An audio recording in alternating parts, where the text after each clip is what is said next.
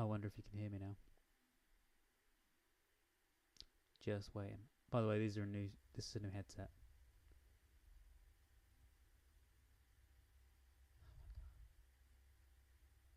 I think I'm there, but it's really silent, really quiet. I wonder if you can hear me now. Just waiting. Yeah, there you go. I can hear me now. Very, very quietly, but I can hear me. So I'm going to whack that up a little bit so you can actually hear me a bit better. Just waiting. Yeah, there you go. Yeah, so now you can hear me fine. Here's the new setup, and I'll say it all again. So this bit here is my. I'm going to switch it around, I think, so that the plant is.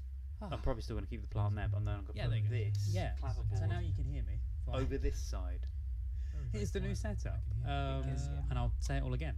Yeah. So this bit here is my. I'm going to be sat here watching stuff here. But I'm probably still going to keep the plant there. Fun. Yeah, it's fun. But yes, the reason I wanted to do this stream today is because I found, whilst I was doing the move and everything to do with the move, and I'll say it all again. I was unpacking some boxes and I found some autographs watching stuff here and a really rare. But yes, the reason I wanted to do this stream today is because I have no idea what to do with them. I've thought many times as to what to do. I'm just refreshing, by the way. I'm refreshing. If anybody's watching on Patreon, really rare, feel free to head on over because it was a little difficult to set it up live on Patreon. I've thought many times. I'm not sure how to do it, so I will do it at some point. Or even do a tester stream. Just refreshing, I'm refreshing. But for the time being, I've just gone live on YouTube because it was the easiest. Feel free to head on over because it was a little difficult to set it up live on Patreon. I've thought many times. I'm sure how to do it, so I will do it at some point. Anyway, do a tester stream. Just refreshing, but for the time being, I've just gone live on YouTube because it was the easiest. Feel free to head on over. Trying to sort stuff out here. It was a little difficult to set it up live. You know, one of those days where you have meetings in the evening, or just something planned, like you've got an appointment or something, and all day it feels like you're almost waiting for that thing to happen. That's what I felt like today. I felt like I was just waiting for this, not this stream, but for this meeting thing I had, and it was rather annoying. And then I had the meeting, and we just kept talking and talking and talking. In the back of my head, I'm going, I want to do a live stream for this, and then didn't get around to it. So for this meeting I had, little things that when people do arrive, I will probably redo these things. But little things that you might not notice. I've got a little Deadpool back of my head up there. I want to do a live stream. Some nice little LEDs behind. You've got Woody. The reason the Woody is there is because the first film I ever saw at the cinema with my dad was Toy Story, and this I have had since I was a child. Yeah, so that's the reason that's there. Then you got some of my favourite little things. The reason the Woody is there Towers back there. Fawlty Towers. And you've got some other bits there as well. Toy Story. This I can barely see it, but you've got since I was a child. Camera because I love photography. Yeah. So that Harry Potter. Then you got some of my favourite little lounge. The reason the Woody Fawlty Towers back there. TARDIS because I love Doctor Who. And you've got some other the DeLorean. With a little Lego Marty McFly and camera because I love photography. Because why not? So that Harry Potter. There's some other things there as well. Then you got some of my Sherlock Holmes. The signs because I love stuff for it. This poster. My lights. The DeLorean. This poster which Lego Marty McFly and so this poster is Saturday night. There's some other things there as well. Saturday. Sherlock Holmes. Charming under the sea dance. That's what I was trying to say. Yeah, I love that these lights can also change colour as well. If I click the button, they will change. But I thought the blue looked good. Okay.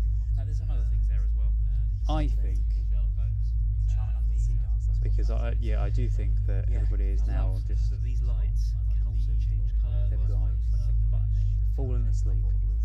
And I have just done this far too late. Okay. So I think I'm going to reschedule this. Because I do think that everybody is now just. That these lights can also change colour. They've gone. They've fallen asleep.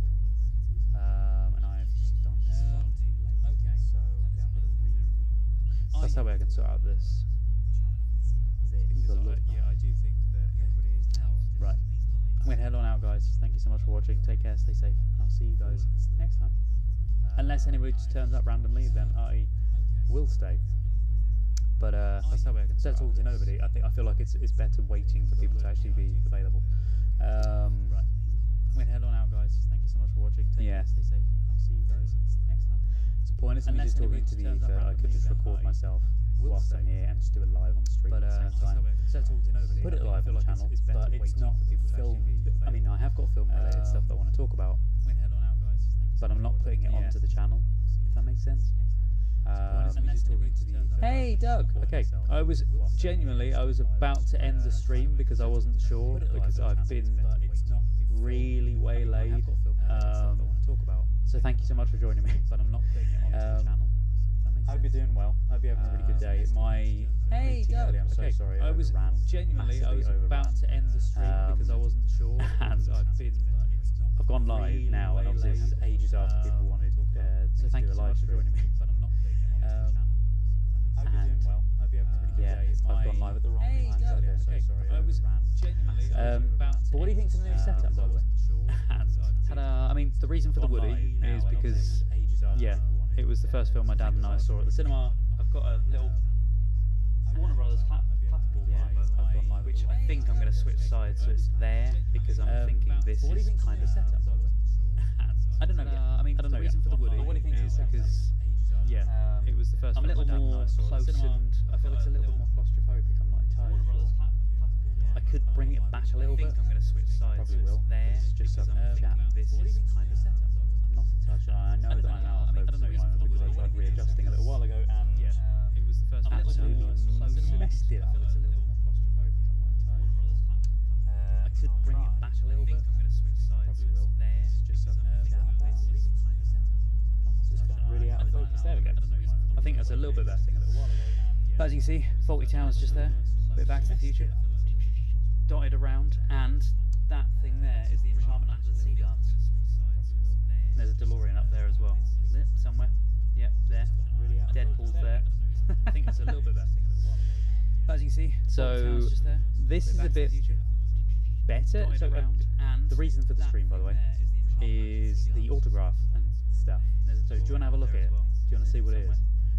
Because I genuinely don't know what to do with the stuff, and as you can see, so to ask you guys, this is a bit setup looks great. Better, so I can see it. The reason for the stream, by the way, very versatile as well. The autograph, and to depending on the reaction. Yes, that was my idea. So I've got. I genuinely don't know what to do with the stuff. And when things go black and white, I just test it a minute ago. When things go black and white, it still looks great.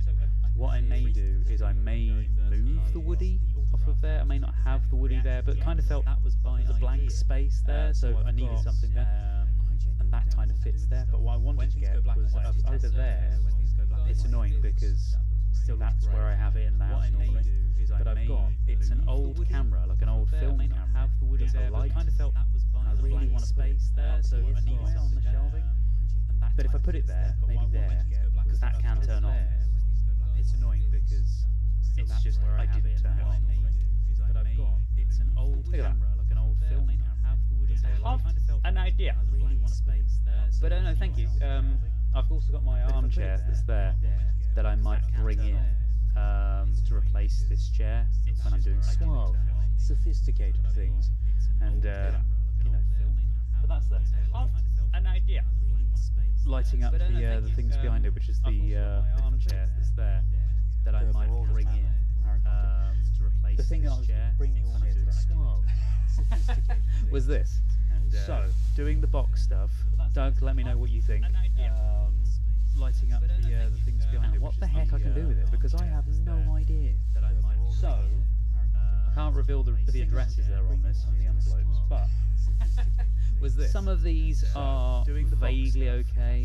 Also, there are about 3 or 4 audios going on. What the heck I can do with it, because I have no Is there? Wait, did I not? Thank you for letting me know. That would be why. There we go. Let me know what you think now. The live that I had on my computer had the audio on. Just because I don't have my headset on, so I didn't know. Thank you. awesome. I can't hear anything through that. But that's because I haven't got it turned on there. Anyway, we're off again. Yeah, the first time when I started, the audio wasn't working at all. And I didn't know. I started doing the stream and started chatting away, and nothing. It was only until I listened and I went, oh poo, because the sound was through the wrong setup. Yeah, this has taken, like, the leads and cables and stuff I forgot I didn't have for the camera. They were in one of the bags upstairs in the box upstairs. And I kind of just chucked it in a box at the time when I left the other place. Completely forgot that I would need it this end, and had to scramble when I realised at 9 when the meeting ended. I realised, I don't have any of the stuff. Anyway, so things that I got to show you. I'm just going to bring up the OBS just so I can see what I'm actually showing or not showing. By the way, what I might do for future things, the filters on here, how you would see it on camera normally is not that. Not that. Maybe something a little bit like that, but probably a little bit toned down. Yeah, like that. That's a bit better. There you go. That would be how it should be. I'm just messing with it now. Apologies.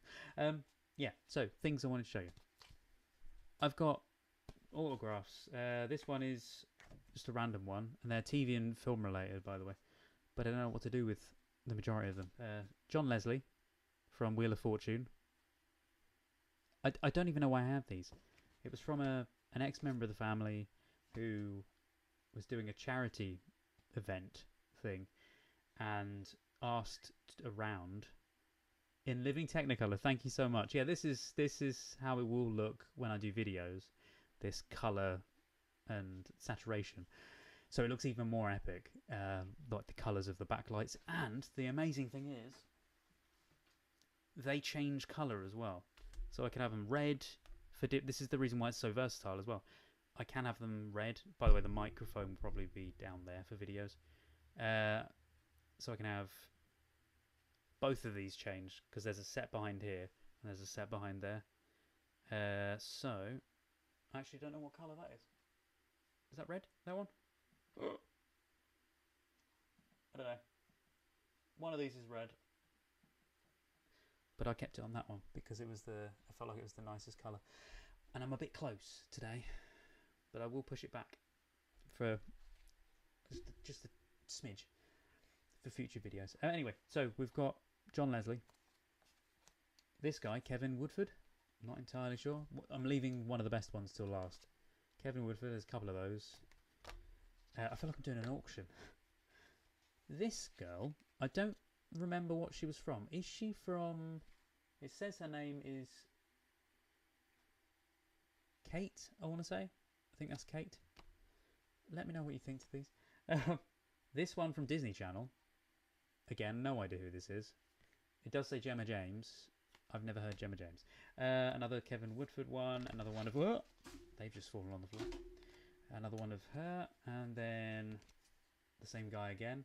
It isn't all this guy. This woman from Hollyoaks, Terry Dyer, I want to say.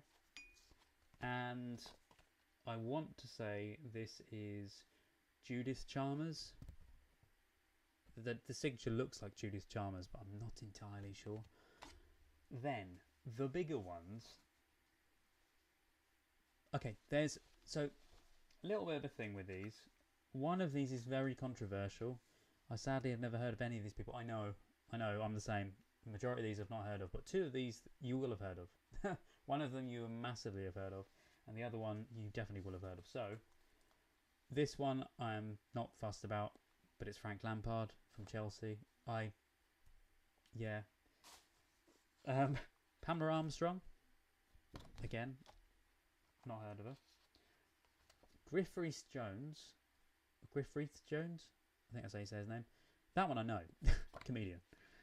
And again, another one of him. Hannah someone. You may know who she is. I'm not entirely sure. This lady. again, not sure of the names. One more before we get onto the two main ones. I can't remember. I kept thinking it might have been Lulu. I'm not entirely sure. Please let me know. And then one that needs a little bit of a clean-up, but Twiggy, which I know Twiggy. I don't actually know Twiggy, but I know of Twiggy. Then probably the most controversial one, and this is the one I said to you that I wasn't entirely sure would even be sellable, if anybody would even take it. And that is, I'm probably just going to show you. Will I even get demonetized for this? I don't know. I shouldn't do, but yeah. That's obviously the picture, and yeah.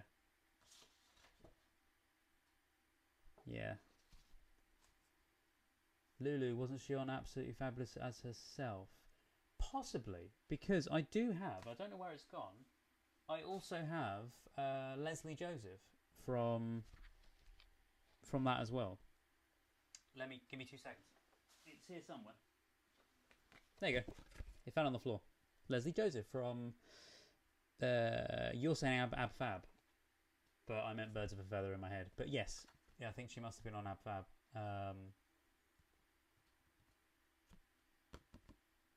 Yeah, I'm trying to remember now. Yeah, I think it was Ab Fab she was on for an episode. Anyway, there's that very controversial one, but the best one of the lot, the one that I'm planning on trying to sell if I can, is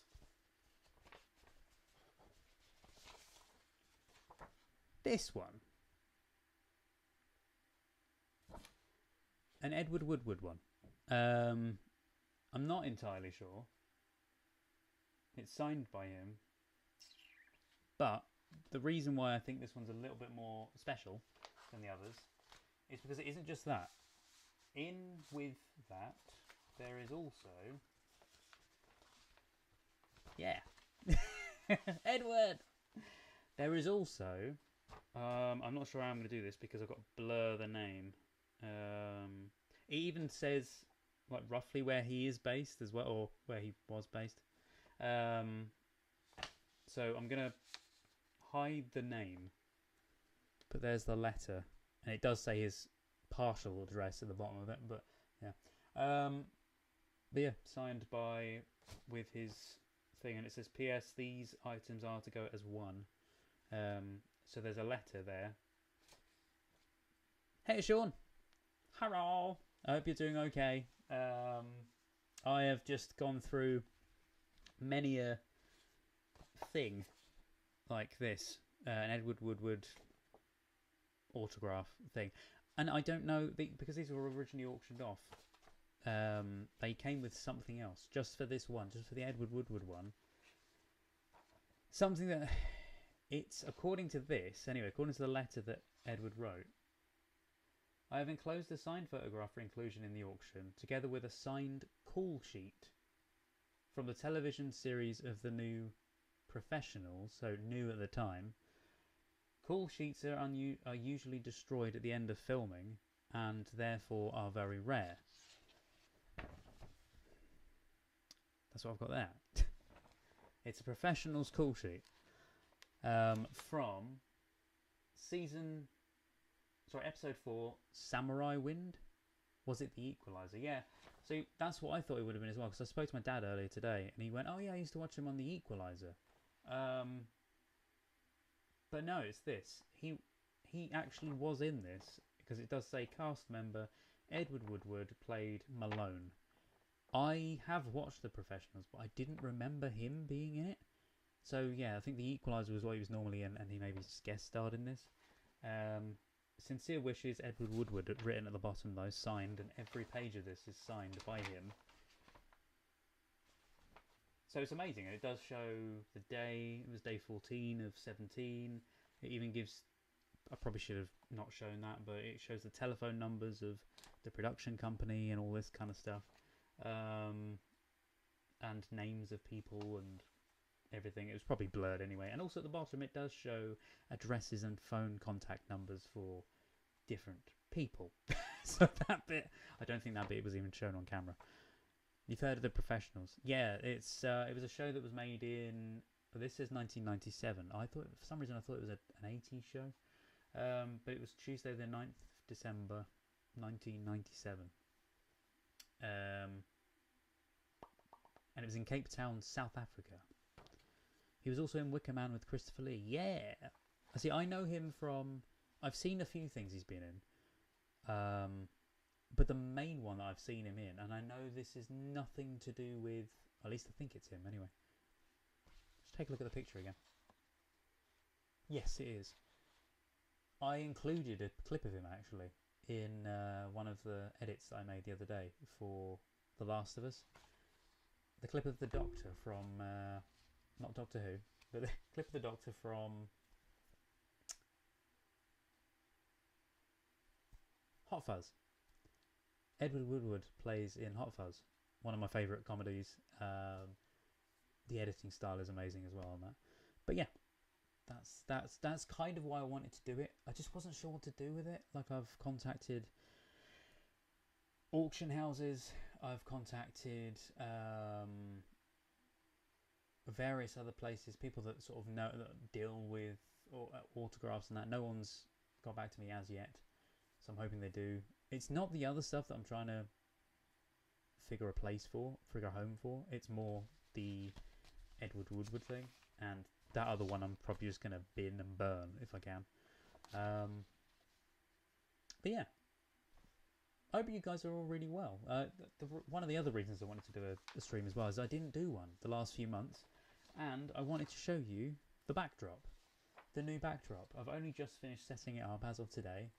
There's a couple of little things to go in place. That I only found yesterday, my clapperboard, which I am thinking at the beginning of videos, I don't know yet, I might do it, I might not, is doing the whole at the beginning of the videos.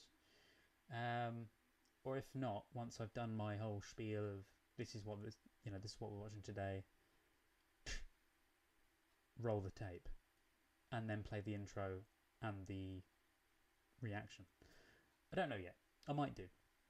I'm in the middle of doing the Bad News Bears video.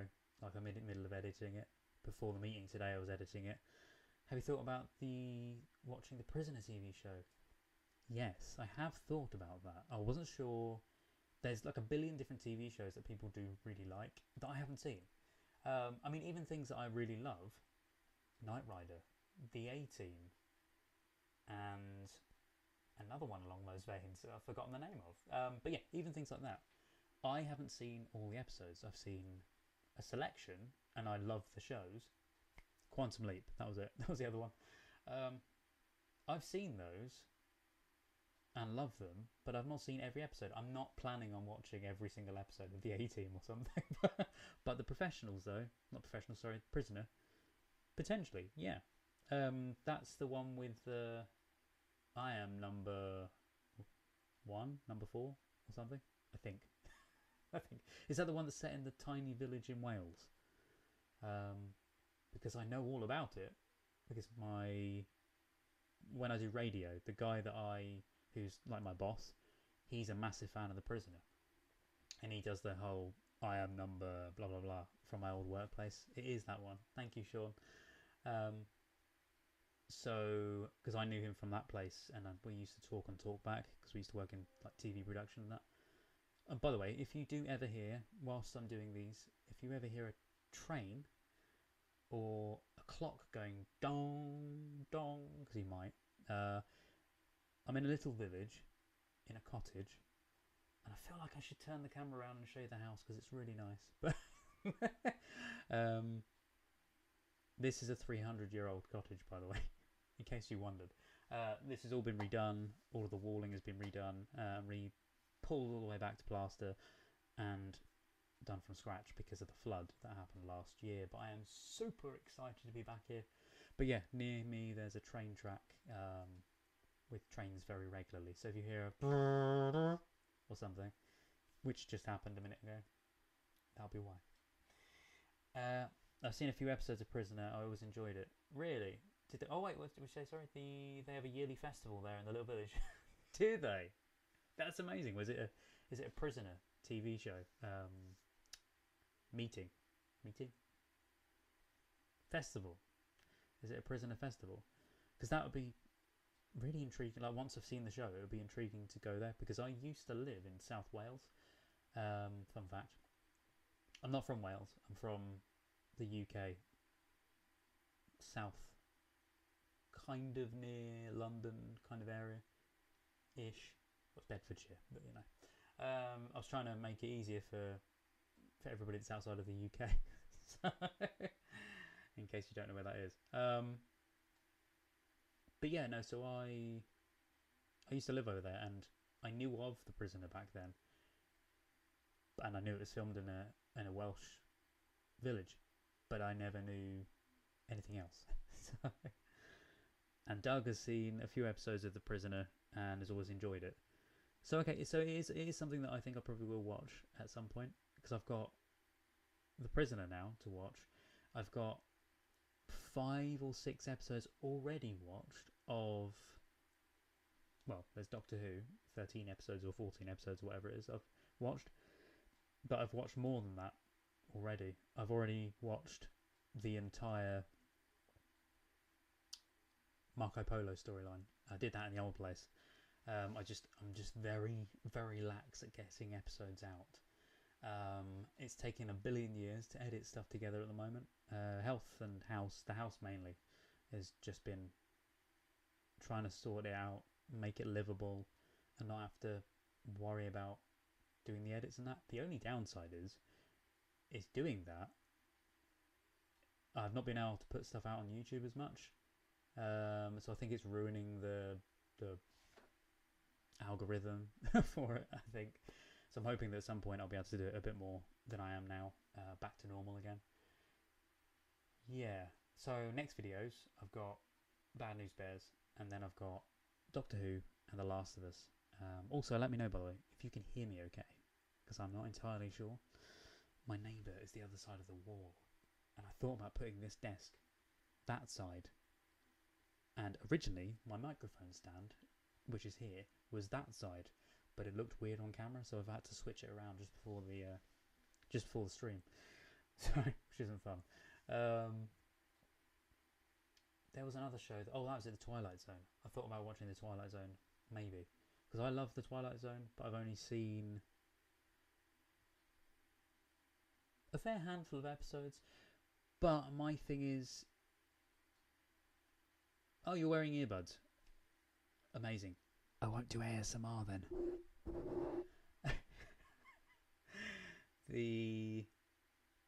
And I was so unsure about coming live today. I was like, do we go live? Do I not go live? I wanted to go live last night, but I was like, I don't know.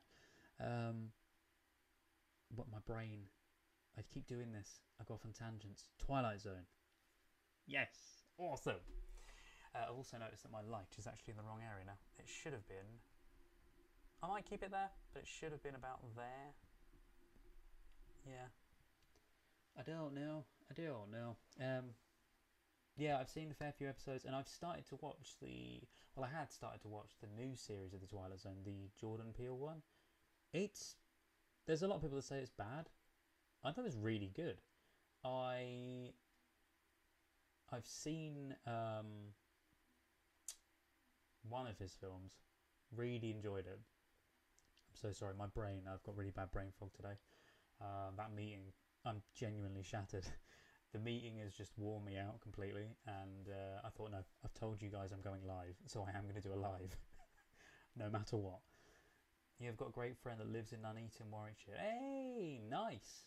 I have been to Nuneaton, but I don't remember it. Well, I know I've been there when I was going through past for a film shoot at one point. I did some photography in Nuneaton, and that was it, because I do photography as well. As you can tell by the camera that's up there.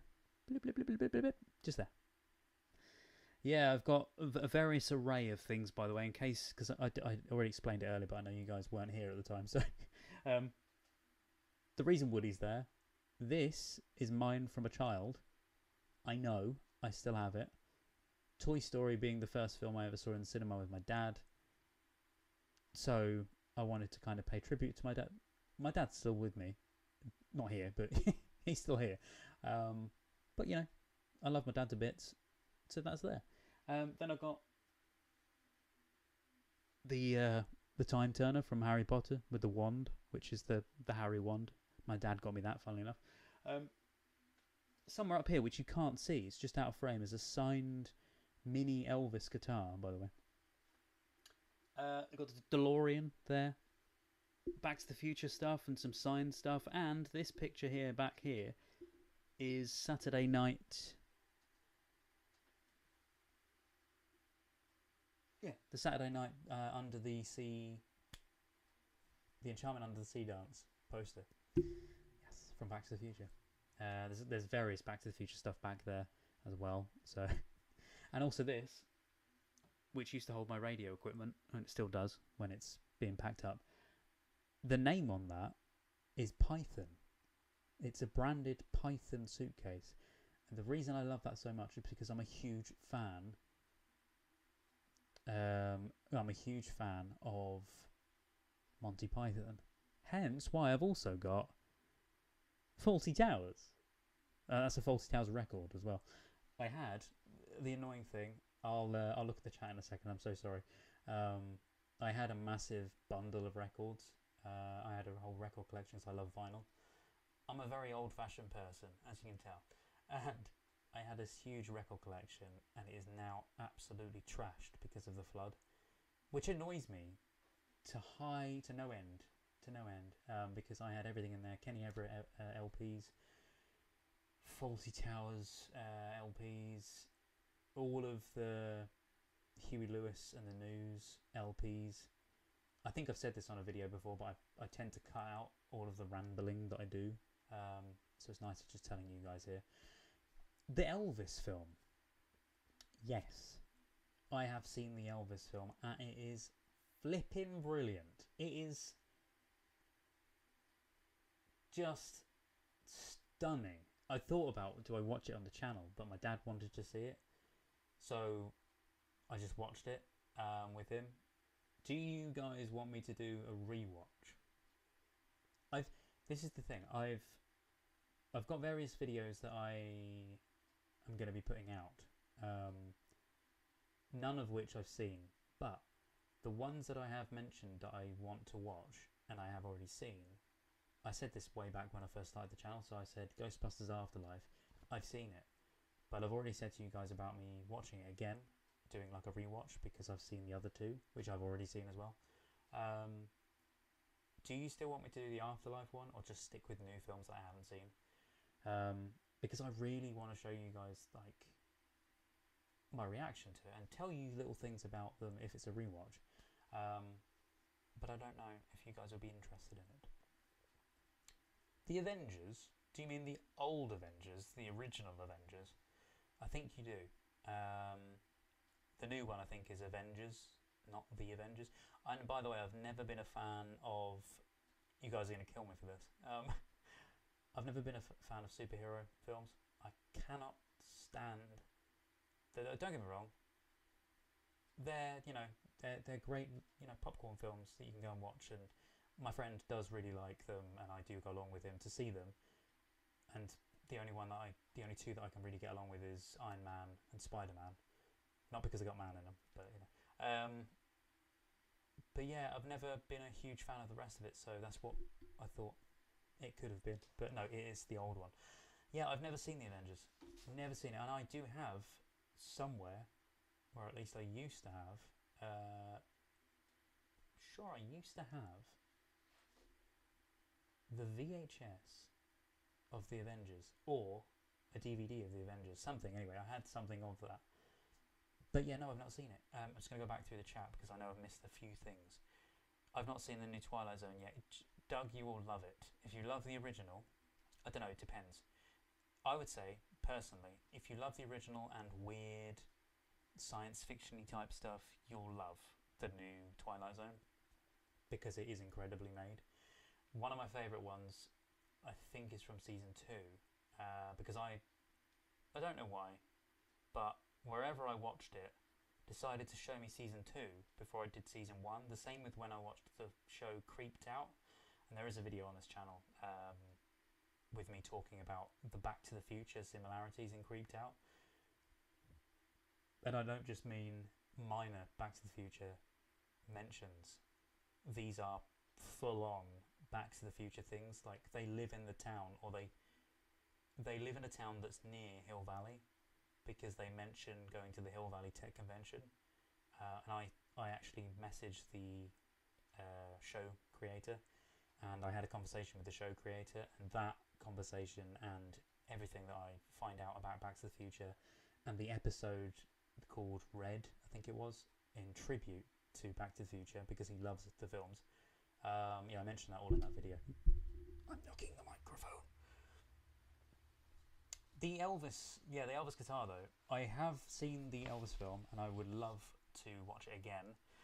The reason I watched it at the time, mainly, one, because my dad, and two, because of radio, because I wanted to see how the songs were done, because I wanted to talk about it on the new show that I had at the time. So that's the reason why. And Doug lives in perpetual... I hope you don't mind me calling you Doug, but you live in perpetual brain fog. That's me. That's me every day. It's my age. That's what you said. It's my age. Yeah, genuinely, like, mine is the long COVID. And there's times when it's fine. And it is just my brain in general, to be fair. Can't give long COVID the entire thing. But, yeah, there'll be days when I am pretty bad, and I'll think, this is why I say about making these videos. If I had an editor, it would be absolutely fantastic, because then I wouldn't have to worry about editing for days on end for a video that I absolutely love making, and I put a lot of work and soul into the edits anyway, so that's why I do it. But if I didn't do that bit of it, I'll probably have more of a brain to watch and react to stuff, and be able to watch more, because when I watch stuff sometimes, especially when it's a big hitter, like Citizen Kane, what was the other one? And the Andromeda Strain. I had bad, severe brain fog the day that I watched the Andromeda Strain, and you can probably see that I looked very tired. I had the glasses on and everything to look smart, but also because I had a migraine and everything on that day. And fun fact, I think it was my intro to the Andromeda Strain, it was just the intro. The intro to Andromeda Strain was filmed the day before I actually reacted to it. You don't notice any difference, I don't think. But yeah, I had to stop. I started to watch it. I thought, I can't concentrate at all, so I had to just stop and redo it the next day. And obviously I had to get sorted and reset up with all the equipment, and make sure that I looked the same as the intro. I didn't want to redo the intro. I'd already been recording for like 45 minutes for the intro, which would be cut down to a couple of minutes, because I record stuff over and over again sometimes. So yes, the Elvis film though was very, very good. The music was incredible. My favourite bit of that film is, you know, when he's on stage and he's had enough. He's just had enough of everybody messing him around, and he does, I don't remember the song, but he does the song with his, is it the little finger? He starts wiggling his finger because he can't wiggle his body, and it's that song that just so good. Another two TV shows, sorry, Love or Python. I remember when Holy Grail was released. Holy Grail is amazing. It's just so good. What's the bit at the beginning of the Holy Grail when he goes, me and my dad were talking about it the other day, when they say about the bring out your dead, bring out your dead, and he goes, here you go, here's one, and he goes, is he dead? So, I can't remember the exact wording, but he's like, oh, is he dead? And he goes, yeah, he's dead. I can't remember the exact thing, but I remember that scene vividly because it's hilarious. And my friends and I did a drinking game. We were going on a night out a few years ago now, and we all came here, and we watched the Holy Grail, and we played the drinking game. So every time they said knee, every time they said knee, we took a drink. It was hilarious. There was various other times that when we saw really bad set dressing, like the castle being made out of cardboard or whatever it was, we would take a drink then as well. It's the best thing to make a drinking game out of. I feel happy. I feel happy. What was the other one? I play it on my radio. So my radio show's complete madness, as you can probably tell from me liking Python and stuff. But I keep knocking this microphone. I'm not used to it being there. The Knights of the Round Table. Da da da da da da. We're Knights of the Round Table. Yeah, that song. I play it all the time. I end my shows with a Muppets theme. It's a bit wacky. It's very Kenny Everett, apparently. And I also do other Python things in there. I've got the "He's not the Messiah. He's a very naughty boy." I've got that as a jingle as well because it's hilarious. I've gone off on a tangent. Sorry. Another 2 TV shows that you watched back in the day were The Avengers and On the Buses. Yes, On the Buses. What was the saying? What was he? I'm sure he used to go, "Oh, get you for that." What was his name? I have to push the promenade. So, fun fact, I've seen everything Python, as in, I've seen the entire 40 Towers. I watched it the day that I moved in. I know that's not Python, but I'll get onto the Python thing in a second. Sorry, I've gone off on a tangent again. I had a week without, or 2 weeks maybe, without Wi-Fi. Couldn't watch TV or anything because I don't have an aerial here. I don't have a TV license. I don't want to have the TV license. So I own everything, like on DVD and stuff. So it's the better way to do it. And obviously being a collector of physical media, kind of, I've got some of a collection of physical media and I absolutely love it. Do you want to see some of the collection, by the way? Happily show some off. I'll have to come get it, but because it's over there. But yeah, I've got some brilliant 4Ks, some of my favourites, and I can show you them if you'd like to see them. So my first week here was me eating peanut butter because my thing doesn't work. My fridge doesn't completely work at the moment. So I was eating peanut butter on toast majority of days, watching Jonathan Creek, and then after I watched the entire Jonathan Creek, I then watched Fawlty Towers from start to finish because I got that on DVD as well. And yeah, my next thing then was, before I got the Wi-Fi back, was originally going to watch all of Monty Python again, but I didn't. So I watched all of Monty Python over the years, but the one I haven't seen is, when they made the film, I think I've said this on stream before, so apologies, but they made the film of the TV series. It was like a rehash of stuff from the TV series, but as a film. I haven't seen that, so I don't know what it's going to be like. I've seen the trailer to it. I know there's a really weird scene in there with a bigger guy sat at a table and he's, apologies if you guys are eating, but I think he's throwing up or something. I don't know. I don't even remember half of the series, to be fair, but I know of that film and I've got it on DVD. So would you like me to watch that at some point and do that as a film on the channel? Maybe. I'd say I'd watch the series, but I've already seen it, so I don't really want to watch anything that I've seen. The 3 I have, which I am going to be watching on the channel, because I've already promised I will do it, is Ghostbusters Afterlife, Back to the Future 2 and 3, and then I'm also going to re-release Back to the Future 1, the commentary, but a longer reaction, because my first one was only 20 minutes, and I recorded the entire thing, so I'm going to re-cut that down, and that's going to be done for Back to the Future Day, that one, and then potentially over that week I'm going to do 1, 2 and 3. That's a plan that may never happen, so please don't hold me to it, but I'm going to try my best. The only other one that I've got recorded, the only other film one I've got recorded other than Bad News Bears, is Wayne's World 2, which was an on standby reaction, but now I'm thinking, is it going to be weird me watching a bunch of other stuff, because the idea was I'm going to watch Halloween next, and I might even watch that tonight. I don't know yet. It's very late here. It's 11:30 at night, so probably not.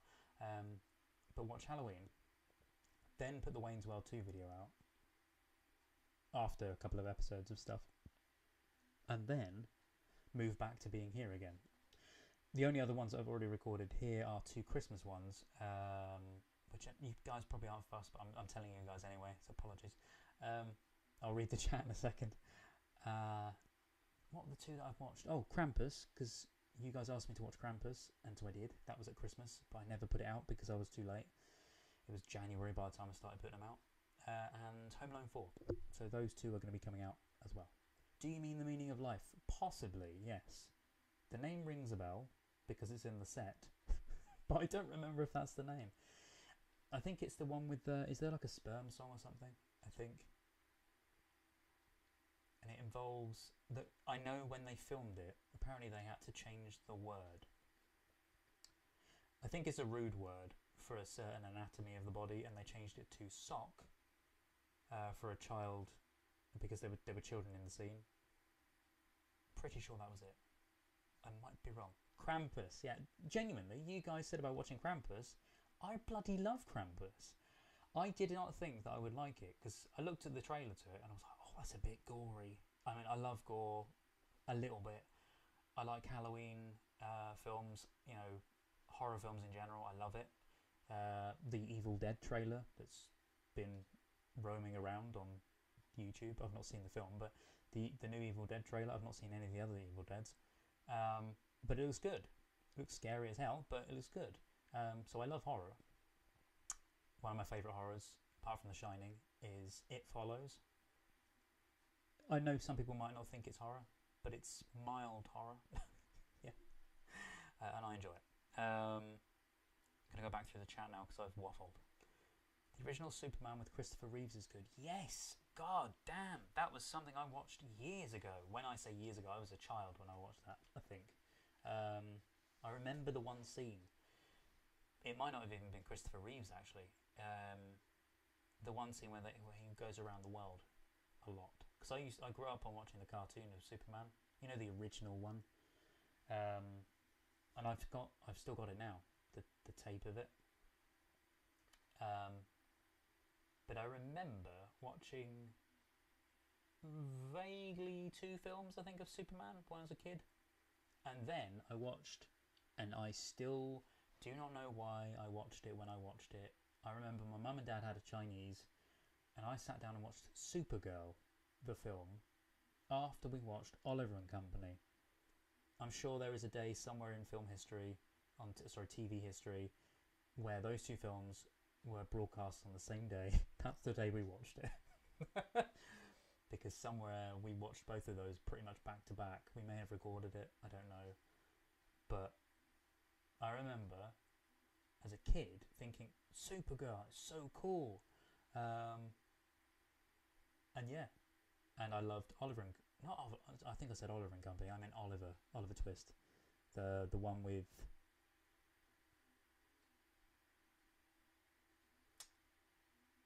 The one with the Jewish song that they then removed. That one. Yeah. I couldn't remember what it was. When you grew up in the 70s, your dad always watched British TV shows. I got to like British TV and comedy. Genuinely, there's a heck of a lot of British TV stuff from way back in the day that is true comedy gold, which is probably the reason UK TV gold exists, because all it shows is those shows. Like On the Buses... Open All Hours. I've got the set down there, the DVD set of it. Love it. Faulty Towers. You've got Norman Wisdom's comedy stuff, which I haven't seen. I've got Norman Wisdom's films down there because my mum's a huge fan of his. Or at least I know I've got one of them anyway, which is the On the Beat film. And I know I started to watch that when I first moved into this place. Not this time, but the last time. Because I was thinking of my mum, and so I started watching that, but I didn't see it all the way through. I think I watched about a quarter of the film, so maybe I really do like watching old stuff, so maybe we watch that on the channel as well. Laurel and Hardy, I've got the entire set down there, and I have not seen most of it. I've seen some of the shorts and the main films, but some of them I've not seen, and I love Laurel and Hardy. That was my impression. I feel happy. The Muppet Show is great. I'm not familiar with On the Buses. Yeah, On the Buses was that was another comedy gold, great, which some of you guys know. But it was around the same time as Porridge, and it's a really good show. Really good show. Another one that I watched the other day, or a TV, was it? Oh God, I can't remember now. Was it a TV show or a film? Oh, it was a Carry On film. Again, Carry On films I've not seen. I've seen part of Carry On Camping, and it's where they go to camp. And that sounds obvious, I know, but it was where they settle down at a campsite, and there's a bit with a gate where they have to open a gate. That's the only bit I remember of that film. And another one I've seen a bit of that you reminded me there was it Carry On Taxis or something, where they have a taxi company? It was on TV the other day and I started to watch it. Well, not here, at the other place. Yeah, that was the day that I moved. It was on TV and I was like, oh, what do I do? What do I do? I didn't know what to do with half the stuff that I had that were out of boxes.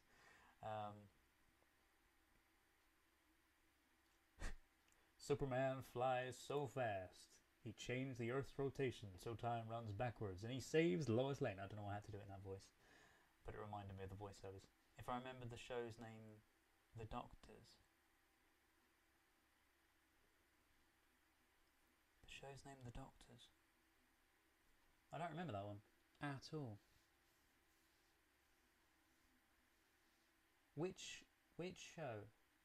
Oh, another thing I need to watch as well. Talking of doctors, is the Doctor Who Space and Time film as well. Oh, The Last of the Summer Wine, yes! I'm trying to think of the old I'm just going to get these off here just in case they press buttons. Sean, I don't know if you want to see, but I think you saw it. I'm not entirely sure if I showed you. The Professional's call sheet. I think you did see it. But yeah. And another I'm not showing it, but another very weird signature. By a certain, can you guess what it is yet, man? Yeah. Yeah, I'm going to get rid of it, but okay. Trying to think of an old TV show that I used to watch. And the other day it came into my head and I was like, oh yeah, that's a great show. An old British show. Well, there's Only Fools and Horses, again, another one. But I'm sure there was something else, and it's just escaping my brain. Yeah, do you guys collect physical media? Let me know if you do. I did originally say about me, not now, but ages ago, I did originally say about me saying, I said that I would potentially show some physical media stuff on the channel. But I'm planning on now not making videos specifically of physical media. I can do if you'd like and just post them to Patreon. Maybe that's another thing I can do, is talk about a bit of physical media. I love, because I watch a lot of YouTubers that talk about their physical media sets of stuff, and I look at reviews of 4K discs and all that kind of stuff, just so at least I kind of roughly know what's good, what's not good. Like Willy Wonka, or was it Charlie and the Chocolate Factory, whichever the original one was. I know that's a request. Or the newer one is a request that I will get around to at some point. But the original one is just so good. But I've got the 4K of that, and I've got the 4K of Back to the Future, various other ones. Plus you can't forget Coronation Street. You've seen every episode. Damn, Sean. Good on you, well done. I've not seen every episode. That's one show. I think I've seen 2 episodes in my life, maybe a handful more. Because I know my granddad and my nan used to watch it a lot, but I never watched it. And then an ex of mine used to be a huge fan of. Sorry, my family used to be kind of a fan of EastEnders at one point. I haven't seen it. I don't watch soaps. But then an ex of mine used to be a huge fan of Emmerdale. And I like Emmerdale in a little bit because it's, an old farm life kind of program. And because I love old-fashioned stuff. I kind of get the like for that show. But with EastEnders, all I see is hello mate, you alright? It's like Legend, the film, but in TV form. But again, yeah, Corrie. I know everybody talks like that, I know, which is hilarious because my radio persona, Foxy, when I do that, I have an alter ego that I also do, like a character that's alongside, who comes from up north and he talks like this, and his name's Jeff. Hello, you're right. That's genuinely that's how he talks. So when I do that, it's just a northern accent. And funny enough, one of my exes was from up north, near that area. You've got over 25,000 titles. Holy bat balls! I don't want to swear because that's another thing with videos is I don't swear really, but you know when something happens on a film and you go oh, and you want to swear. There was one day, I think it was the Bad News Bears film actually. I swore when I was doing it, and a part of me in my head went, "Oh God!" But then I was like, "I'll just mute it when it gets to the edit. Don't worry about it." And I'm not doing it live, am I? Although at some point I might do a live reaction. I'm also contemplating whether or not I do live reactions for the Doctor Who episodes that come out, and then recording that reaction at the same time, and then making that into a video as well as a live reaction. Maybe, but if I do that, then it's all going to be arse about face, because I'm going to have old classic Who episodes mixed in with live reactions to the new episode. So I don't know, but if I were to do it, it might be live either on the YouTube channel or on the Patreon page. I don't know. What are your thoughts? I have stacks and piles of CDs. Yes, I do as well. Over there, behind there, I have a huge lineup of my CDs, and my vinyl that didn't get ruined is over there. You guys actually might like some of the... Hang on. So some of it got ruined, but give me 2 seconds. Give me 2 seconds.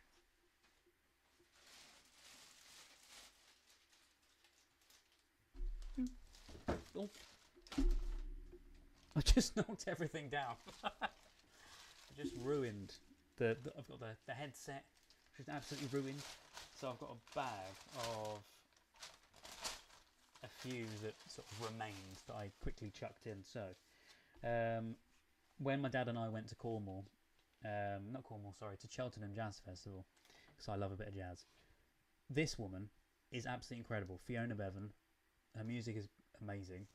So that is a great record, but I collect old records. This is a very rare well, it's not very rare, it's just I've not seen it anywhere else. Laughing Sport. It's good, but from what I remember, it's very... I don't know if it was sexist or racist, one of the two. And I listened to it because I didn't think it was going to be, and I went, oh, when I heard it, it wouldn't be made today. Yes. Faulty Towers. Again, Faulty Towers. That is a record, and it's completely ruined because of the flood. Slightly stained. I'm going to get another one if I can, but Faulty Towers. Then I've also got Faulty Towers. It's very odd that these are here, because in the other record case I've also got these as well. So you're talking about Faulty Towers, I've got these, which are basically audio versions, I think, of the episodes, because this one is the Americans and Gourmet Night, and I think the other one, this one here, is the Rat and the Builders. I don't know if they ever made the German one into... Wait, didn't that go by a different name? Was it called the Germans? I thought it was called the Germans. Maybe they didn't release that one. Maybe. It doesn't actually give me a synopsis of it. Having watched them the other day, I'm pretty sure it was called the Germans, but I might be wrong. You've got over 25,000 titles. Oh, God, I love that. I worked at a video store that had many, both Betamax, and VHS. Douglas, I want your collection. I used to collect VHSs, so many VHSs. I had a wardrobe when I was a teenager, and I didn't have many clothes in there. It was all VHSs I had from counting, I think. I remember the number containing 7. It was either 70 or 700. I can't remember. But it was a lot. It was a lot. And I loved it. And I used to make my own little tapes of stuff as well. Loved doing that. Same with cassettes, you know, like audio cassettes. I've still got some audio cassettes here somewhere as well. But yeah. Another one. Herman's Hermits. Oh yeah. I know I'm showing these. These aren't anything to do with film and TV, so apologies. These are music. Toad's Ruin and Freddie and the Dreamers. Yeah. Just for the fun of it. Gotta love a bit of quirky, fun music. By the way, my set of DVDs, the DVDs that I have, or my physical media collection, should I say, I do want to collect as much as I possibly can. And before the flood, that was my idea. I wanted to put a bookshelf over there, like a massive bookshelf, and collect as much as I possibly could. Rare stuff, things that people may not have heard of. I've found them since, like digital versions of them that I've collected since, and created a digital version of a lot of the DVDs that I had, because I had about 4 times the amount that's in that cupboard over there originally. And they're now in hard drive form instead, which is great because they are in the original quality that I wanted them to be in, but I don't have to have them taking up room. It just means now that I've got to, yeah, plug in a hard drive or get one of those storage type hard drive things that have the multiple storage in them. Yeah, I don't know yet. I'm going to figure it out, or use Plex, which I've been doing. Pardon me, sorry. Or use Plex, which I've been doing, to take the files from the hard drive and put them over in the TV area. So they have Coronation Street on here at 2 p.m. Oh, do they? Sean, sorry, whereabouts do you live? I don't mean your exact address. Do you live in the UK or do you live in the US? I wasn't entirely sure, especially like going live at this time. I wasn't sure where everybody lived, like areas. Sunday morning, all the 5 episodes from the week. Yeah, they do that here with Emmerdale. I think they might do it with EastEnders as well, but Emmerdale, they do it, because I only know this from the X.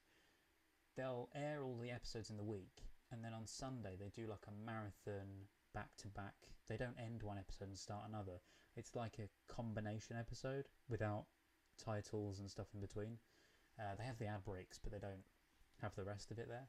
It's a really good way of doing it, to give people a catch-up on the entire thing. But I think for that, Corrie's got a lot of episodes, whereas Emmerdale, I think that's only on once or twice a week. I might be wrong. I can't remember now. So yeah, it's I've never been sure about soaps as to how on earth they keep running so long. Like during pandemic, they did an incredible job with. I don't know if you know about how EastEnders did it. I may have mentioned this before. EastEnders had it, from what I know, because I know someone who worked on the show. They had the pane glass panels between them whilst they were filming scenes that were close together, and then in other shots they did really clever camera angles to hide the fact that they were actually distancing and all this kind of stuff. It's genius. Western Canada. Thank you for letting me know. I had a feeling that almost everybody that watches the channel is Canadian/American. I'm saying it /American because the majority says American, but I know there's a fair few that you guys comment on that are Canadian. And I think I've said this before on the channel. It's 6:15 there. Lovely. Yeah, like I'd love it to be that time still. To be fair, I'm still going to be up for hours. I'm still going to be up probably till 5 a.m. because I always am. Yes, you're a slash American. I'm sorry. I don't mean it in a bad way. Because it says the majority of people that watch the channel are American, not the UK. I genuinely would have. Maybe it's because of the time that I put my videos out, but I genuinely would have thought the UK would be more wanting to see the videos. But I get barely any. The strange thing is, I get so many people watch the channel, and genuinely, if you saw my live counts of people that subscribe to non-subscribe, on the last time I checked, I might be wrong about this. So the last time I checked, I think it was 80-something% aren't subscribed, which doesn't bother me. I do not mind that at all. I genuinely love bringing you guys the content, and just seeing your comments of knowing that you like it, because then it inspires me to do more similar to that. So say for instance, I know you like the older films and the sci-fi stuff, so I've been doing more of that. So I now try to put those before most other things, before I watch other stuff. So I've always tried to spatter's not the right word, but I try to spatter or sprinkle some old sci-fi films in amongst the other things that I've been doing. Lately it's been a bit odd because I know I've done Citizen Kane. I then was thinking I'll go straight on and do my choice of film, which I haven't done yet, but I really want to see, and I think you guys will absolutely adore this, and I haven't seen it. Gotta remember it now. Arsenic and Old Lace. I've not seen it. It looks incredible. No one's asked for it, but it's one of the films that has been on my list for years to watch, and it looks great. From everything I've seen of it, it looks great. It's a funny little film. It's a fairly short film, I would say. Like it's a film that's able to have a reaction to it. I'm still waiting for the day. Please, for the love of God, don't now go and ask for this film. But I'm still waiting for the day when someone says to me, "Can you watch?" I remember the name of the film now. The very, very long film. See, The Gladiator or Lawrence of Arabia. That may already be on the list, and I can't remember. I think it may already be on the list. But yeah, because I'm now releasing things a little slower, it is a lot easier to try and make the edits within the time period. For instance, the Last of Us edit that I just put out, that one was finished a few days before. You saw it obviously on Patreon when it came out. But yeah, that was finished days before. Do you like my mug, by the way? And now I've got access to my old mugs back. I've got a Doctor Who mug, I've got a Sherlock mug, I've got a Back to the Future mug, or I used to have a Doctor Who mug. I think that's smashed. I can't remember. But yeah.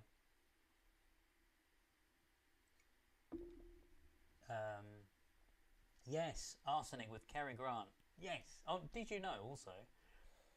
I can't remember which one came first, but I've been watching, or mainly when I was at the other place. I was watching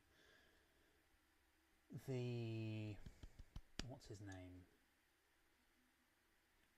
The Alfred Hitchcock show. You know, the one where they do strange little stories. There is a name for the Alfred Hitchcock show. Hitchcock's Half Hour, I want to say it's called. Anyway, that was on, and one of the episodes I was watching, because I know what Arsenic and Old Lace is kind of about. From what I remember, it's about little old ladies that murder people, I think. I can't remember. Apologies, YouTube. I know I've just said the big N word, and I normally bleep that out, but never mind. But yeah, I think it's that. So this specific episode of the Hitchcock's Half Hour, whatever it is, was that, basically.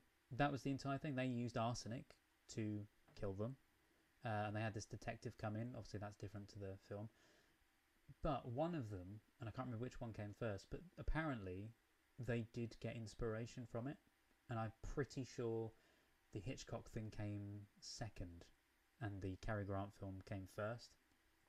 So Yeah, it's the Cary Grant film I'm going to be watching anyway. Oh, and another one that I haven't seen yet, but this Christmas I'm going to watch.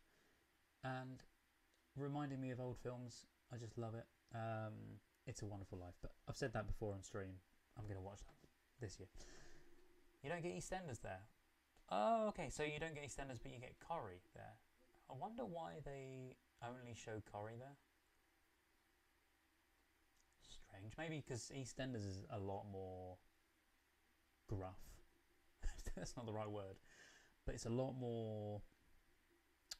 It could be taken in different ways for different countries. Whereas I think Corrie, I feel like is, from what I've seen of it, Corrie's a little bit more laid back and calm. These days it's probably not, but it used to be anyway. Whereas EastEnders isn't. EastEnders is like throwing a pipe B word through a window. They've probably done that actually. Explosions everywhere. Explosions! Channeling my inner Wheezy Waiter there. If you've never seen his... Has anybody watched Wheezy Waiter, by the way? That's my bag of autographs you can hear. Has anybody seen Wheezy Waiter, the YouTube channel? The reason I ask that is because I used to work with him. And I don't mean outside of YouTube, I mean on YouTube. I used to... I did an app. This was years ago. You may not remember this. Back in 20... Oh God, when was it? It was years ago now. We made an app. It was me, Wheezy Waiter, and... Oh, his name's Craig Benzine, that's it. I was trying to think of his name. This isn't me trying to say, oh, I've worked with famous people before, you know, big YouTubers before, but no, it's just me. It just came into my head because we were talking about explosions and that, and he used to do the whole explosions. Yeah, I've worked with him on an app before called I'm Acting Here, and I made all of everything you saw on the app. That was my design work. It was him and Bing. There's a YouTuber called Bing. Along with Matt, who was my boss at the time. But yeah, you probably never heard of him, but yeah. He's a bearded guy, does clones a lot on his videos, and I used to take inspiration from him, and it was just really surreal then that I got to work with him. So yeah. Killer Clowns! I have never seen Killer Clowns. Sorry, my eye line went up from Killer Clowns to then Doug said, I'm a slash American, and I thought you said I'm a slasher American. I took killer and then thought slasher. Lawrence of Arabia is life-changing. Yeah, I've not seen it, but has there been 2 Lawrence of Arabia films? I want to say there was, but one of the old films, and I'm sure it was Lawrence of Arabia, my granddad was in it. Only as an extra, but he was there. And I'm pretty sure it was the Lawrence of Arabia film, but I might be wrong. You saw it on a big screen in New York City in the 90s. That is amazing. The only thing I've seen on a massive screen that's an older film, Back to the Future, as you can probably tell. Saw that at a drive-in theatre. Grease, saw that at a drive-in theatre, the same one. I think the same night, from what I remember, because it was like a duo. I just said to my I think it was my other half at the time. It was either my other half or my mum, because I took one to one and one to the other. And I said, I have to go and see these. We just have to go and watch them. And there was another one that I saw at the drive-in theatre as well. Oh, it was Halloween. Was it Halloween? No, it wasn't Halloween. It was a horror film. What was it?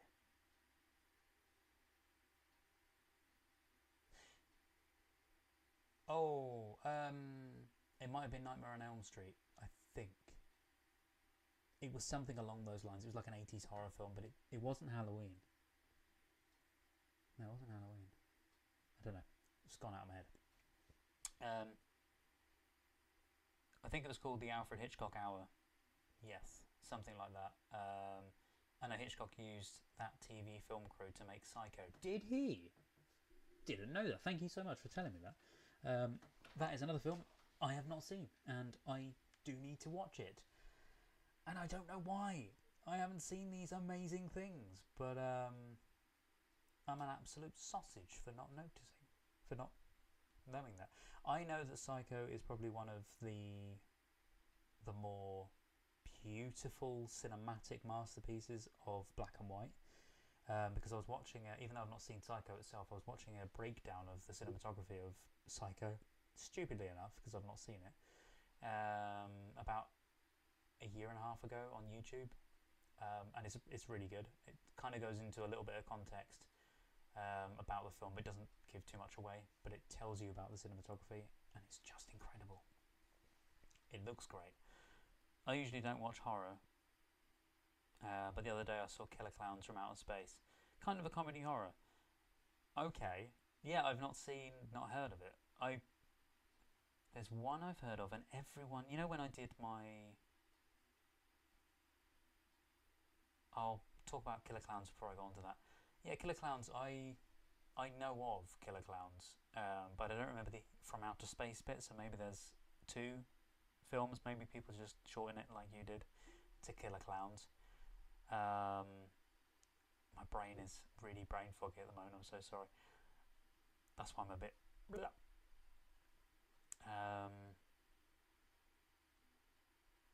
My body is killing me as well.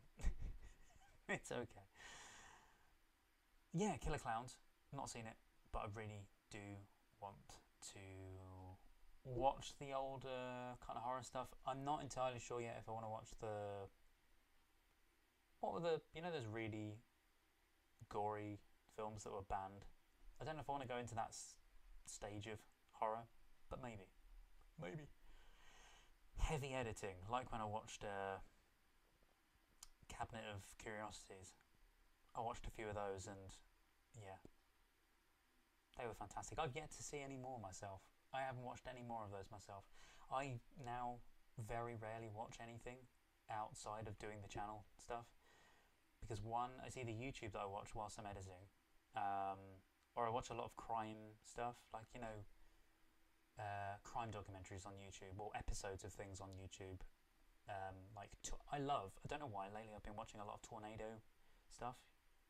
Was it Tornado? I was watching it before I did this, actually, earlier before the meeting.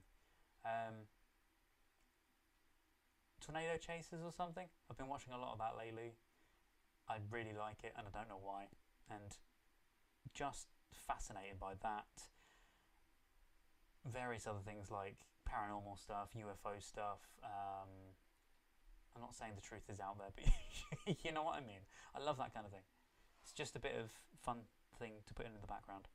William Roach is still on Coronation Street. He was on the show from the beginning. Oh my god, really? That's like, I know you won't know, but that's like Dot in EastEnders. She was in it until she passed away. But same with Ian. I don't think Ian was in it from the beginning, though. I think he was in it from near the beginning. Maybe he was. I can't remember. But no, I didn't know that about William Roach. To be fair, though, I don't know William Roach. I'm having a look because his name sounds familiar. Yes, Ken something? Ken Barlow, that's it, Ken Barlow. Yes. Wasn't there something that came out? Am I right in thinking something happened a little while ago? I don't remember what it was. I may be wrong, maybe it wasn't him. But I remember reading a story. Oh, was it something happened about his health, maybe? I don't know. I'm looking up, but never mind. Psycho is amazing, and the sequel is actually very good as well. Wait, there was a sequel to Psycho? Oh, is that the other film? No, I think I'm thinking of the remake, because I think they remade Psycho, and it's terrible. It's like a shot-for-shot remake, and it's absolutely awful. The shots are meant to be good, but I think they could be They were great back in the day, but now they just look a bit half-assed, especially on the film that was made, because I saw like a comparison side to side. That was what it was. That was the cinematography thing I watched. It was comparing the new to the old, and it talked about the cinematography. But yeah, I'll have to check it out. I might watch it on the channel. I don't know yet. Old silent. Sorry. It's getting to that stage, so I might have to go shortly, guys. I'm so sorry. I know it feels like a shorter stream tonight. I've had a knackering day, but I promise you, there is a video coming soon. But yeah, Old Silent Classics, Cabinet of Dr. Caligari. I've never heard it. I have heard, though, of Nosferatu, or Nosferatu? Yeah, I've heard of that. But again, never seen it. Another great one from back in the day that I've not seen, and I think I may have mentioned this, is the Young Frankenstein film. It's not as old as some of the other ones we've mentioned, like silent film classics, but it's a great one that I do need to watch. Metropolis, another one I've never seen.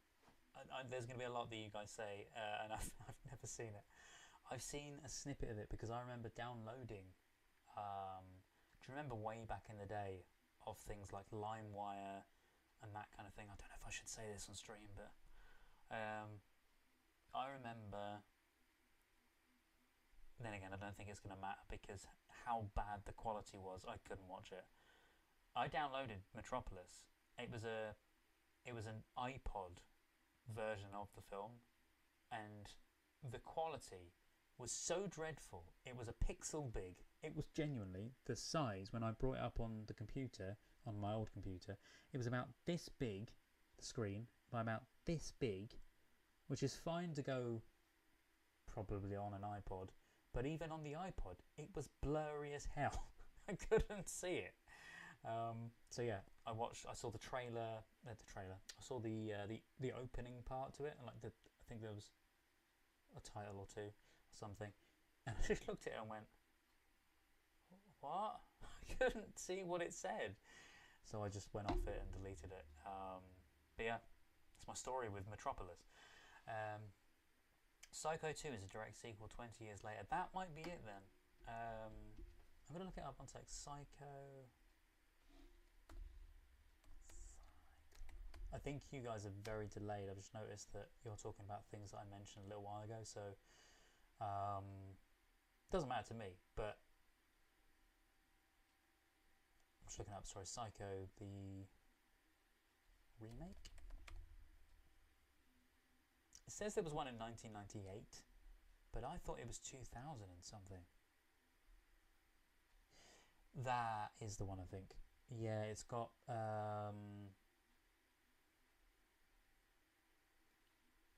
the guy in it. That doesn't explain a lot, but yeah.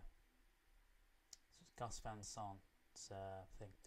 Yeah, did you guys say, just while I'm here on the stream, thank you Doug for saying, don't be sorry. Did you guys say you had a physical media collection? Would you like to see one or two of them? And I'll show them. Show some of my favourite films. Because now I've got my collection back, I can actually show you guys a few. Before I potentially end the stream, I don't know yet, I might. Young Frankenstein is a Mel Brooks comedy starring Gene Wilder from 1974. It's a classic. Yes. So that's one I'm going to be watching at some point on the channel. I don't know when yet, but I will be watching it. I'm talking a little quieter, by the way, because I think my neighbour's about to go to bed, and I don't want her thinking I'm shouting. I'll talk louder when she's upstairs and done, but out of the way. But yeah, so I will be watching a Young Frankenstein at some point, and I've seen some of the comedy bits to it. I keep knocking this mic. Yeah, I've seen some of the comedy bits, and I'm slowly edging down like this. I need to be relaxed. Just got bags of stuff in the way. God damn it. How have you all been, by the way? Have you been okay? The last few months I feel like I started to do live streams once a month, and I'm just so sorry. Since then, I had everything happen. I had my health go to pot pretty much, which has been bad most of the time, but I had my health go to pot. I was trying to get everything sorted with the edits and stuff in time for the move. I didn't get that done in the end. I managed to do one, I think, which was the video that I put out, I think, the day that I moved. I then had nothing else planned and done. Somehow, because you guys saw my Doctor Who video, not the last video but the one before that, somehow I managed to get that uploaded. Thankfully it was a shorter video, but that was all done through my phone Wi-Fi, my phone signal. But yeah, other than that, I didn't have time to work on anything, and so since then it's, yeah, I've just not had the energy or the anything to do a video, or sorry, a live stream to chat with you guys. Gus Van Sant did a shot for shot remake in the 90s. That is the one I'm thinking of, yes. I don't know why he did though. Maybe it was a try to fight off the yawns. Maybe it was because it was like an artistic thing to say, I've redone it. This is what it would look like if it was made now. It's probably really good. See, this is what I want to do. Once we've watched the fair majority of people's requests, or maybe sometime in between, I want to watch things which, and I keep thinking about this, I want to watch things that people have said are bad and see for myself and give my opinion on these things. So one of them being that film, Psycho, which has only just occurred to me because about the shot-for-shot remake. And there was another one that came up the other day, the new Peter Pan film. I love Hook, the original film, and I haven't seen the original cartoon, you know, the animation one from way back in the day by Disney. I don't know how that would fare. I don't know how any Disney film would fare, really, on here, on the channel, because of copyright. But I've thought maybe about that kind of thing, you know, really cheesy films, ones that are badly made, and just kind of give my opinion on it. And you can see my reactions to the very weird and silly, stupid stuff. Like, for instance, there were last Christmas, I gave you my heart. No, I'm joking. For instance, last Christmas there was a film that came out. I think it might have been a Vanessa Hudgens film, I can't remember, but it was a Christmas film anyway. And I watched a YouTuber watch it and give his commentary, like I do with stuff, but give his commentary on the film and just have a bit of fun with it. And I thought, maybe, like I did with Home Alone 3, was it Home Alone 3 I think it was, where I enjoyed it and watched it, and I wasn't being too serious or trying to analyse things too much, just watching it and having fun. I might do those and just watch a really terrible bad film. If you guys would love that, please let me know. And if you've got any recommendations of really terrible films that need to be watched, like for instance, what's the film where they go, where he says, is it The Room?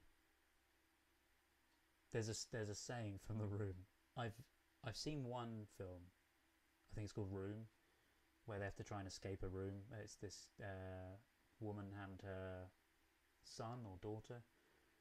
I've seen that film, but I've not seen the other one with Tommy Wiseau, I want to say his name is. Where he goes, what does he say? The famous thing.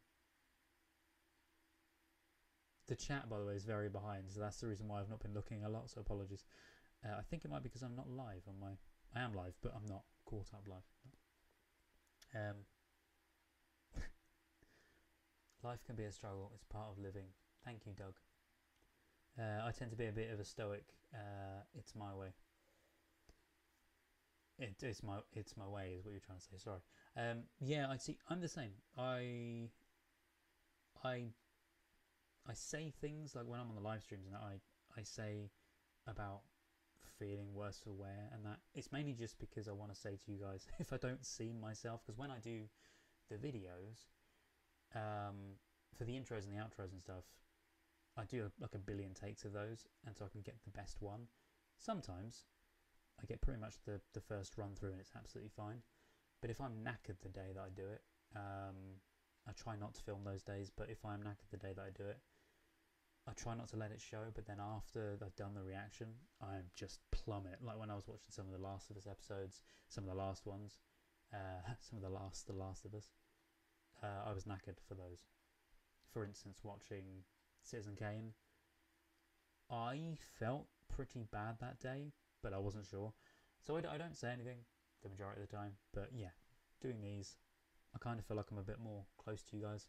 It's a bit more personal, so that's why I say it. But, and just so you know,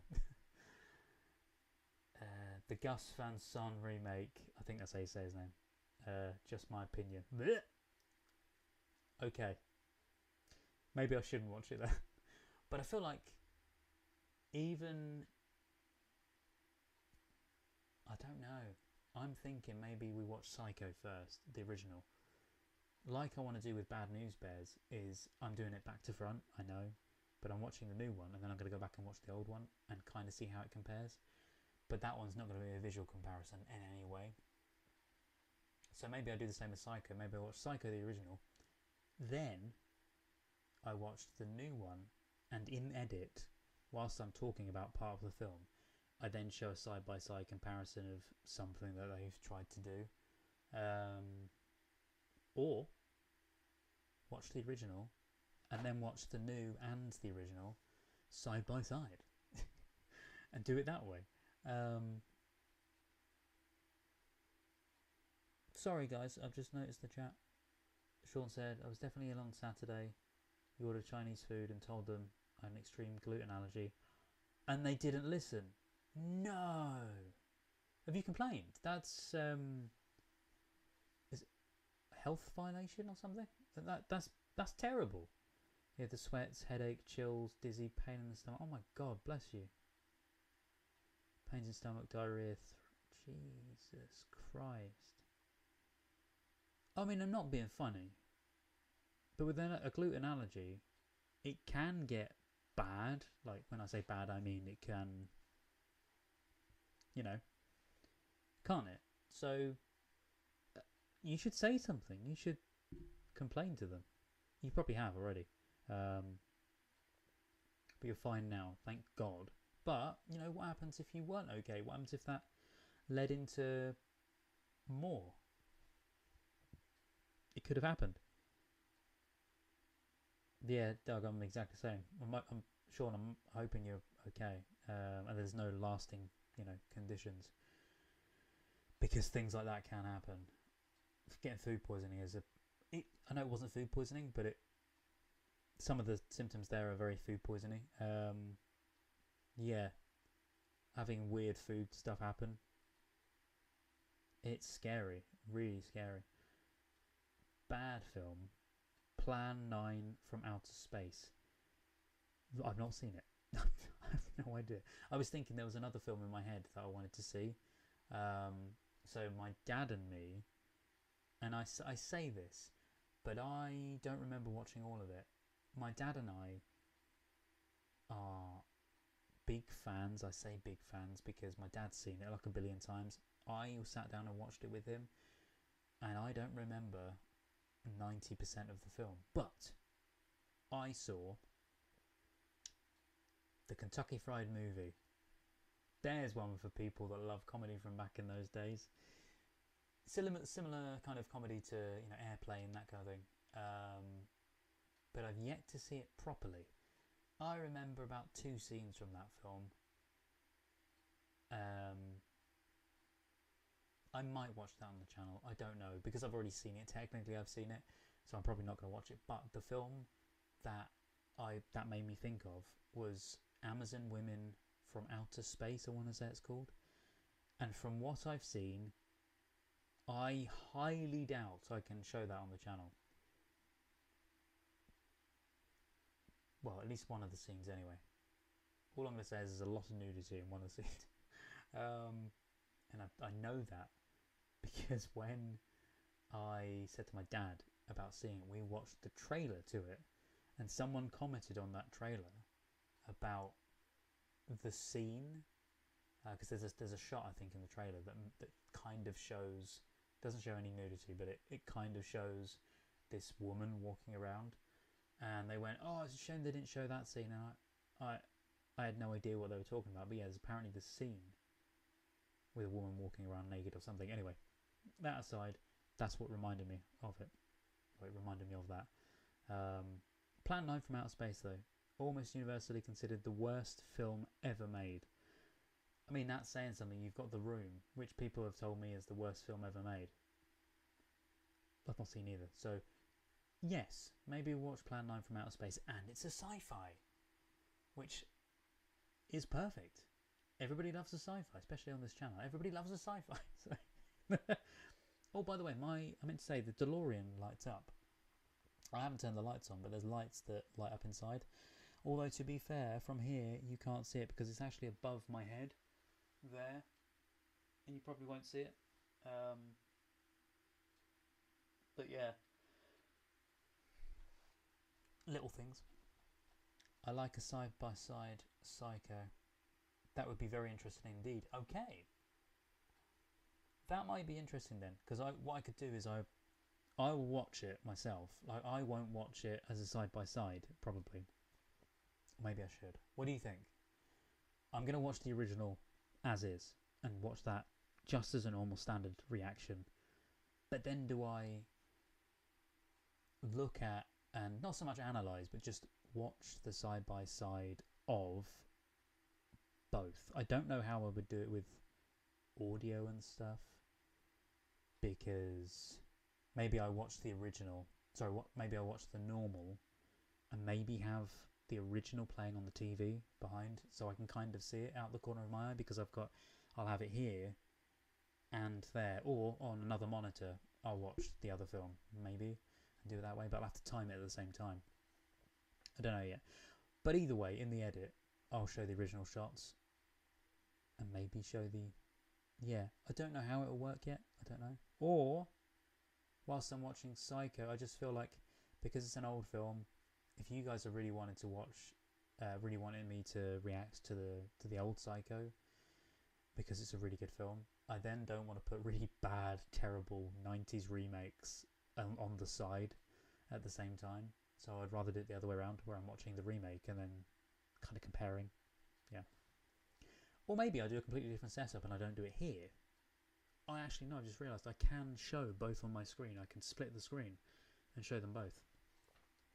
Because I was going to say I could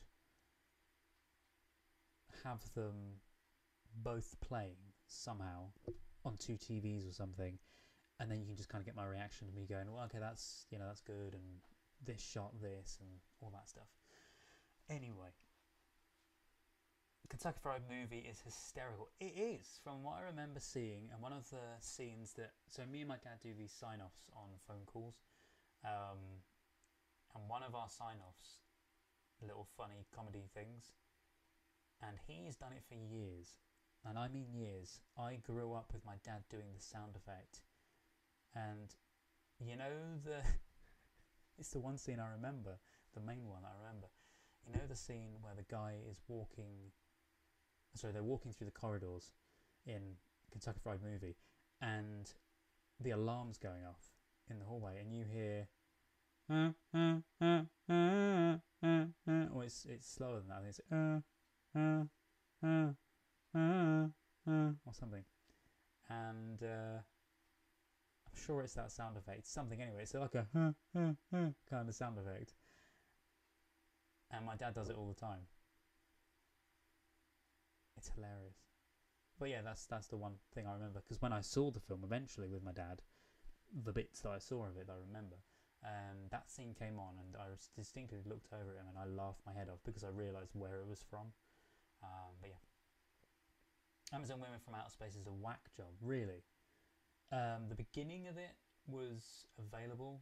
I think it might have been when I was looking at the film to originally watch it, because I was going to watch it with my dad. The beginning of the film was there, and I know that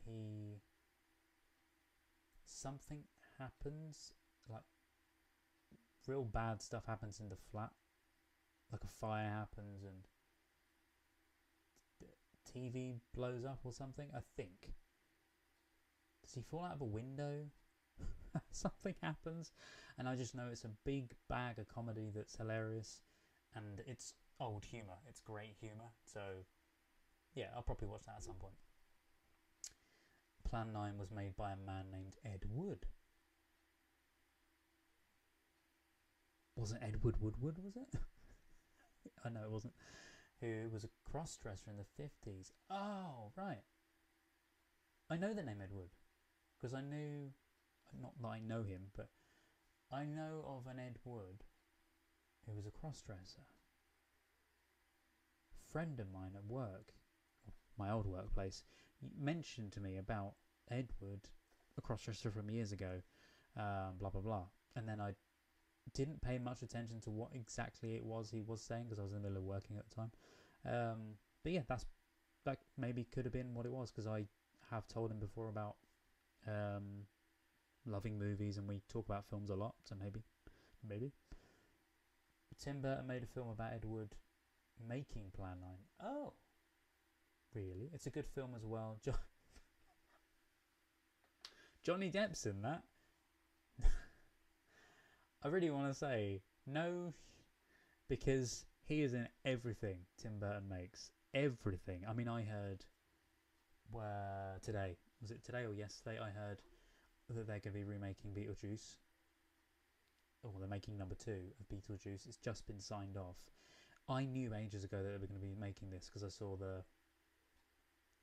Winona Ryder posted the fan art for it, and she said something about talks about Beetlejuice at the same time. That was the reason why she shared it. And one of the posters of the fan art is Johnny Depp. And today I saw another post that shows all 4 of those posters, or however many posters there were, and talks about Beetlejuice 2 potentially having Johnny Depp in it. So yeah, I love Johnny Depp's work. Again, one of my favourite films, Beetlejuice. It's incredible. That's another film down there I think I've got the 4K of. Pretty sure I do. I was meant to have it anyway. Just can't remember if I bought it. You're the professional creative. I always trust your judgment. Thank you. Thank you very much. I try to be. I try to be as knowledgeable about stuff. And if I don't know it at the time whilst I'm watching something, I then find the information out afterwards while I'm in edit. Because I never just make the edit. I know there's a lot of reactors that do that, but I never just make an edit. I always, even if it's, this is the silly thing, even if it's the most minute detail that you will never know, and most of the time I don't include it in the video, I do like a ton of research. I'm trying to think of one now. I mean, even things, for instance, like in the Bad News Bears one that's coming up, I didn't know, but when I was doing the reaction, I mention they're riding a bike. So Sammy Kane Craft, who I think, personally, I think Billie Eilish looks like her. I mentioned this on social media the other day, but I think Billie Eilish kind of looks like Sammy Kane Craft, and I posted a picture of the similarities from the edit that I was doing. But anyway, so Sammy Kane Craft is on a bike with the boyfriend, this guy, and I made this comment about, oh God, don't ride it so fast, you'll have a crash. And I did not know that Sammy Kane Craft had passed away from a crash. And I'm going to keep the comment in there, but I'm going to make a note at the bottom of the screen, say, take a look at the end, and I do pay tribute to her at the end, and I'm going to include it. I don't know if I mentioned it, but I do like a little, I think, from what I remember, I do a little mention of, you know, rest in peace, Sammy Kane Craft, and I mention it at the end. I know I was going to mention at the end, there's a web page where you can leave your condolences and stuff, but anyway, I might put that into the description of the video, so you can check out if you want to, or just have a Google. But yeah, no, I didn't only just make it not so much a joke, but I didn't only make a comment then. It was shortly after that. It was whilst I was looking up the trivia at the end. That's how I knew about it. So I mention it at the end because I find all this trivia out about Sammy Cancraft having an accident, and the guy, her boyfriend guy that's in the film, I've forgotten his name, but he had an accident on a bike. Luckily he didn't die from it. He's okay. But he had a severe accident from a bike. I was like, do I include the comments? I mean, what do you guys think? Do I include the comments? I'm most likely gonna include them, but yeah, I don't want to be too insensitive at the same time. It's the same with when I watch things that have certain themes in there, beginning with S. I'm not going to say it because YouTube will probably take this video down after I've done the live, or ban me or something. I don't know. But yeah, when things like that happen, I've just realised I've become like a hermit and I've buckled down. Hello. Yeah, well, when I have certain themes in videos, I do a lot of research to try and figure out certain things regarding them. Like I know someone has requested quite a few films to do with German things happening from back in the day, if that makes any sense, about a certain man. It's not films like about him, but it's got those people in there, which I cannot say the name of, but the army that he had. And the guy said to me, he said, would you mind reacting to these? I'd really like to see them. And I genuinely don't mind reacting to them because I've not seen them. So I am going to react to them. But the censorship for that video is going to be massive. Every time you see a symbol on their jacket, I'm going to have to blur the blooming thing. I don't even know what the films are about, to be fair. I just know that they are about, like, they have them in it. It's the same with if I was to... Yeah, there was a film a little while ago that had a best friend that was the H guy. Yeah, he hits a lot. Does that make sense? Yeah. Anyway, I'll get off of that now. Sorry. Don't even know where I was going with that. But censorship. Yeah, it can be a pain with YouTube. Hence the reason why I censor a lot of things in videos. I can't say certain things, although I have started to be a little bit less feisty with trying to get certain words through. Instead of just cutting them out altogether, I'm now trying to see if words can get through it. So I think back in the when I first started, the word arse I probably would have completely cut out because it's not a swear word, but depending on how bad YouTube gets with censorship, it could become a swear word, and that's where I don't want things to happen. Like, my videos now, they're not monetized, but at some point in the future, potentially, they could be monetized, and YouTube might get really bad with censors and not like certain things. So I'm trying to make sure that I plan for the future, if that makes sense. You got to meet Johnny Depp in the 80s before he was famous. Sean, you are lucky as hell.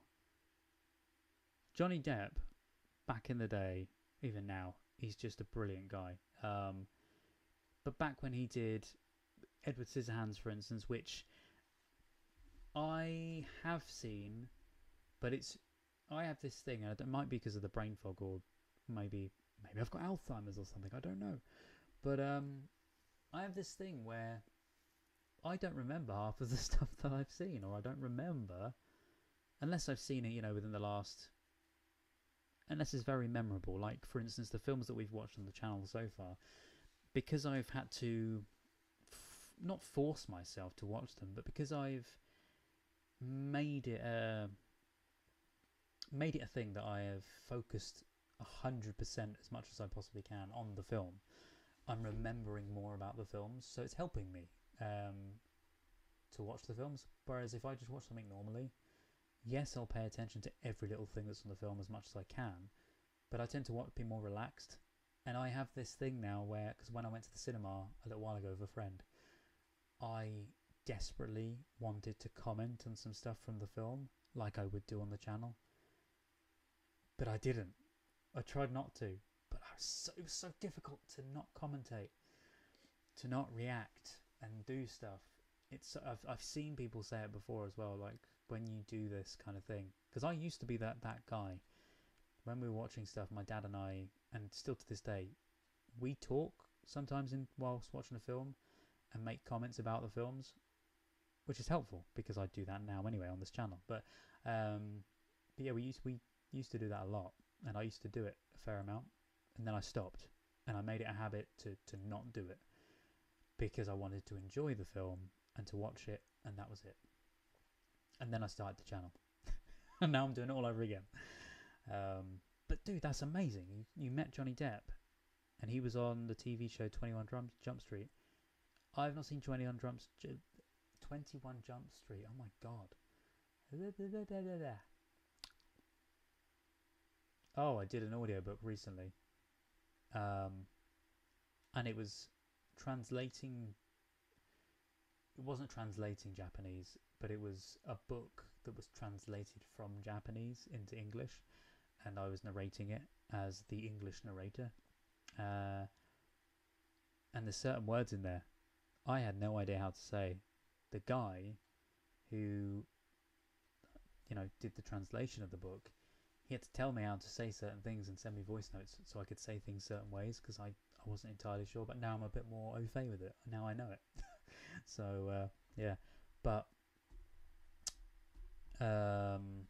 yeah, I had that issue a lot. I was trying to say words and sentences, and I was like, I can't say my words, and felt like I had marbles running around in my mouth. You've heard the same about Johnny Depp and Beetlejuice too. Yeah, I think they announced it today. I want to say it was today or yesterday. They announced that he's in talks to be in it. Whether he is or not, I don't know. I think it's because Tim Burton's there. That's probably the reason why, or at least the reason why people are presuming, because he's in everything that Tim Burton does, other than the TV show Wednesday, I want to say. I've not seen Wednesday. It's a strange thing. I love Tim Burton's work, and I think I've seen pretty much everything he's done, I want to say, including Edward Scissorhands. I have seen Edward Scissorhands, but the only thing I remember, and this is, has anybody seen Sweeney Todd? Because when I saw Sweeney Todd for the first time, it reminded me so vividly of Edward Scissorhands, and I understand the hair and the knives and everything else, kind of. Yeah, I know everything's kind of similar. I feel like I'm doing a podcast here, say it like this. But the one thing that really got me, that made me think, this reminds me of Edward Scissorhands, was the window in the room. You've got the chair, and then you've got the wall with like the slanted window. That is almost identical to in Edward Scissorhands, and years ago I made like a comparison photo of the two. But it reminds me a lot of it. Have you seen Edward Scissorhands? Yes. Have you seen What's Eating Gilbert Grape? Yes, I have seen it. I had to think then, because I saw it with an X. That's the Leonardo. Yes, it is. Sorry, just seeing what you said. Johnny Depp and a very young Leonardo DiCaprio. Yes, that's the one where Leo does a really intense and absolutely incredible performance of a young disabled man, from what I remember. I can't remember what difficulties he's got in the film, but I remember it. It kind of it hit home with me a lot because my dad's got cerebral palsy, and you know, having to look after a disabled guy and all of the stuff that kind of comes along with it, and also the mum in it, for some reason reminded me of my mum. Not the way she was, but the way something about her appearance reminded me of my mum as well. So yeah, I'm gonna sneeze. I feel like I'm gonna sneeze, so if I sneeze, apologies. I'll sneeze off camera, but if I just go "Whoa," and run off. 21 Jump Street, the original series with Johnny Depp, is a really good show. Oh, okay, cool. Yeah, for some reason, when did that come out? Because I don't. I'm going to look it up. I've got a computer here. I can look things up. I take it that was way back in the day. 2012. Oh no, that's the remake, which I am sad to say I have seen. That was way back when I saw it. When it came out, not in the cinema, but I think we rented it on DVD at the time. I was okay. Didn't really do much for me. Just typed in Johnny Depp 21 Jump Street. Ah, there he is. Oh wow, this is way back then, when he was a lot younger. Oh wait, no, it's where? There's a picture of him here, 21 Jump Street, and he looks a lot older. But then there's other pictures of him, very young. I is confused. Did he do it for so many years then that he kind of grew up on the show? Oh no, was he in... Wait, what?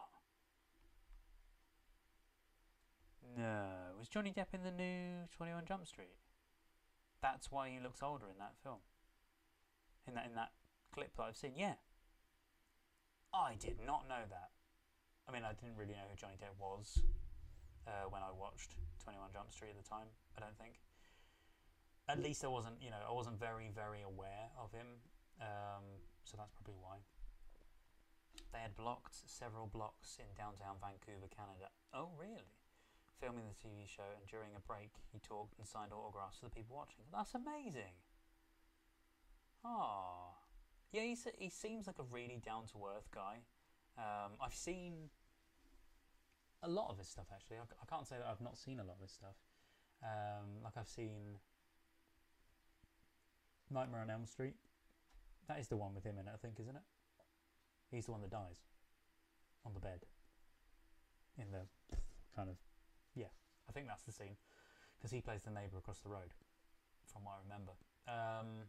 The end of that film always to this day creeps me the heck out. You know, the kids singing "Ring a Ring a Roses" or whatever it is. Is it "Ring a Roses"? I think it's that song they're singing. Whatever it is they're singing, it is creepy as. But yeah, no, I think Johnny Depp's he's a really good actor. Loved him as Captain Jack in Pirates of the Caribbean, but again, that's another thing. I know of his character, and I've seen the first 2 films, I think, of Pirates of the Caribbean, and then didn't watch the rest. I think I saw the last film he did. I think was it in the last, not the last film he ever did, the last Pirates of the Caribbean film. And then I did see, because I've seen Harry Potters and stuff like that, and I love Harry Potter. And I think I mentioned it on stream before, but fun fact is I auditioned as both the the body double, and and Harry Potter when I was a child as well. So body double when I was older, but yeah, but Harry Potter himself when I was younger. But where was I going with that? Oh yeah, the Fantastic Beasts. I think he played a good part in that, and I hated that they then changed him out for another person. And then obviously all of the stuff came out with yeah, and I've just not seen anything since. Not because of that, but because I still really like Johnny Depp. I think he's a good guy, and I completely believe him. I don't understand any of the court case. I watched it and just laughed at half of it because it was hilarious, and certain things that they'd say and the little looks that him and his, you know, his attorney or whatever he is, lawyer, would give were funny, real funny. But yeah, I'll move on from that. Sorry. Sweeney, yes, I played Judge Turpin in a stage production. Nice. Yes, fun fact is way back in the day on YouTube when I had one of my old accounts, I made a full production of, is it the Friends song? My Friends, my friends, my faithful friend. That song, and I did the full thing with the audio. Wasn't me. The audio was the film soundtrack, but I put the makeup on. I had the hair, the multicolored hair, and I say multicolored, you know, black and white hair. Black and white hair. I think that's what he's got. I did the white face paint and white face makeup, which was talc, and I did all of it, and I loved it. It was great, and that's one of my favourite musicals that, especially that he's done, that's been made into a film. That is. You enjoyed Tim Burton's take on that work? Yeah, I'd not known of it until the film, and it's genuinely incredible the way that it's been put together. Another one that's really good, there's a musical, and I thought was that the reason I bring this up now after saying Sweeney Todd being incredible is because the audio engineering of Les Miserables, I thought that the newer one that is, or say the one with the guy who plays Hugh Jackman, yeah, that one, the audio of that was, from what I know, done live on set. Like their singing was live on set. It was all raw. There might have been some processing and mixing with other, like with a studio recording as well. I don't know, but it was, the audio was mostly done on set, and I thought that was absolutely incredible the way they put that together. So that's another good one. Again, as you will probably find out from the channel, I love musicals as well. One of my favourites recently that I've seen, I'm going off on a tangent here, but I will get back to the conversation in chat, so apologies. One of my favourites that I've seen recently is In the Heights, I want to say, is a musical. I'm trying to remember the names of the musicals. And then another one that came out around the same time, which was absolutely insanely incredible. And that is probably the only other exception I would put onto the channel as a rewatch, is West Side Story, the new one. Oh my! I've not seen the original. This is the thing. I've not seen the original West Side Story, so I don't know the origins of half of the scenes from it. But knowing of it, and having seen various scenes that I remember seeing in the new one as well, like some of the shots, I know they did, are just insanely good. The lighting is on point, and I just want a handshake. Whoever the cinematographer was, I've forgotten who it was, but it's incredible, absolutely insane. Don't mind whispering. This is ASMR now. Yeah, brain went on a tangent there. The TV show was in the 1980s. Oh, was it? From the pictures, it kind of looked like the 1980s, but I was double checking it because I wasn't sure. Because he was very young, sort of the same age as in Nightmare on Elm Street. Finding Neverland. Yes. Oh my god. I've seen that. I've seen Finding Neverland. I'm so sorry.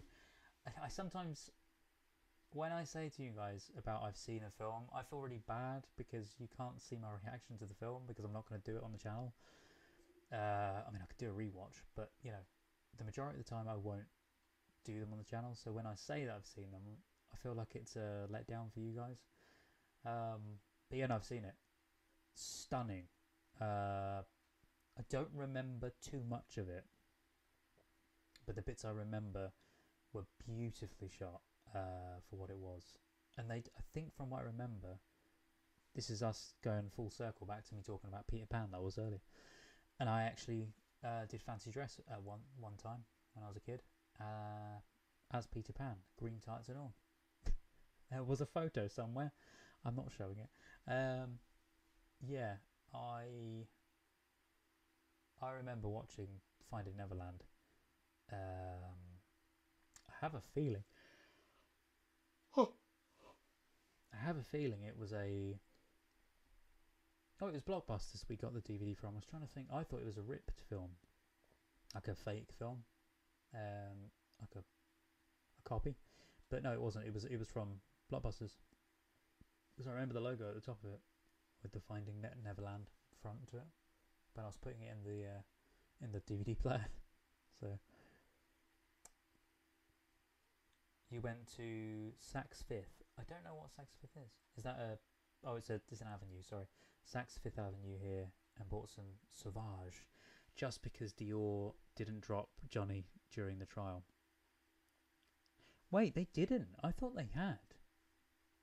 That is pretty decent of them. So I would do that.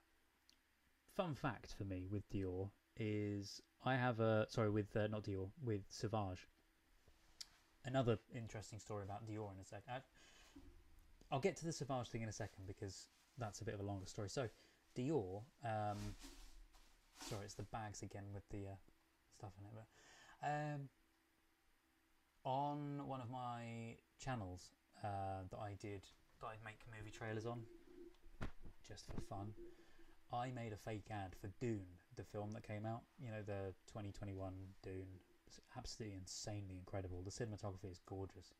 But I made a joke with my friend about that film being like a very long perfume advert, because a lot of the shots, slow motion, sexy shots, they look very perfume-addy, especially of Zendaya as well. They look very perfume-addy.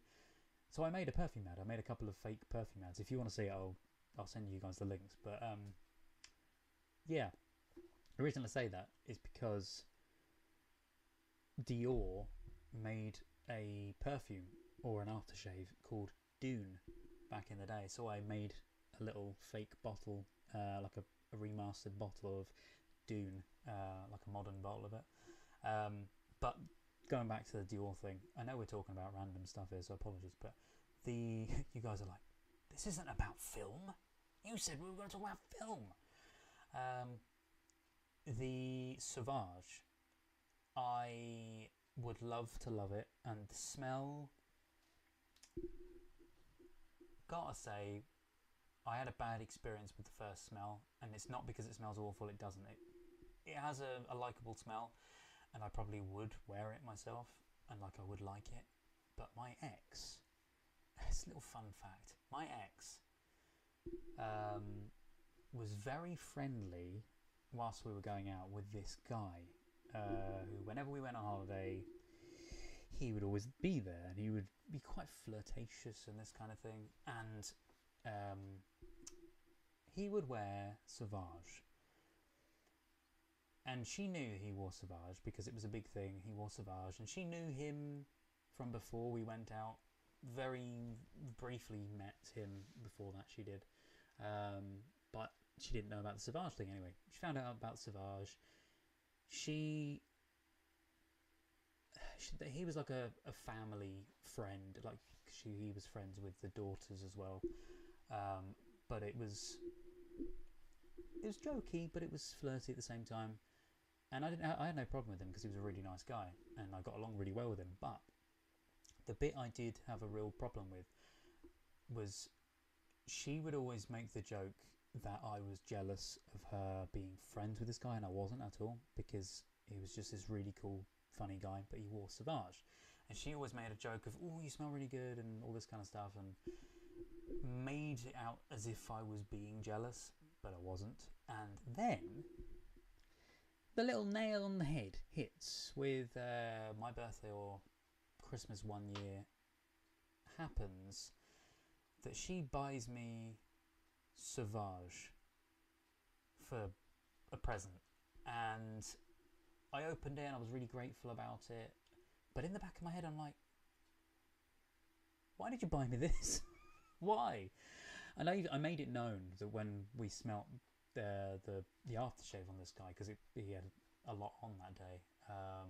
I'm needing the toilet, by the way. That's why I'm sort of wiggling around in the chair a lot, by the way. He was wearing this stuff, and because of that one instance, I just despise the smell. Even though it's a nice smell, my favourite perfume, not for me, but my favourite perfume that the ex would wear was, if I remember the name right, it was the Julia Roberts perfume. I've forgotten what it's called. Give me 2 seconds, guys. I really need the loo, and I can't hold on any longer. I'm so sorry. So what I'm going to do is, instead of going on a break screen, because I'm going to be very, very quick, I am just going to bring down the microphone and run to the loo, and I'll be back. So, toodle pip, I'll be back, and then I'll read the chat and continue the waffle.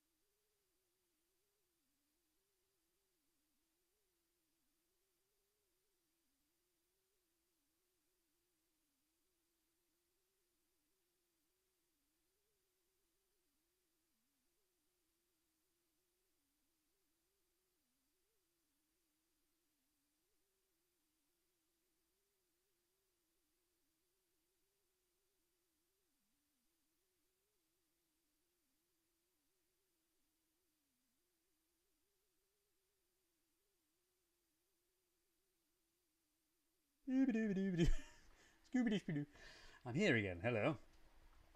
Apologies about that.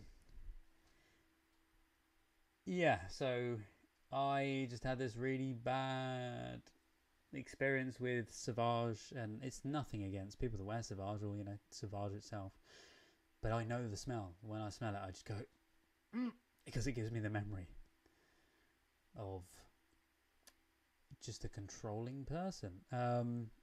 Not because of that, but because of other things, which I won't say, obviously. But yeah, that happened. But her one was,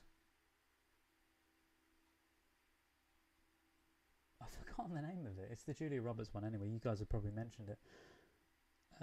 It's so weird. I looked over and I could see myself coming back to stream, and I'm going, what's that? Anyway, this other one she wears, and every time I smell it, even though I love the smell, it just goes, it's her perfume. So, yeah. Anyway. What did you guys say? The Sound of the Music band. Wait, what? The Sound of Music. The Sound of Music and Singing in the Rain. Yes, so I've seen Singing in the Rain. Absolutely love it. I've got it on DVD down there. And The Sound of Music, I think I saw when I was a child. But this is the thing. Especially doing a channel like this, I am thinking in my head, and I know, when you watch a channel and you know that they're lying, that they've not seen it before and all this kind of stuff, and I don't like that. If I've seen it, I want to say that I've seen it, because it's pointless in giving a fake oh my god when you see stuff happen on the screen. And I have seen The Sound of Music, but I don't remember. So, what constitutes having seen a film and what not?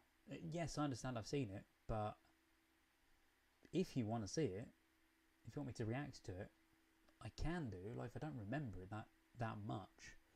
I mean, the only film that I say that I would, if I had my say again, the films that I've already said that I'm going to do a rewatch for, but I probably wouldn't.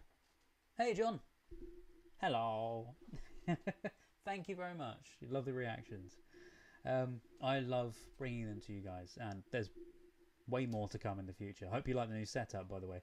I had thought about doing it in a new video, but I thought maybe everybody wouldn't, physically see the new video, so I thought it was just easier doing it on a live stream, and then people will see it in new videos anyway. And I was going to do a reveal, but because the setup was completely different here to what I had before, because I had it planned, that what I was going to do was, I'll get back to the chat in a second, so apologies, but my reveal, if the setup was any better, because this is such a small area, the wide angle lens that I had before shows a little bit more and it doesn't really work from the setup of where it is. So the reveal originally was going to be putting a green screen up here, and I took a picture, I took a screenshot of the setup before in the old place with me not sitting there. And the idea was, and I might do this in one of the videos to reveal it on video, not just on a live stream, but I was going to put the green screen up and I was going to intro the video as if I'm in the other set, and then have it appear to go wrong that it was a green screen all along, and I go, oh, hang on, sorry, this is the set. And then reveal the background. I could still do that. I've just told you what I'm going to do now, but I could still do it. But yeah, I don't know. I just thought I could have done this video today over by another area, but I thought, no, do you know what? I'm just going to do it all in one, show you guys this area. It's nicer. And you get to see and let me know what you think. So, I thought it was just easier. Yeah, Sean, you've not seen Finding Neverland. You will love it. You'll absolutely love it. It's heartwarming. A film for me, of any of the Peter Pans that I have seen and love, Finding Neverland comes second. For me, still, number one at the very top is Hook. Robin Williams, I always get those two mixed up. Robin Williams, the comedian, is just incredible in that. Just incredible. And so is Dustin Hoffman as Hook. Dustin Hoffman as Hook, I feel like doesn't get near enough as much credit as he should do, because he's superb, absolutely superb. Portrays it very, very well. I've also just realised I don't think I have the noise cancelling set on the stream, so I'm pretty sure you can hear everything, like the fan on my computer and everything, so apologies. You can probably even hear the clock ticking in the background.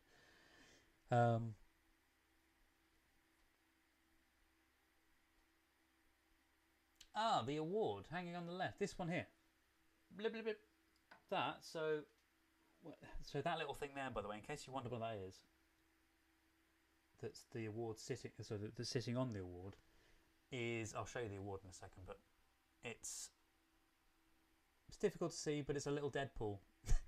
I bought it originally for a desk at work, and then I ended up just putting it on my mantelpiece, and I thought, it's film related, I'm going to put it over here. So pretty much everything that I have that's film related, other than my old camera that's now a lantern, like a lamp, which is over there, everything else is here. So that's there. But this, hoping I can put that back up, is a St. John's Ambulance a medal. And there's a fun story behind this. Well, it's not a fun story, it's a very emotional story, but I want to tell you guys. When I was a kid, my dad, I said this earlier, but my dad's got cerebral palsy, and I keep looking around, sorry, because I've got the stream there running on the screen, and I've got my little preview monitor there. running two different types of things. It's confusing. I don't normally have that showing. So yeah, when I was a kid, my dad's cerebral palsy was quite severe. It still is severe now, but my mum and a couple of friends went out to pick raspberries or something, blueberries or whatever, and I was left at home alone with my dad. My dad, so strange though, because I remember it vividly, but at the same time I remember nothing about it. If that makes any sense, like details are so vague, but I remember the story, so I won't be able to tell you specifics. So they went out, and my dad and I were left alone, and he was in the bathroom, and something happened, and couldn't breathe or something. Anyway, I saved my dad's life. I don't remember exactly how I did it. Just seeing a tiny Deadpool. Yes, a tiny Deadpool. Gotta love a bit of Deadpool. Fun fact is, on my radio show, there's a guy that he's a very good voiceover artist, and he does an impeccable Ryan Reynolds accent, voice, and I've got him doing my jingles for me. One of the guys that does the jingles, another one is a David Tennant impersonator, another one is a John Cleese impersonator, because I love a lot of John Cleese stuff. But yeah, the Ryan Reynolds thing, he goes, "Oh, you're listening to," and says the name of me and the radio station and that,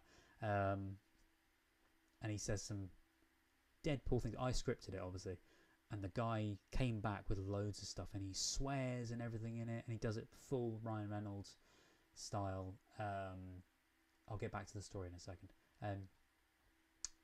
But it's just so fun, and he even brings in unscripted. He brings in the friend, like my technical expert sidekick, who is in fact me as well, called Jeff, who I mentioned earlier on the stream. It's just me going, "Oh no, what are you talking about?" Just me doing the voice, and he brings him in on the thing and says, "Oh, Jeff, get your donuts, and am I not done talking yet? Or maybe I should say," and he says a load of swear words, and I bleep them for it, and it's hilarious. It came out really well. But yeah, that's kind of a little story of Deadpool. But I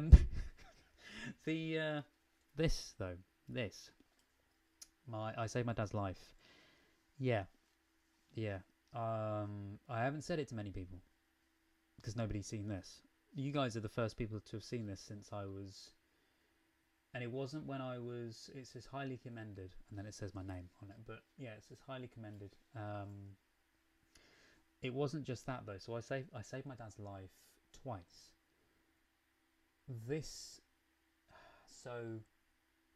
Once was because he was having a heart attack. I don't remember if. I don't think that was this time. I'm pretty sure. That's why I'm trying to remember it now. It's been so long. It was years ago. But anyway, somehow managed to save my dad's life. I called an ambulance. I was very, very young at the time. I was younger than 10, I think. And I got taken to Legoland on a day trip. And I didn't know why. Turns out they were holding a service there, like an awards ceremony there for me, because I'd saved my dad's life, and they had this was to do because I was in St John's Ambulance at the time, hence the St John's Ambulance badge. But I'm telling you guys a lot, sorry. I got awarded this, and I have a plaque somewhere. But that's, it's got my name on it, so having my name emblazoned in the background, I'd rather not do that. So it's that is in my full name. Yeah, I got given the award and that by one of my favourite, because for some reason I was a huge fan of like the World Wrestling Federation when I was a kid, or is it World Wrestling Enterprise or whatever it's called. I liked some of that stuff, and I had either one of them or one of the Gladiators. You know, the TV show, The Gladiators. I had one of the two. It was this woman anyway, in that kind of gear. And she gave me these awards, and I was in awe. I spent the day at Legoland. I was given like a proper, like a VIP pass type thing. It was incredible. So I remember that part of it. I got given free Lego as well for it. But yeah, it was incredible. And to this day, my dad is my best friend. We do a lot together. Like I ring him every day for hours on end. But yeah, that's my little story. So apologies, I've gone on a little bit about that. But yeah, that's. I don't know the limit. When I say stuff, I don't know the limit of. I'm trying to keep it balanced between personal and talking about film and stuff to keep with the kind of channel thing. Thank you, John. Massively appreciate it. Thank you. In case you don't know, because you know, people watching this stream afterwards, if you are watching this stream afterwards, you won't know unless it shows it down the side, which it might do. But John said, "Well done, sir," and put a medal picture. Thank you. I'm sometimes a little embarrassed to say certain stories because I don't know how people are going to take them. But saving my dad's life, I am very, very proud of. Yeah, I am very proud of it. That you asked about the Woody, by the way. I'll get into the other bits of chat in a second. Sorry, but the Woody. This is the thing I was saying about the very, very close friends with my dad. Is the first film I ever saw at the cinema with my dad was Toy Story. A week later, pretty sure it was a week later, I might be wrong, but sometime later, this exact Woody, it's probably not going to go back in place now, but if I take him off, this exact Woody is the one that he gave me back then when I was a kid. Yep. Hello. And he still kind of works. Oh, he did work before the flood. It did kind of work, but yeah. So I feel like I wasn't entirely sure whether or not I should keep him up there because I thought, does it with all the the neon lights and stuff and having a Toy Story Woody behind? I don't know why. I really like this, and it's the original, like the original that was first ever brought out for Toy Story. Yeah, I was like, does this make me seem like a kid? Or like I'm younger than I am? Like I'm immature, or I don't know. I just wasn't sure. Does it say? Yes, it does. It does say. Oh, it did. It said Marty on Woody's boot. Yes, it did. You can kind of vaguely see it. See there? There's like a marking on the boot. Yeah, it said Marty on the boot when I was a kid. I do need to. Do you know what I'm going to do? I'm going to redo it now. On stream.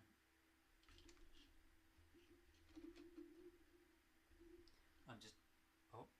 I almost made the light go out then. I've got a pen under here and I'm trying to get it without knocking everything off. Honestly. So all over the place. By the way, if you guys like Star Trek, I'm not a massive fan of Star Trek, but I've got a whole host from a loot box of Star Trek-y type stuff. I've got Corks Bar, placemat, cups. I had an Enterprise scale model at one point. I gave that to the landlord's son because I didn't know I was going to do a channel about movies and TV shows and stuff. I could have put it in the background. Despite me not actually being a huge fan of it, I could have done it anyway. But yeah, didn't do it. They're like, yeah, put it on the boot. Give me 2 seconds. I'm finding the pen. It's under here somewhere. It's a... Oh, god damn it. Oh, I think I just turned the camera off. Can you still see me? I hope you can. Okay, Woody's here. Sorry, Woody, you're going upside down. I've got to figure out which way I actually put that. Thank you. It glitched off. It went black for a second. I'm sorry, but it's not black. It's not a black pen. This is one that I used to write on discs and stuff. I know, discs. Who writes discs now? But I make mixtapes on discs still. Who doesn't do that?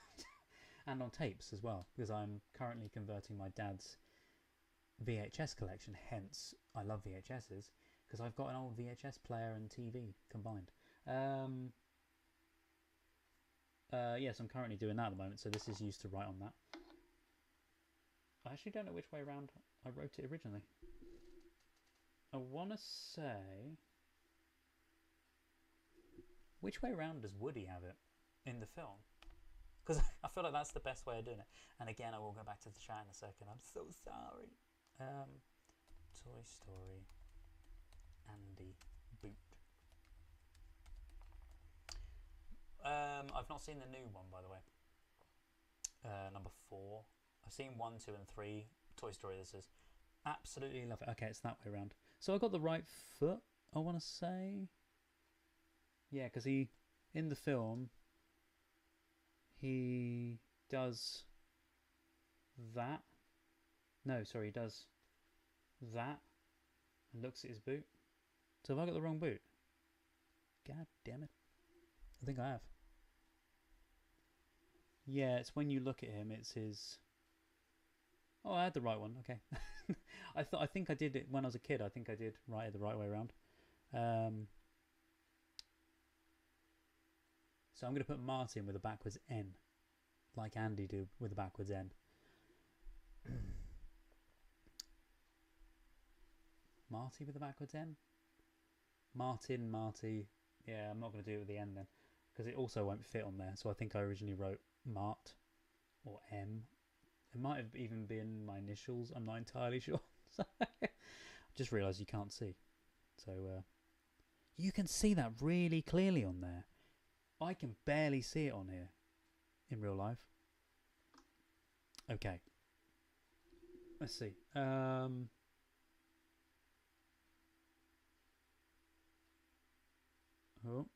I mean the rubber is very. It's also. I feel like it's dirty rubber, if that makes sense. I mean, that has not seen a clean in many a year, which is probably a bad thing, but this is probably not even going to write on anything now other than this. I have made this too big. That's what she said. I'm going to make the R backwards, because everything else in my name, in Marty, is symmetrical. Is that the symmetrical? So I'm gonna make the R backwards. I'm writing this very carefully, so I'm not going to run out of room.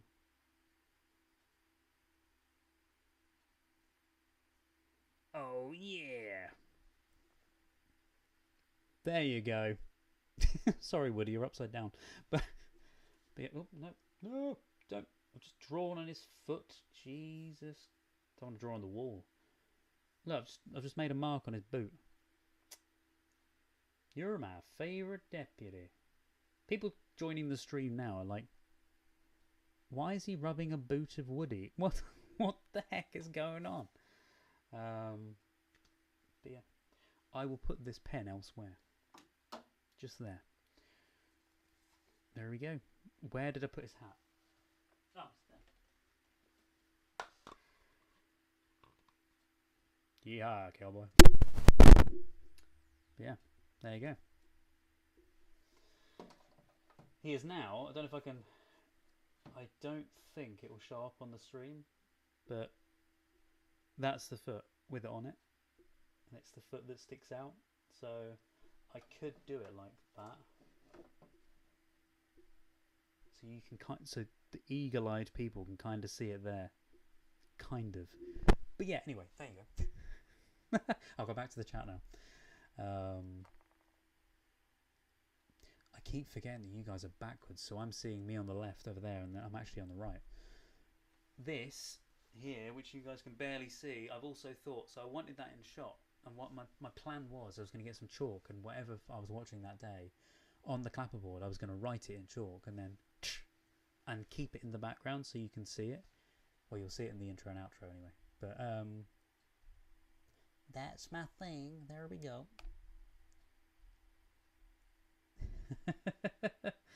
Hey, hello, you're right. I want to say, sorry, I didn't want to mispronounce your name. I was trying to read it properly. Is it Chukas?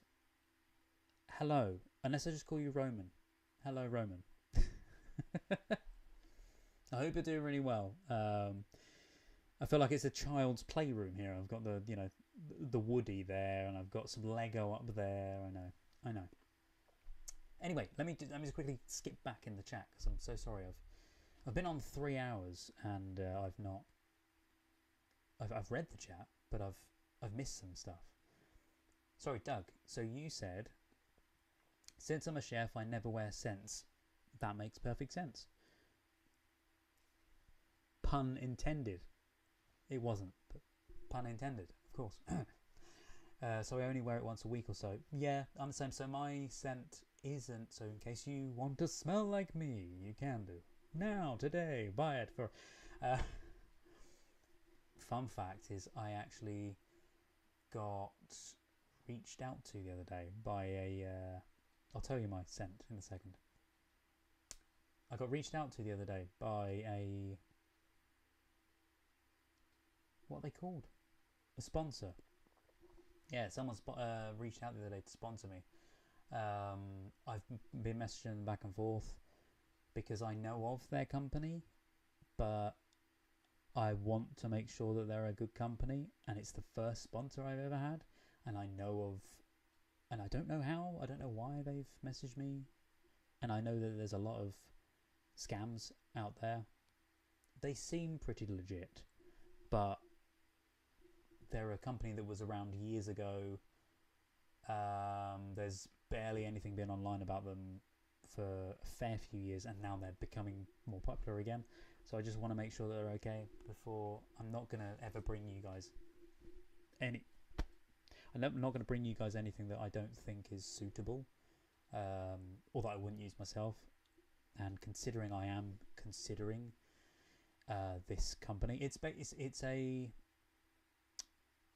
a VP. It's not a VPN, but they do VPN, and they do, is it DNS server as well? They do two of those things, and having never used a VPN before, wanted to, and I am planning on it, on doing it, so that at least I'm a little bit more safe online from people hacking and finding out where you are and all that kind of stuff. So yeah, I'm thinking of taking them up on the offer, but I don't know yet. But I've asked them for a lot more info. I've asked them for me to be able to have a test account. They have said yes, that they will give me a test account to be able to test it out for myself, see how things go, you know, give it a little bit of time to test it myself, before I can then recommend you guys to use it. What I really want to do, if I can ever get any sponsors, and I am going to reach out to them when I am a little bit bigger on YouTube, is these glasses that I have, just so that you guys know for the future, if I ever mention these and say, I've been wearing these for ages. I genuinely do wear them. You've seen me wear them in a video before. And again, I will go back to the chat in a second, apologies. I also need to buy another one of these, another mic. You know those ones that every YouTuber has, every commentary YouTuber has, the ones that have along the pole itself, they have the XLR cable, but underneath they just have a switch, so that I'm not constantly knocking the blooming XLR cable which is underneath. Because I used to do radio with it hanging down, and that was fine because I'd never have to touch anything underneath, and I could do that. But on video, all you see is a wire and an XLR cable and a mic and stuff, and it looks weird. So that's why I had to switch it around when I started doing this channel. Hence why it's like it is. But going off tangent again, this company, Foxman's, which is very ironic with my radio name Foxy, but yeah, they are genuinely incredible blue light glasses. Foxman's, if you're watching this, please sponsor me. They've got a little like fox on the side. You can't see it because of the camera, but they are fantastic, and they reduce my headaches incredibly well. Again, this is not sponsored. In case YouTube's like, oh, I'm gonna have a fit. Like you're advertising products. But genuinely, I think they block. You can get ones that block 100% of blue light, but they're very dark and they're sort of very tinted orange. These are the 25 to 30% ones, I think, or something. And they are, if you're using them for essentials every day, like for keeping off a headache, that kind of thing, they really help, especially if you're reading or using monitors, really, which I do a lot, obviously, especially with the channel, I do.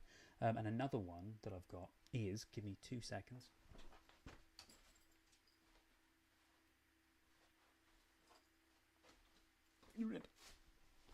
I'm back. Hello. Another one I've got to put half of this set back at some point, is this, which I really want to do some kind of thing with, like I want to do a sponsor for. I have been using these speakers for years. They're EWA, they're a Bluetooth, what are they? They're a Bluetooth waterproof speaker. This can be dunked in water. The sound and the bass is incredible on these. And I've been, every venture that I've gone through, not specifically this channel, but other stuff, I have been trying to get, and I have been in contact with the company, not for this channel though, for other stuff, and I have been trying to get hold of something like a sponsorship, but not a sponsorship, so I can get people discounts if they want to buy these things. And yes, you can do Amazon affiliate and stuff, but I always feel like Amazon affiliate isn't as, it feels a bit sleazy, if that makes sense, whereas having an actual sponsorship and being able to give you a proper code that's official feels a bit better. So yeah, if you ever see adverts from these or Foxman's, their EWA model A106 Pros, genuinely, I think they're about 20 quid. I've had that for ages, for years. Quick simple charge in there, and somehow it's very that's my shower speaker. It's very waterproof. Obviously it's not in the shower at the moment, because since the move I've been listening to music on it, and that battery lasts ages. Anyway, that's a non-sponsorship, just so you know. Sorry I went on to that. Went into a bit of a tangent there. It's not. I've really got to check out this chat. I've just seen it. It's not a child's room. It's a lover of movies room. Genuinely, I mean, there's not a massive amount of movie stuff. There's a lot of TV show stuff, but I know what you mean. It is a lover of movies room. I've even got stuff there that I wasn't able to put up. I've got a couple of Back to the Future things that I wanted to put up, but I've not got the room for it. I've got my light over there that I wanted to put up. I thought I had something else around here, but I don't. I thought about putting the Edward Woodward signature thing up there, but yeah, I think that at the moment, as it is, kind of works. That keeps falling down on me, so apologies.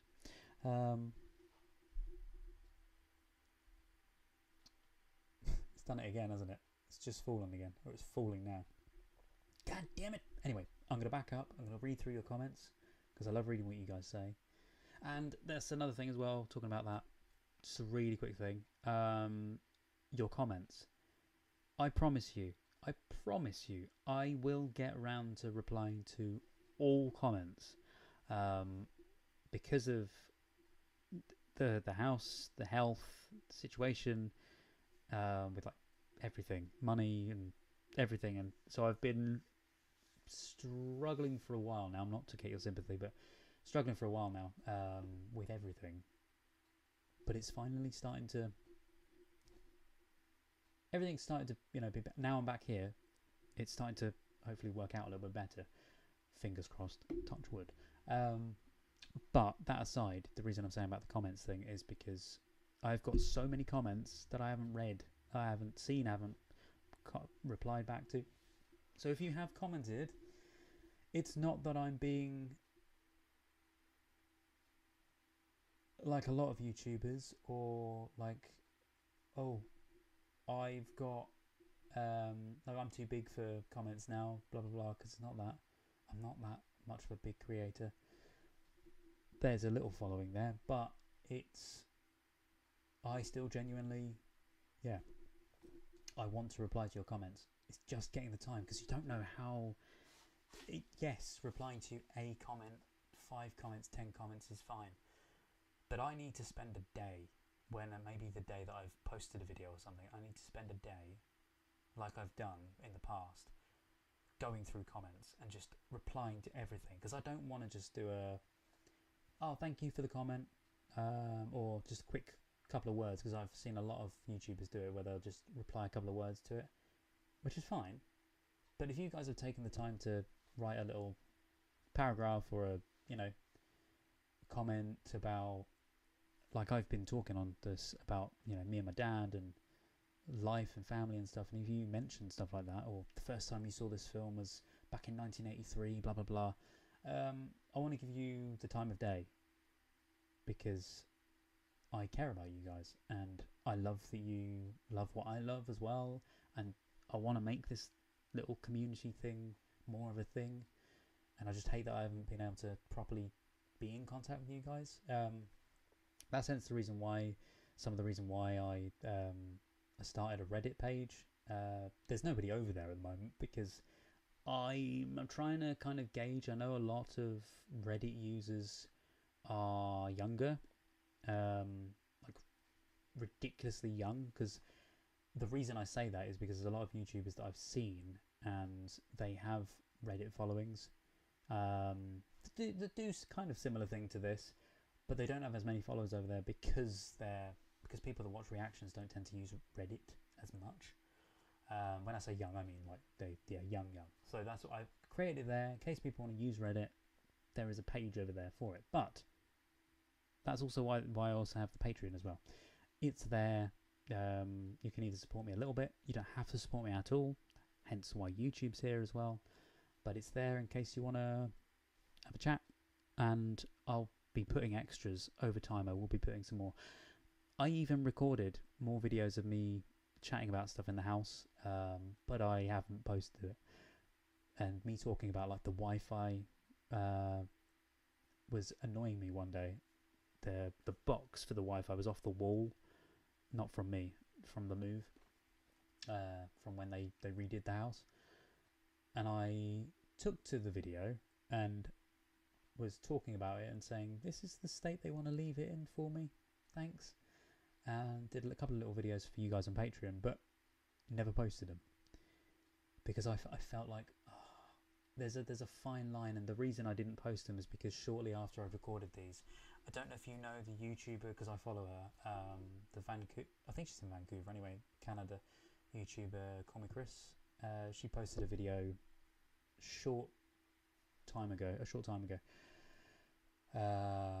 mentioning about, because she'd shown her house a few times on stream, and that's why I was a little bit cautious about things and about posting these videos, because I didn't show too much of the house, but I showed some of it. And I thought, I know you guys, you probably won't dox me. I know you won't dox me, because you're really nice people, but at the same time, you got to be careful. So I used to do, vlogs and stuff, way back in the day, but I then decided, I'm gonna probably not post it. I'll see what I can get out of it, and I might make a little vlog out of it, so you've got that content there, because I do want to give you extras over there, which is the reason I do the full length videos, and I post them on there. I've also thought, if you guys are really interested in seeing other process of making videos things, or if you're interested in seeing other video content from me talking about physical media or talking about other stuff, that doesn't necessarily fit with the channel. I don't know yet. I'm probably not going to be putting that stuff on there, but I'm thinking of putting more behind the scenes type stuff on there. I don't know. Oh, can you guys still see me? Because my video is crashing on me. I hope you can. Let me know. Maybe it's because I've got this stuff on here. I don't know. I'm going to put them down there, but I will sort them out later. So you said... I'm going back up the chat, sorry.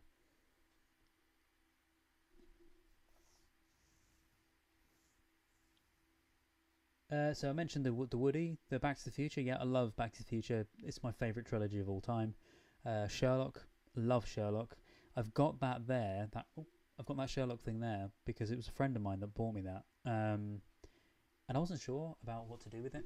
And I was going to get rid of it ages ago because I didn't have any need for it. I didn't have anywhere to put it because I can't put things on the walls really. Hence why there's this thing here. There's a light dangling down. But anyway, that's there. But I'm glad you like it. And then the award is for my dad, or for me for my dad. Is it from a movie? No, it was that award. But no, thank you though. I did think about I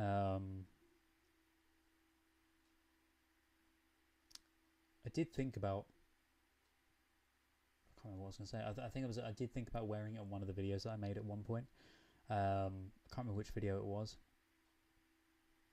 Oh, I think it was one of the videos you've not seen yet. It was one of the Our Flag Means Death episodes, because they're pirates and jewelry and all that kind of stuff. So I was going to wear it in one of the videos and make a little segment about it, but I never did it.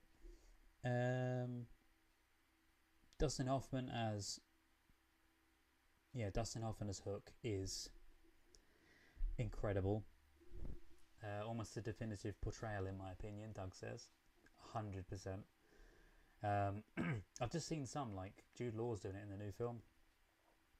And there's certain things they say and do in the new film and I don't know, it kind of goes against the original source material. And I don't see why. Times are changing, yes, I know, but if it's an original piece, just put like they have done with a lot of things, just put a content thing at the beginning, like a warning thing at the beginning, and then continue with it. Sorry, one sec.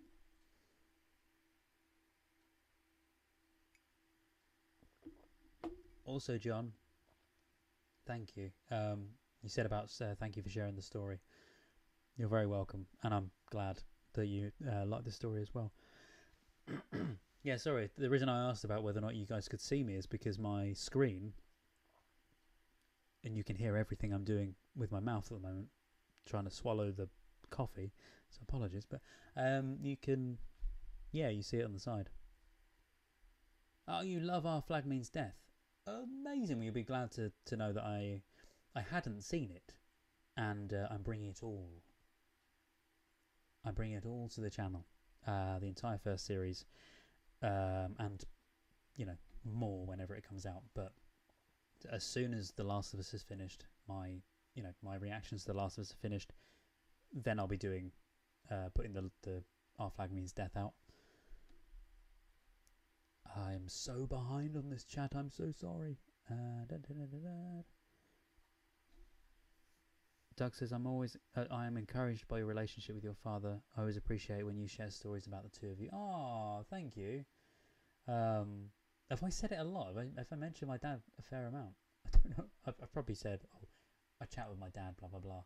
Yeah, we went on a holiday some time ago now. It was last year or so. We went on what was originally meant to be a 3-day holiday, and it turned into a month's holiday. It was great. It was Cornwall. It was fantastic. I loved it. But yeah, he's a great man. He is a really, really nice guy. Bless you, Doug. You've not seen your dad for years, since 91. and not spoken to him since 2002. Oh my god. That cannot be easy. Like, I know families are... I know it's difficult when families split and when things aren't right between parents, or parents want to leave the house kind of thing, like leave the household and never come back kind of thing. When there's tensions in families, I know about it, but I don't know firsthand about that. Obviously I've lost my mum, so I know that side of it, and I don't live with my dad, but that's not because of anything like that. That's because I just live elsewhere. But you know, I completely understand it.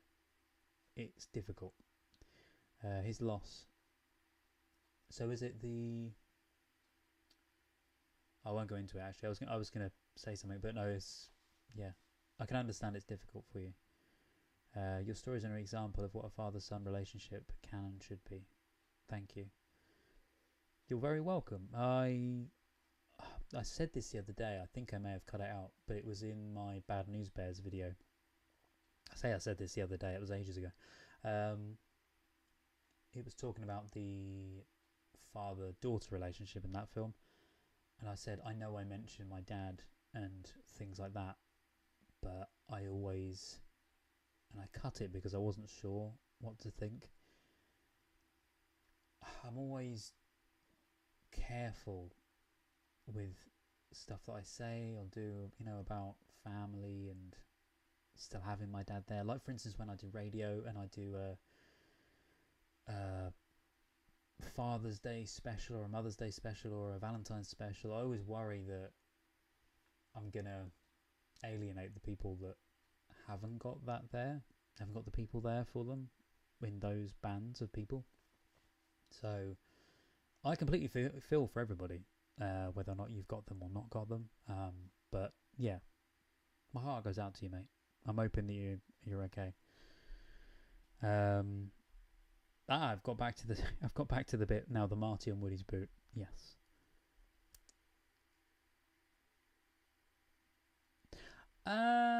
Yes. Hello, sir.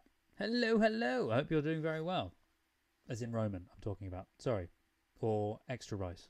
Is it Extra Rice? Is that how you say your name? Yes, I'll call you Roman, though. I hope you don't mind. Yes. We do talk in Instagram. You're an amazing guy. I'm so sorry that I've not got back to you. I will get back to you eventually. But yeah, everything's been just manic the last month. The move happened. I've been sorting everything else out here. You don't know, but just off camera to the left there, I've had... Left, I think I said? Left is what I meant. I've had to have half of the kitchen ripped back out again because the numpties that did the kitchen in the first place... And if you're watching this, builders, yes, you, sir, I'm not going to say your name, but yes, you, decided to fit the kitchen wrong. As in, they measured it wrong. So I went to put my fridge in and the washing machine, and it doesn't fit. No, it doesn't fit. The washing machine fits. Or the fridge fits, but not both. Because the cabinet on the left is far too large. So they've now had to rip out the cabinet, the sideboard, the tiling, and everything. So I've now got half a kitchen that I'm kind of working with a kettle on the other side that works. But yeah, that's I've just got a gap where there was a cupboard. Honestly, it kind of looks okay, but yeah, there's a gap there, unfortunately. Yes, Marla, hello. I hope you're doing all right. Sorry, I had not noticed that you came in, so apologies. But hello, Marla. I hope you're doing really well. I've actually not seen Metropolis, so yes, I think that is on my list. I'm going to add it now, because a few people this stream... Is it a popular film? As in, at this moment, is it a popular film with YouTubers doing the reaction to it? I don't specifically do... Oh, no, that's the wrong list. I was going to add it to the wrong list. Yeah, I don't normally do films that a lot of people have been doing, but... If you guys request it, like if there's a massive massively requested one, then I do it. But I'm just looking on the list. I need a list that I can just search in the list instead of having to trawl through it myself. I've got no way to search in this list as far as I can tell. I have to just do it manually. I'm going to add it to the bottom of the list for now. But yes, I will react to it at some point, Metropolis. And if not, then kick me. Just let me know that I've not done it yet, and then I'll let you know. Yeah, there's a load of people saying it. 1972 and Things to Come. Thank you very much. That is one I've not got on the list for definite because I have not heard of that film. So that is another one going on the list. I'm not going to put the name for Metropolis of who said it because of the fact that a bunch of people have said it, but under Things to Come I will put that you, Marla, have said it. I missed the early chat. Any new movie reactions coming soon? Yes, John, there is I think I may have said this since you've mentioned it, but yes, the newest one, and I'm so sorry that it's been so long since a movie reaction, because I did Citizen Kane, and then just I haven't done one since because of everything that's happened, like the move and stuff. There's a Bad News Bears reaction. It's the 2005 one coming, and that should be coming this week, as in it is coming this week, but I don't know when. So I'm hoping that it's going to be out within the next...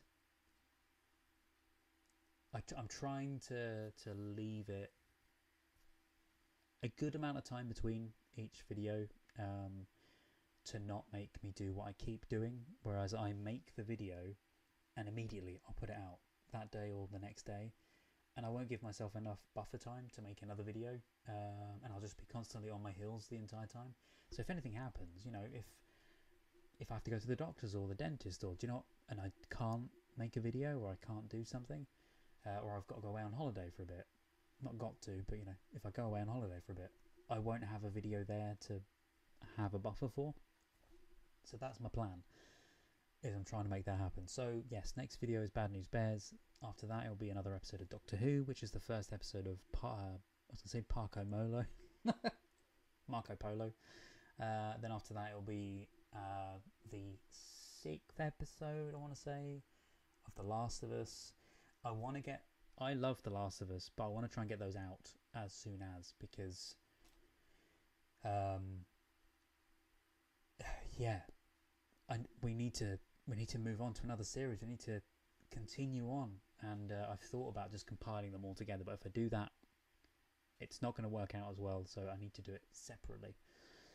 But edits take a while, so hoping that's okay. The next one after Bad News Bears, that's a film, the next one will be, so the running order will be Bad News Bears, Doctor Who, The Last of Us, and then Halloween 2. My plan originally, when I got back to this place, was to have two or three videos done, and that's what I had done with the Doctor Who and The Last of Us just gone. Doctor Who was done, and I finished The Last of Us like a day or two later, and I had a buffer of a few days. But within that few days, I had a couple other things happen, like the cupboard and meetings and health and stuff. So I've just ruined those couple of days. So yeah, the plan after Halloween 2 is then another Doctor Who, Last of Us. I'm trying to keep it a bit more of a schedule of, so you know what's coming up next. And then there'll be another video. That next film will be potentially Wayne's World 2, because I've seen it already, as in I've already reacted to it in the other house. I recorded it, and I could have put that out next after Bad News Bears, but I thought I'd already released an image thing of the next films coming up, and I already put Halloween 2 on that list.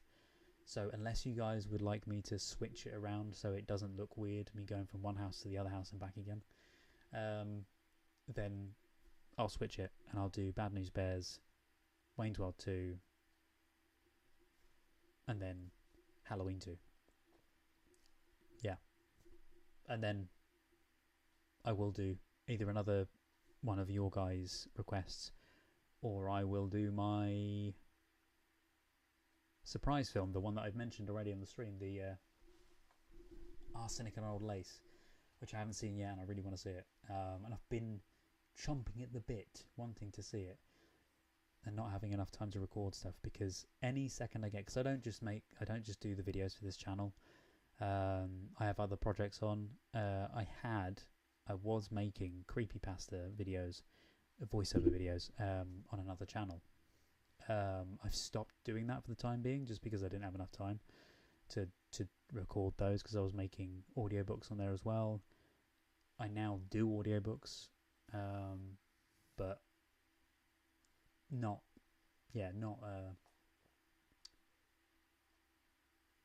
for that channel. That's what I was going to say. My brain just went blank.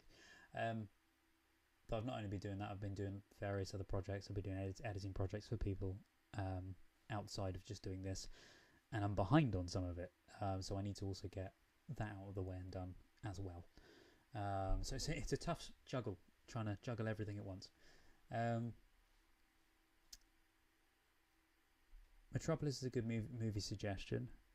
It is meant to be a really good one. I've seen the trailer to it back in 2005, I think I saw 2006.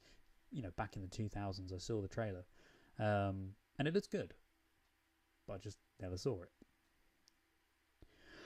Or should I say, I didn't officially see it. I saw it on a tiny iPod screen for about the first minute or so, and went, that's too small, I cannot see a thing. Threw it out the window, not the iPod, the file, just deleted it, and didn't watch it. Marla said, I meant that to all be one sentence.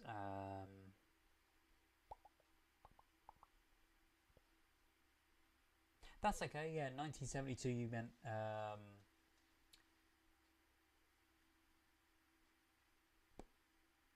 yes. I think I know what you meant. Yeah, Things to Come and Metropolis was meant to be one sentence. Yeah. Oh, you wear a blue light filter lens too? I didn't realise that. Roman says he wears a blue light lens too. It's like Lillian sepia. It is. Genuinely, it is. These are, which I'll show you to the camera. These aren't too bad, because now I'm very, very behind on this chat. They aren't too bad because you can see a slight difference there.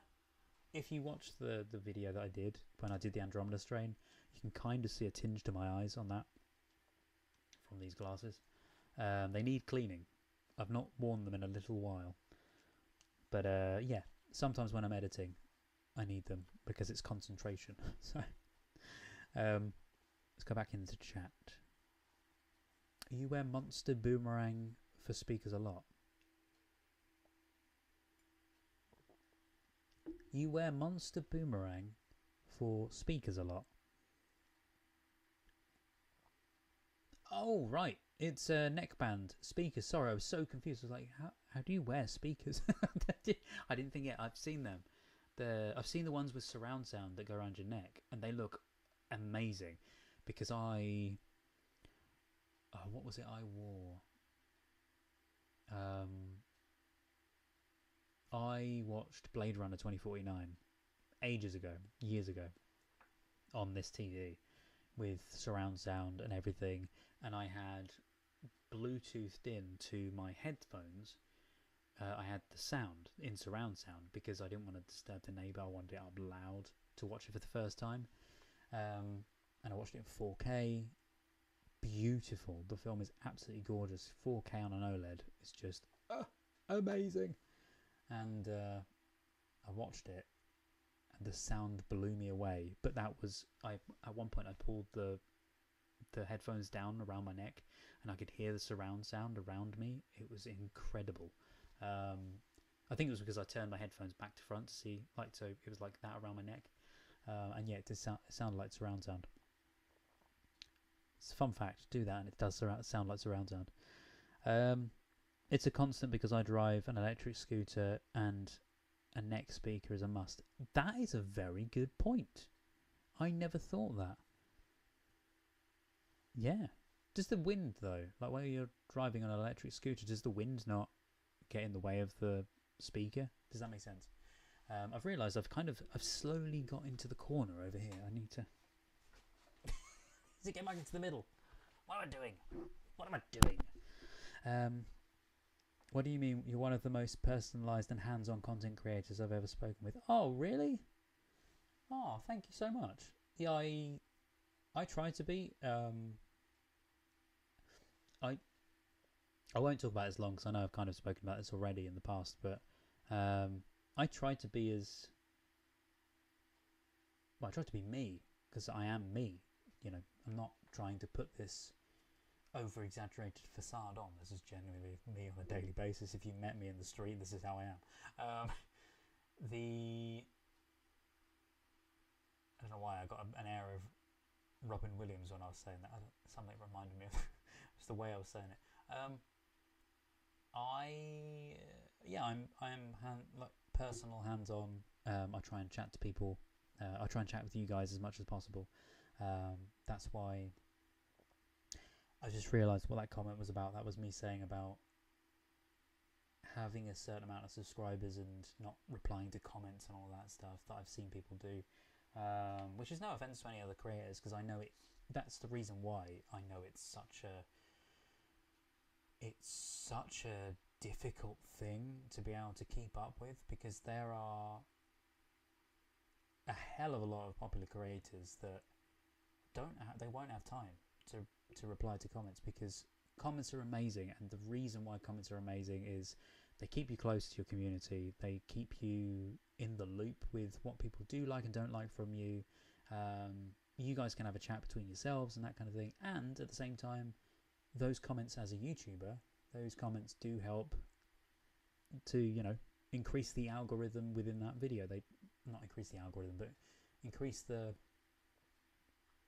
amount that YouTube puts out the video, like, you know, spreads the video to other people that like the same thing, which is why then, that confused me so much. Like when I did the older films like the Andromeda Strain and those films around that time, which I am still doing those, but when I did those, it confused me why so many people watched the videos, because no one else was doing those films, and I enjoy reacting to those films. I'm just surprised that nobody reacted to them before, and that they became pretty popular. So I really thank you guys for that. For your love of film, really did help shine through and show the video to more people. Because, you know, I keep knocking the microphone. I'm so sorry. I should push it away from me like that. There you go. Yeah, so I feel like being me and being more personalised is the better way to be. I don't want to be anything else. I don't want to be this. This is what I feel like I've become slightly over the last few months. I feel like it looks like I'm putting these videos out and I don't care what you guys think, because I'm not replying, I'm not commenting a lot on the videos, to your guys' comments. And I know that's nothing against me as a content creator. I know that's nothing against other content creators that do it. I know it's just the way things go because time constraints and not having enough time to do everything in the world. If I had an editor, this is the thing, if I had an editor, which I'm a video editor, I don't want to hire someone else to be able to do the editing, but if I had an editor, I could then spend the time that I'm not watching films replying to you guys and doing my other work that I need to do. But because I'm kind of trying to juggle everything at once, that's why sometimes I don't reply to things. Yeah. Or I don't reply to things yet. Yeah. 3 months or so down the line, because I know there are comments from even Christmas time that I haven't replied to yet. So months down the line, I will get around to it, I promise you. As in now. Sometime now, I will reply to them. Just looking back at the chat. I can't believe how you actually took your time to snoop around my Instagram to determine what I actually do for a living. Yes, I'm that forensics guy. Yeah, it's because nobody, many content creators, they don't reach out to people, they don't contact people, but because you reached out to me, and the same with anybody, if you guys reach out to me, because it's so difficult. I know YouTube used to have a message system, but they don't anymore. But if you reached out to me on Twitter, Instagram, any of the social medias and stuff, I will answer. I will reply, and depending on how much time I've got, I will reply either straight away or at some point in the future. But I will reply as much as possible, because I do love you guys, and I do appreciate you being there with me and supporting me in any way possible. Even just joining me here is incredible, so thank you. Because I don't, no one deserves it, but we put the effort into videos, so it's nice that other people can enjoy it. That's some of the big upside, the benefits to making people smile. So, if that makes any sense. What was the... Sorry, John, what was the... You've put WoW and then put a Pirates thing. Oh, do you mean because I'm bringing it to the channel? I've just realised I said it just after that other comment you made. Yes. I am bringing it. I promise you. I have very limited relationship with my parents. I have a decent one with my dad, at least. I don't really talk to my mum, nor do I have any kind of relationship beyond. I'm starting to lose my voice, as you can probably tell. Oh, man. I'm so sorry. See, it's so strange, but with a lot of people don't have amazing relationships with parents, which I find it's so... I feel like it's awful for you guys that don't have that connection there. And it's not your fault, I know that. It's the fact that your parents... It could be that the parents' relationship is broken down. That's then made your relationship break down with your parents. Or it could be that their parents, as in your parents' parents, were quite harsh on them as they were children. So that's the reason why they're not as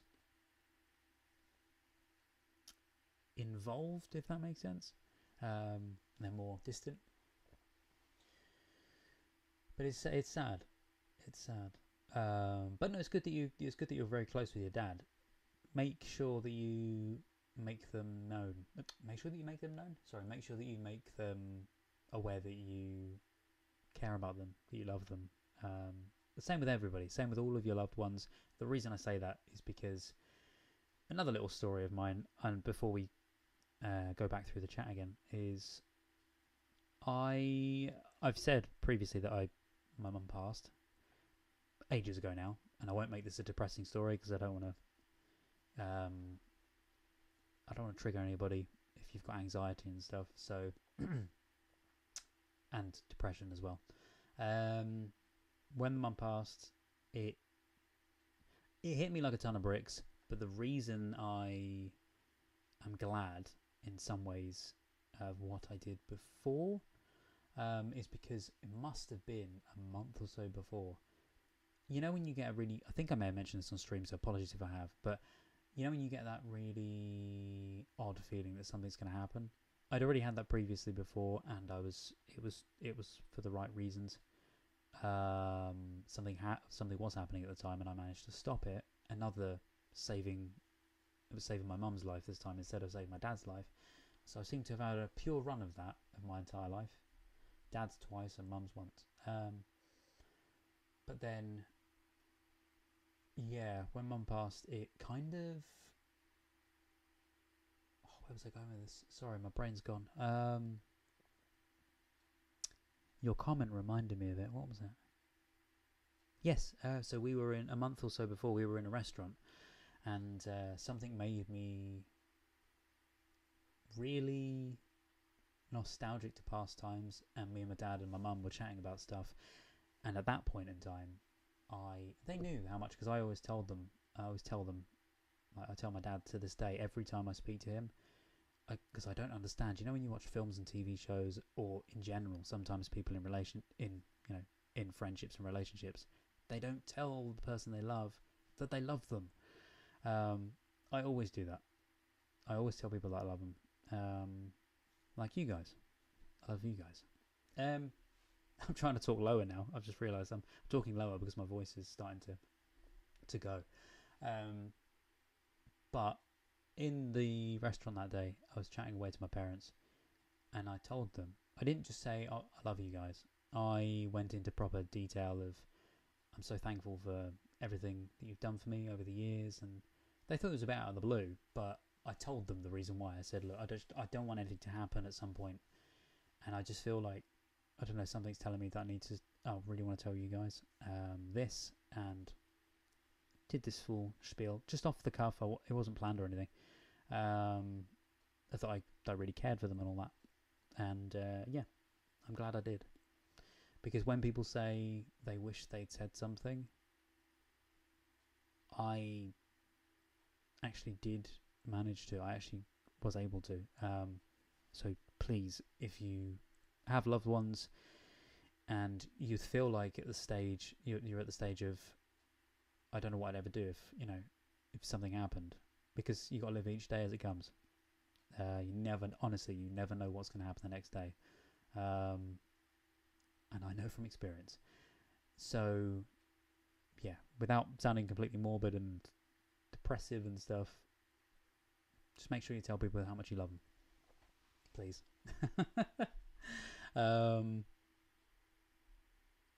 It's got a bit deep there. Sorry.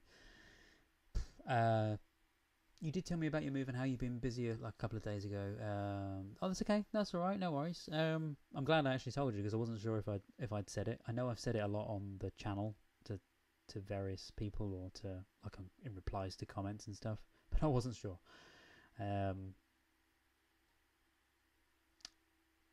No one is talking about it. Marla, sorry, what was it that no one's talking about? Do you mean the reactions?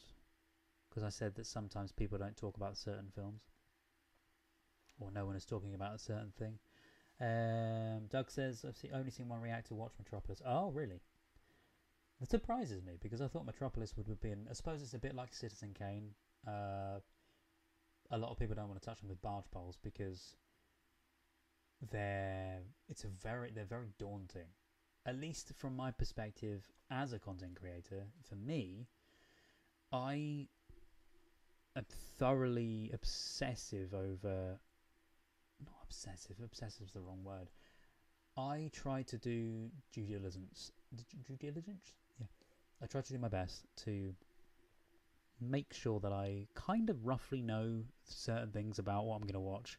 Sometimes I just go in blind, but I try to at least know that what I'm going to be watching is okay, and that it's not weird. Like, there are one or two films that I will not be watching on the channel. I'm not going to say what they are, because I have a feeling that as soon as I say them, people are then going to ask me to react to them.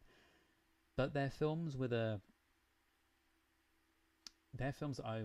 I wouldn't watch normally, and I have a very eclectic taste. I'll watch anything, but mainly this one film specifically. It was made a little while ago, and there was big uproar about the film because of the content that's within the film, and I am not comfortable about watching it, or just in general. I wouldn't watch it myself because of what it's about. So there's certain films that I won't, but for the majority of it, films like Metropolis and Citizen Kane, I think it's daunting, because I haven't had a live stream since, so I haven't been able to tell anybody this. But the reason, Doug, Midnight Mass, sorry, I've just seen your comment. Yes, it's a flipping good series. I've seen it. It's the one about the priest, the evil priest that comes to the island, and that's so bloody good. Oh wait, no, Midnight Mass, is that the... Yes, that is the film, I think, the TV series. Then I was thinking of the Midnight Club as well, which I've seen as well. Is it the Midnight Club? The one about the horror stories at midnight or whatever it is. That's a really good series. A little bit more of a younger audience, that one, but it's good. Sorry, Metropolis and the other one, Citizen Kane. I think it's daunting because people, especially me, like when I went into watching them, I know there was a train of thought I had, and I keep doing it to myself. I went into watching it, and I was so afraid of watching it, because I watched what you guys suggest, and I had this horrible feeling that it was going to be one of those films where I just go, you know, when you just don't feel something, when it just doesn't click. I had this horrible feeling it was going to be like that. The names sounded really strict, and I mentioned this in the video, but it felt so regimented and Citizen Kane. It sounded just like an army saying. I don't know why. Something just didn't feel right about the name. I'm so glad I watched it because it's a really good film. But yeah, it felt almost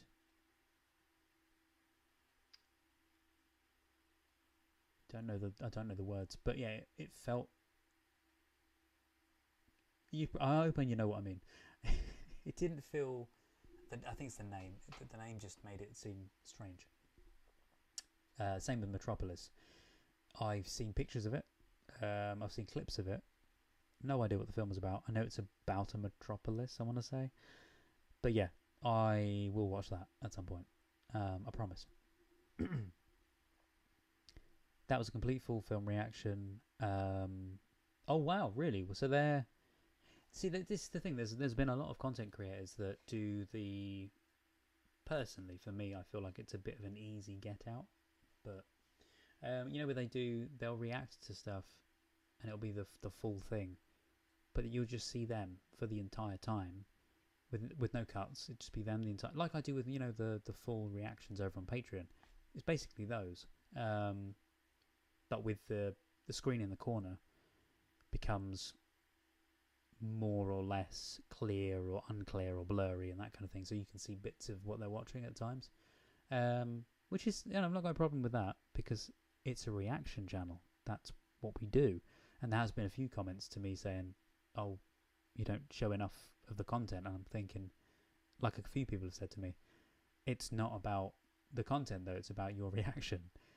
So that makes perfect sense. But I still try to make it a little bit of a storyline there, so you do get the gist of what the film is, so you don't just get, here's a chunk of a film, here's me waffling about what I think about the film, here's another chunk of the film.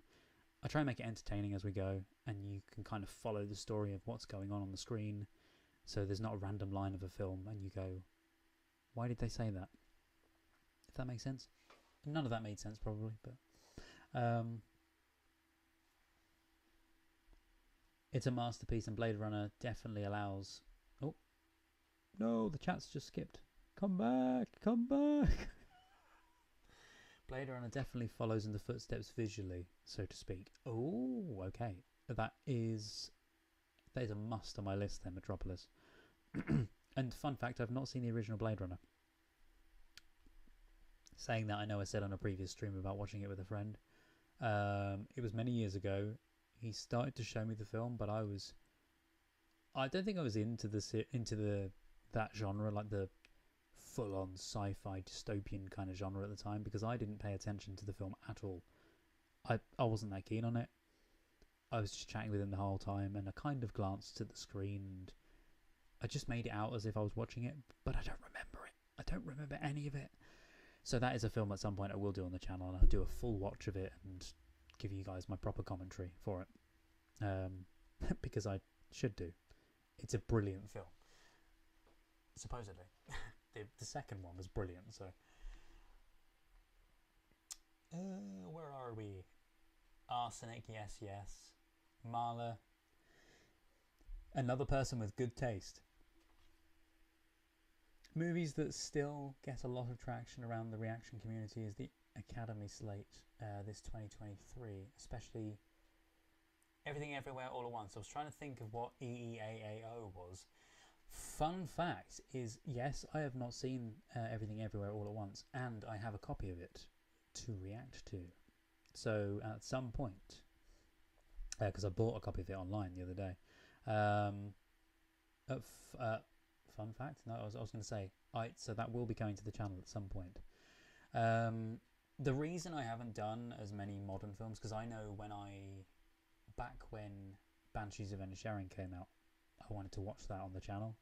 I then went to see it at the cinema. There was another one that came out at the same time, Smile. I saw that in cinema in the end.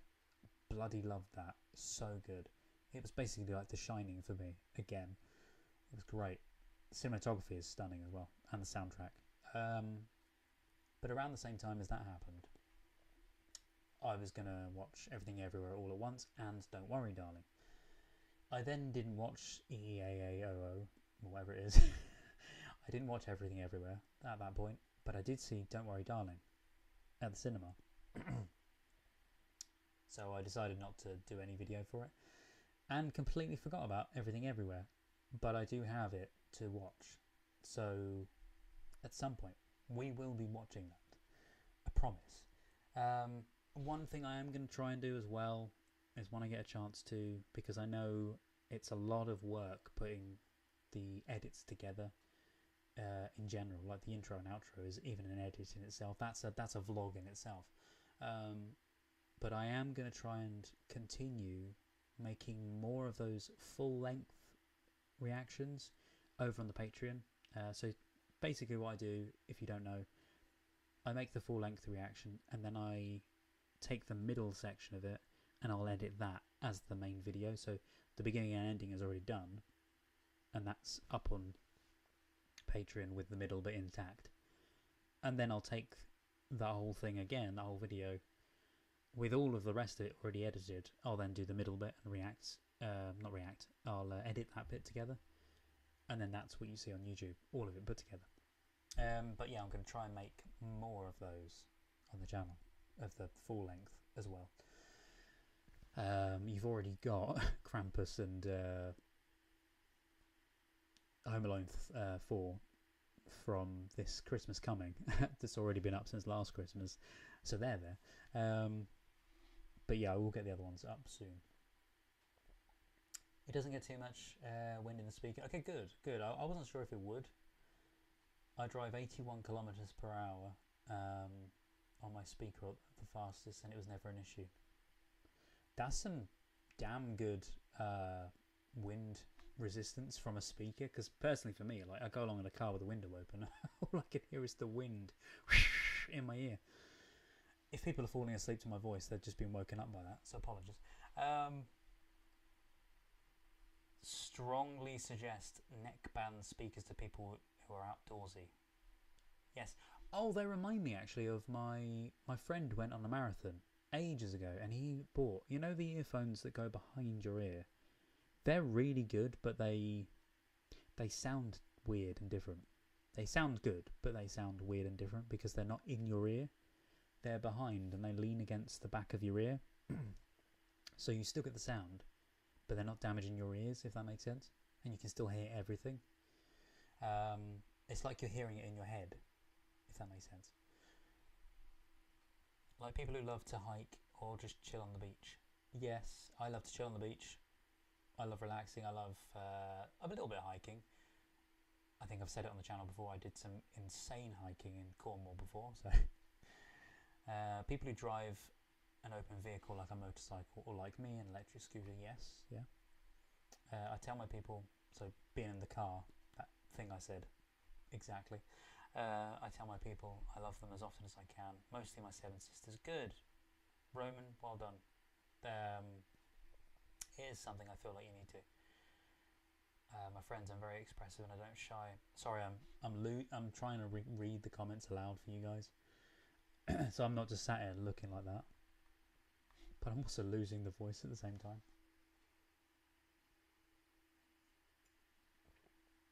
Marla, you have old Hollywood connections. That's incredible. I always wanted to chat with people with old Hollywood connections, no matter who it is. If it's, you knew members of a cast, or you knew whatever, you knew the director, or you knew anything.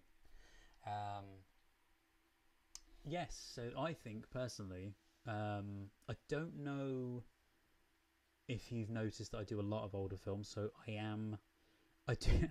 I don't know if there's any. Are there any other YouTubers that do exclusively older films? Because I seem to be becoming the exclusively older film guy on YouTube, or at least on from you guys anyway, suggesting a lot of stuff.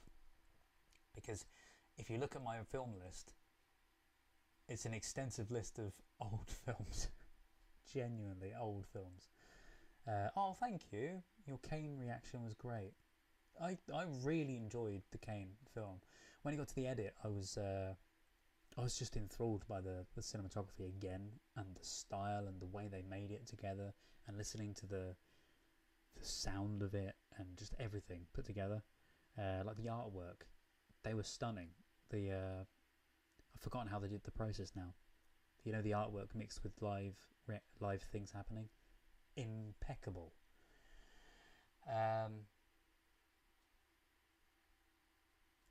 Grandmother. What was that? Grandmother? Your grandmother got to meet some amazing people. She is so lucky. Good on her though for meeting them.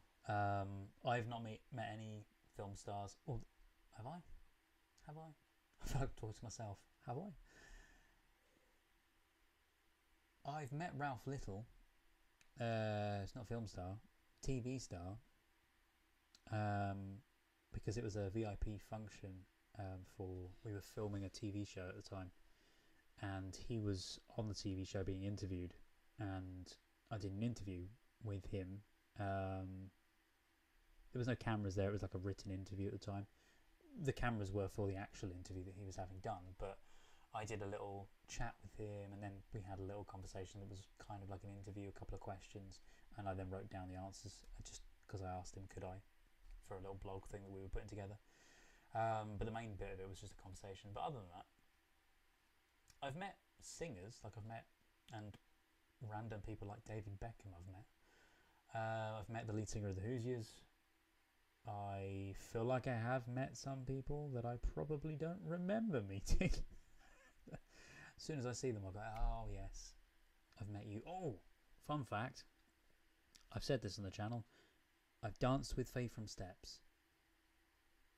It's a random fact, but it was at a friend's wedding, or family friend's wedding. She knew Faye, hence why. So Steps were there and I danced with them on stage. It was amazing, but yeah. Do you ever watch foreign films? So this is something I've been wanting to do. I've been wanting to watch more of. I don't remember the guy's name. It's a director who did Umbrella de Cherbourg. I want to say it's called. I've got the DVDs of it, not the DVDs, the Blu-rays of it. Blu-rays, 4Ks of it, I think they are. I've got the entire set, and I would love to react to the rest of them because I've seen the Umbrella de Cherbourg film. If that's how you say it, I'm sorry if it isn't. And one of my all-time favourite films is, but I've not reacted to it because I've seen it, is Cinema Paradiso. It's an Italian film, and if you've not seen it, and if you love great father-son type stories, again, father-son stories, if you like a little bit of a romance film, it's very whimsical the right word? Romantic, whimsical kind of Italian film. It's a superb film, and the cinematography is stunning as well. It's not incredible, but it's fantastic, and it's become one of my favourite films. It's on my top 10 list of films on my lists, hence why I've got it in my collection, because I've got the 4K, so it's one of them. So yes, I do watch foreign films, and if you do you prefer to watch foreign films in their native language? Yes, I do, in their native language. So I've been watching, not recently, but before I watched, do you know the Netflix series Lupin? There were a lot of people that watched it in English. I watched it in French, Is it French? I watched it in its original language, and the same goes with Dark, the TV series Dark, and various other things I've seen over the years. There was a time travel series which you'll love if you love Back to the Future and all that kind of stuff. This thing that I cannot remember the name of now, but it delves into a guy who... There was a few of them, but this one specifically. A guy loses his family in a car crash. He is kind of depressed, he's not too with it, and he rents out this, or he goes to see this woman anyway, at it's a shop with a shutter kind of thing, or like a lot area where there's a shutter over the front of it. Anyway, he goes to see this woman there, and she takes him out the back through this hole in the wall, and out the back in the hole in the wall there's this sofa with this wrist thing on it, and the wrist thing helps him to travel in time and space and that kind of thing. And it's a genuinely interesting story the way it plays out, but it's all foreign. It's all in a foreign language. I think again that might be French, I'm not sure. But if you get a chance to see it, check it out. I'm sorry I don't remember the name. I could check my Netflix list. I don't have Netflix at the moment because I've cancelled the subscription because it's far too expensive. But yeah, it's over there. Go and check that out. Another one, it's English, but it's amazing, is The OA. So go and check out The OA. That gets very mind-effy in the last series. Very, very mind-effy. Especially in the last few episodes. I'm just reading the comments, sorry. Or do you like to watch it with English subtitles, or do you watch the dubbed one? Yeah, no, again, I have seen things with it dubbed, but I don't know why, but I tend to watch, like when I watched Lupin, I think I watched the first episode or two in English with the subtitles, but I noticed, I noticed that same with Dark. I noticed that a lot of the show was mistranslated when it was turned into English, which I think happens a lot. But a lot of the words that are said didn't make any sense. As in, a lot of the words in the English language didn't make any sense in comparison to what they were trying to do, or it was the wrong way they were saying things. So I ended up watching it in the original language with subtitles, because the subtitles were telling me what it was actually saying, but the English was telling me something really plain and boring, and it didn't really fit the emotion of the scene. And that's why I like seeing the emotion. But reading subtitles only, despite hearing the language, and I can kind of get a feeling and a gist for the emotion, just subtitles alone doesn't always give you that emotion, and it also causes your eye to look down, and you can't really see everything that's going on. So that's the downside to it. Ideally, I really want to learn the language and then watch it. But yeah, I started learning Spanish years ago. Started learning French years ago. Started learning Japanese. Mainly recently, I've started learning Japanese because of doing the audiobook and having to say Japanese words. But yeah. Moving on with the conversation. I'm trying to get down on my Academy 2023 list before deciding to go back to therapy. Maybe something will click and change in me. I don't want to have to pay for another therapy session. Honestly, I hope. This is the thing. A lot of people say, "Oh no," to therapy, like it's a bad thing, or it doesn't do you any good, that kind of thing, or it just makes you worse. I've had a bit of therapy in the past, not a massive amount, but I've had some therapy in the past, and it genuinely helped me. But depending on the level of therapy that you need and the things that you're trying to get help with, personally, some of it you could probably make better yourself. And if you are trying that, then that's absolutely amazing. Try it, and if it doesn't work, then don't feel like it's the end of the world. Don't feel like it's, oh, no one else everybody hates therapy. I shouldn't have to deal with it. I don't want to go to therapy because, you know, it's a bad thing. It's not. People do go to therapy, and whether through that or other means, they get better. And or at least they're helped to deal with it. Like when my mum passed, that was one of the reasons I went to therapy, to help me get through that. Most of it I got through myself, and I still to this day am a little bit upset about it, or a lot. You never lose someone and then get over it fully, but you know. Yeah, there's certain things that I watch or listen to now, even things that we've watched on the channel, and yeah, it gets to me, and I think about it.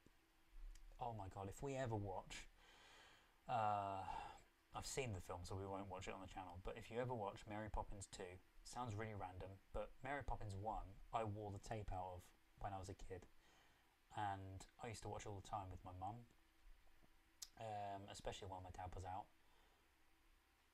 And when Mary Poppins 2 came out, it came out not long after my mum passed, and I went to see it at a midnight showing in the cinema. And some of the themes that are in Mary Poppins 2 really, really hit home with me. And to this day, I've got it on DVD, Blu-ray, 4K. Yeah, you know what I mean. I'm saying DVD, but you know what I mean. I've got it on physical media, and I cry to this day. The scene where they talk about their losing a mum, the song that they do. Oh my god, that makes me bawl every time.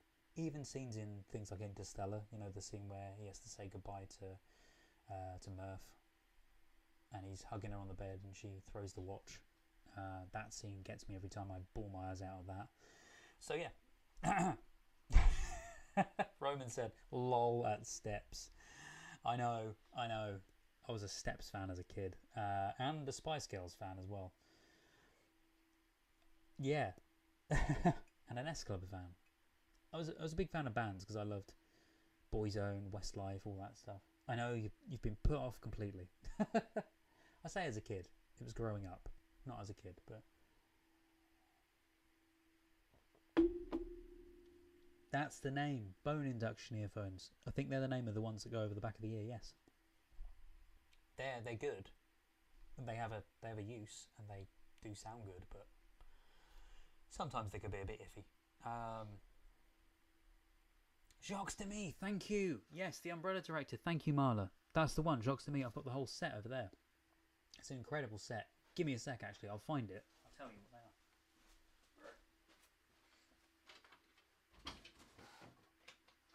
Somewhere over the rainbow. I'm hoping you can still hear me.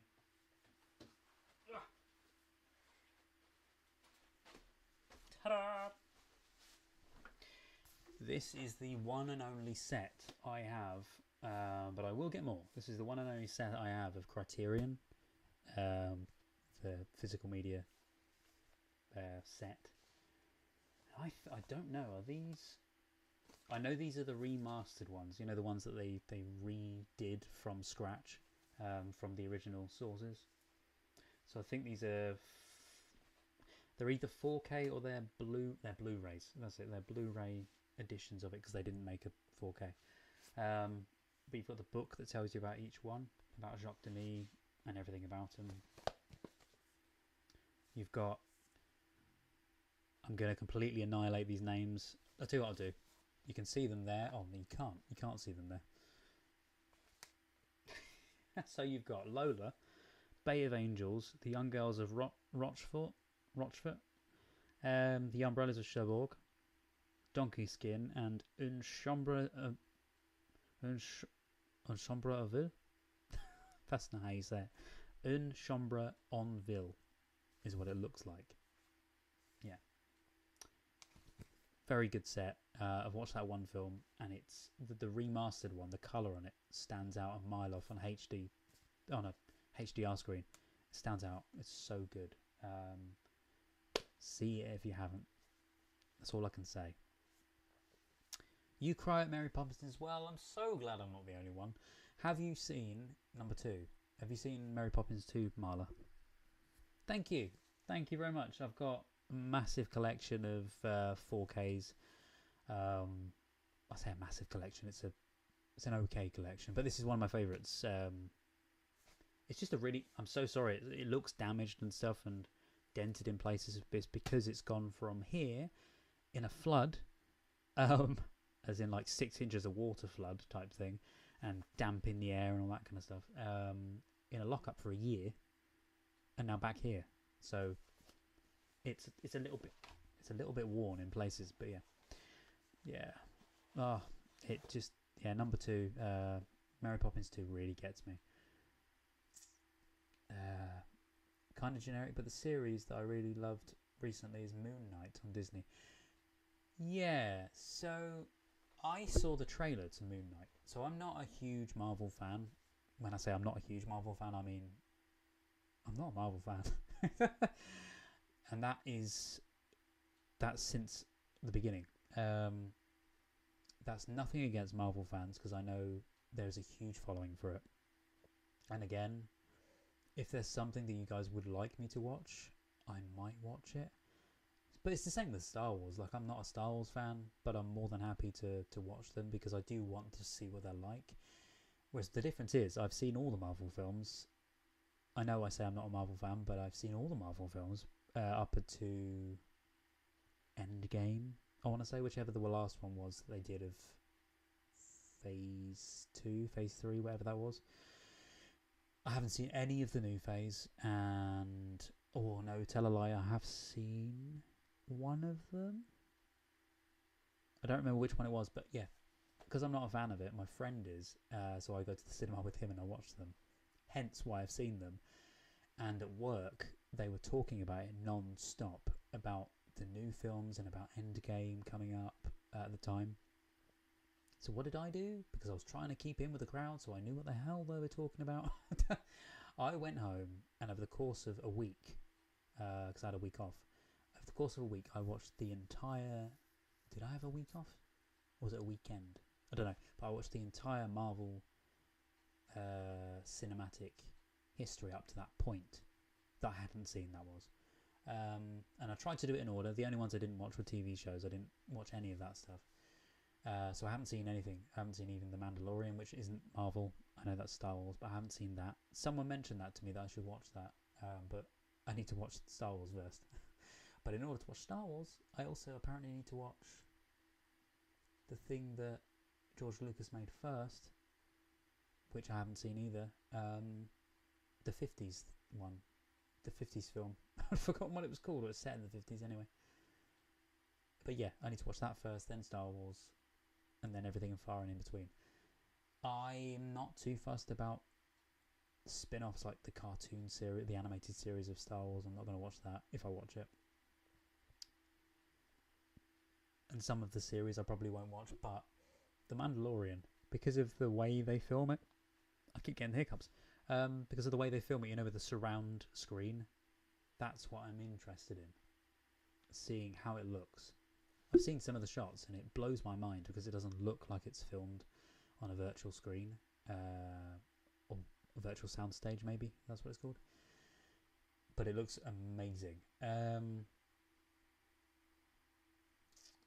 Yeah. I don't know where I was going with that. Oh, that was it. You were saying about Moon Knight. Yes, I saw the trailer to Moon Knight. It looks interesting. As in, it's something, if it was a standalone thing that wasn't Marvel, I probably would watch it anyway.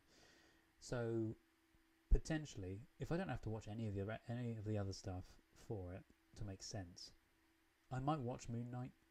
Even off the channel, I might watch Moon Knight. If I get Disney Plus again. I've cancelled that as well.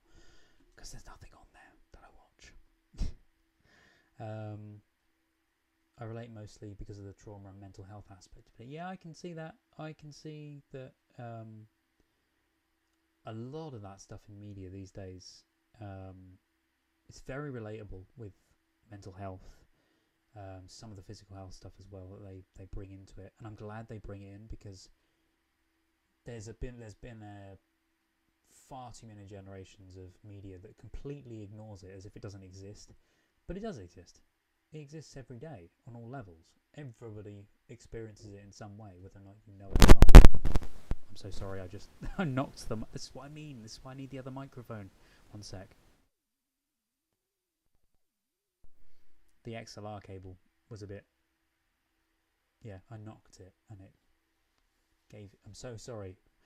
I know some of you are on earphones. Just deafened you. Hang on. Fellini, Bergman, Uzo, Kurosawa, all must see. Yes. A lot of people have recommended Kurosawa to me, and I've got a lot of those on the list.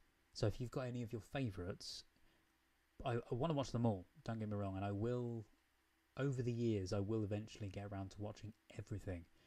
Like for instance, someone said to me the other day. So one of my favourite directors is, Stanley Kubrick, obviously. And someone said to me about watching. What was the film? The one that's every scene is, well, that's everything with him, but every scene is like a painting. Barry Lyndon. Someone said about watching Barry Lyndon, but I've seen Barry Lyndon.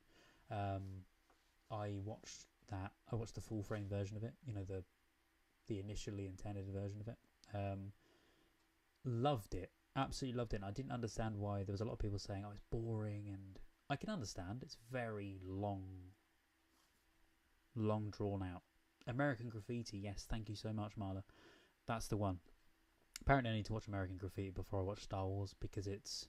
I keep doing it. Because there's some things that... I don't know if it's some things he took inspiration for, but either way, he made American Graffiti first, and then he made Star Wars, so... yeah, there's probably some things that are linked.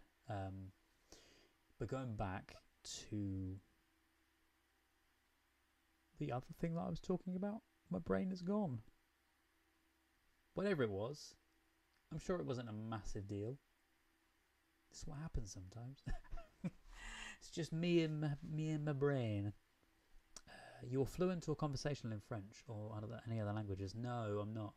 I wish I was. I can say lines of things. I say lines of things. I can say words, the usual words, you know. Bonjour, comment ça va, and various other things, but I can't say other lines. I mean, take this for instance, and me not knowing how to say certain words, and I really do try. When I say things in certain ways, especially when I'm researching things after a video, or if it's the name of a video that we're going to be making, then I'll look up how to say it beforehand. But if it's in trivia sections, I'll look up how to say, I'll try my best to say things the correct way. So when I did the audiobook that I recently done, the Japanese one, it took me, no word of a lie, about 30 takes every time I had to say a Japanese name, because I didn't know how to say the words and the correct is it inflections or the correct, you know, way of saying the intonations of saying the word, and I'd say things a certain way and then listen to the way they said it, and I was going, doesn't sound quite right, and I would try and nail it as perfect as possible. So yeah, I don't speak any fluent or conversational languages like French. I'm so sorry. I wish I did. I really do want to. But yeah, so having this is a little confusing. Having a Jacques Demy set that I don't speak a word of French, but it shows that I do love a good,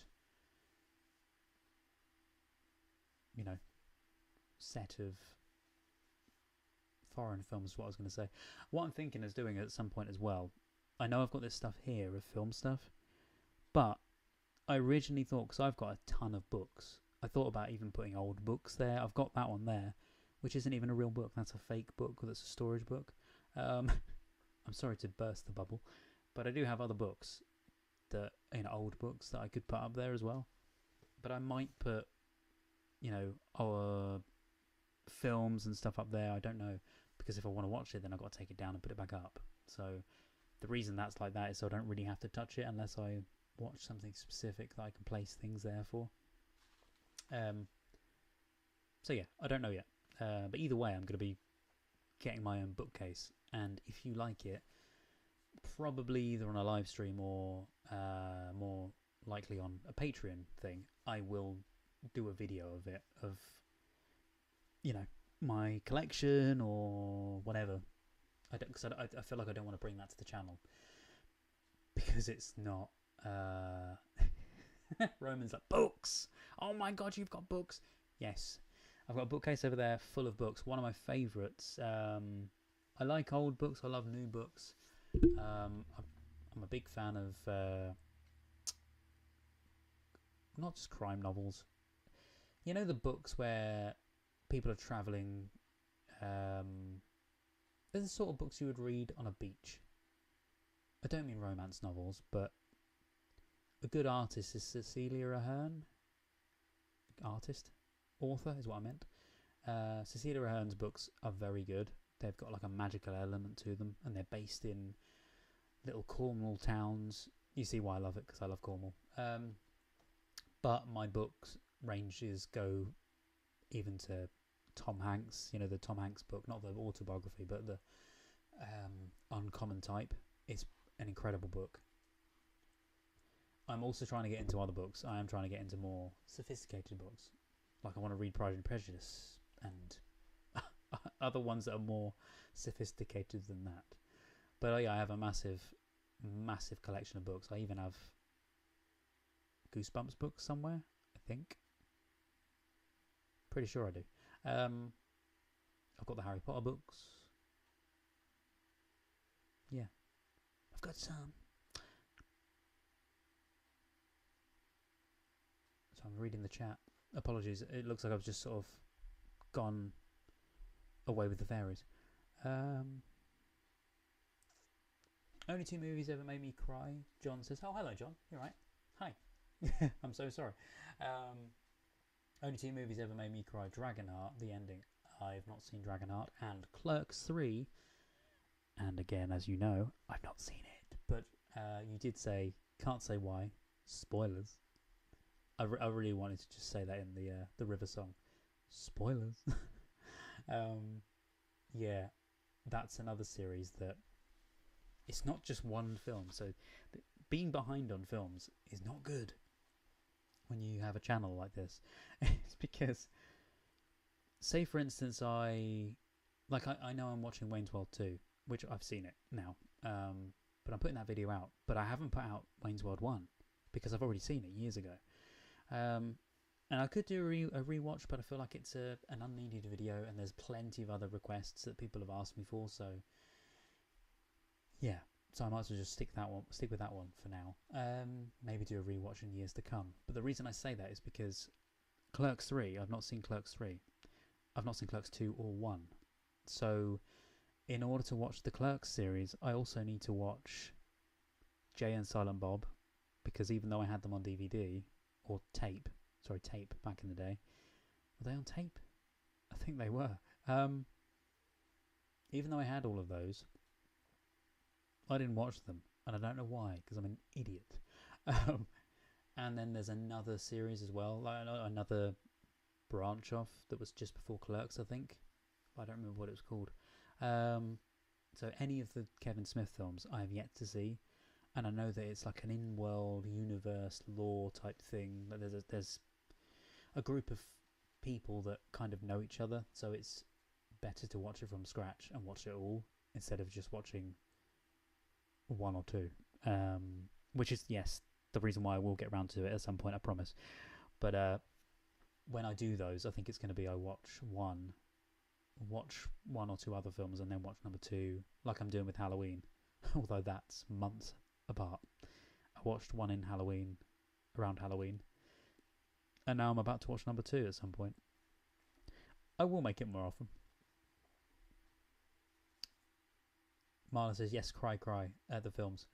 And also this 1962 one. Yes. But Mary Poppins, the first one, it's such a sweet film. Especially the... yeah, you know the bit. Yeah. In case people haven't seen it and they want to watch it. they will have seen it by now. I've done it again. I'm over to the side. I'm relaxing. This is going to be a nightmare. So when I was in the other place, I had a chair that just sat there. I can't lock this chair, and it's a swivel. Oh, I've just knocked the camera.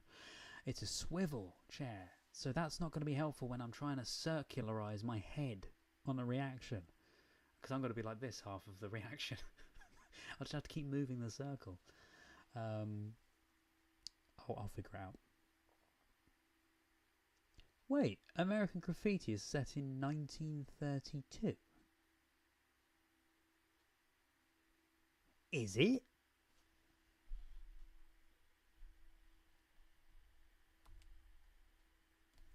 I'm looking this up.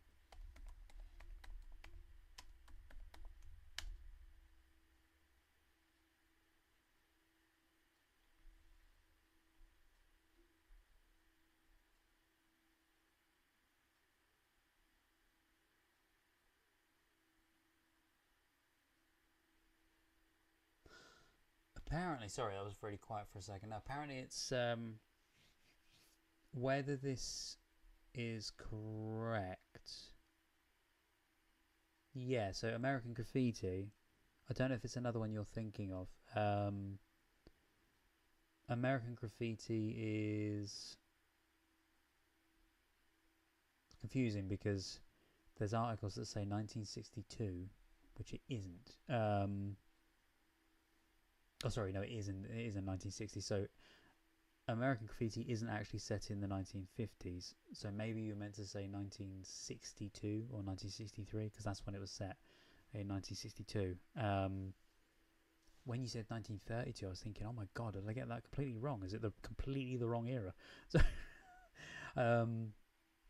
oh yes, sorry, that's when you said no, 1962. Yes, that was about American Graffiti. Apologies.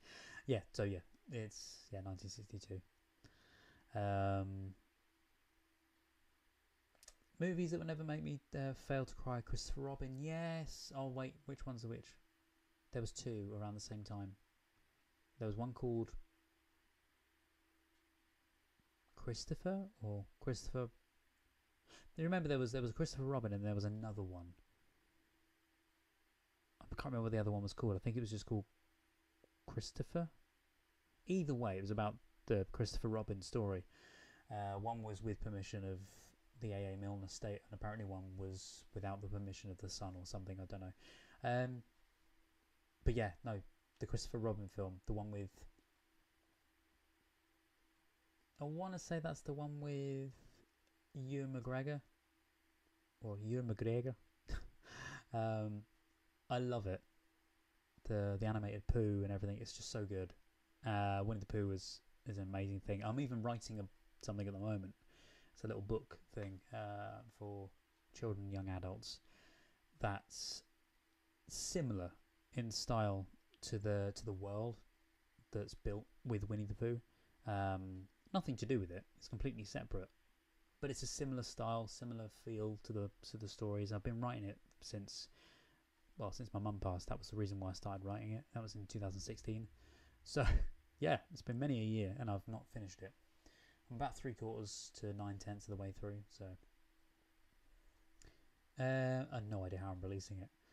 I was going to self-publish it, but I don't know yet. I'll probably go ahead and sub to your Patreon later. Oh, Roman, thank you. If you do, then thank you so much. If you don't, then it's okay. Thank you for being amazing and supporting me anyway with the channel and following me everything I do. Oh my god, I've missed loads of messages. I'm so sorry, everybody. I'll probably go ahead and sub to your Patreon later. I'm in the process of moving too. Oh man, good luck with the move. I'm hoping everything goes really well. I'm hoping there's no hiccups with anything, because there can be. There's a lot of hiccups that can happen, as I know. Make sure your kitchen is correctly measured as well. You never know. And make sure you have enough boxes. If I could send you boxes, I would, because I've got spare boxes here I'm getting rid of. Or I'm probably going to stick it in the attic for now, just in case. But yeah, best of luck with the move. I'm really hoping it goes okay. Let me know how it goes. It's always daunting with the move because there's so many variables that can go wrong, that can all of that stuff. But the majority of the time, it's absolutely fine, and I have all the faith that your move will be fantastic, and I know you're going to love the new place. So,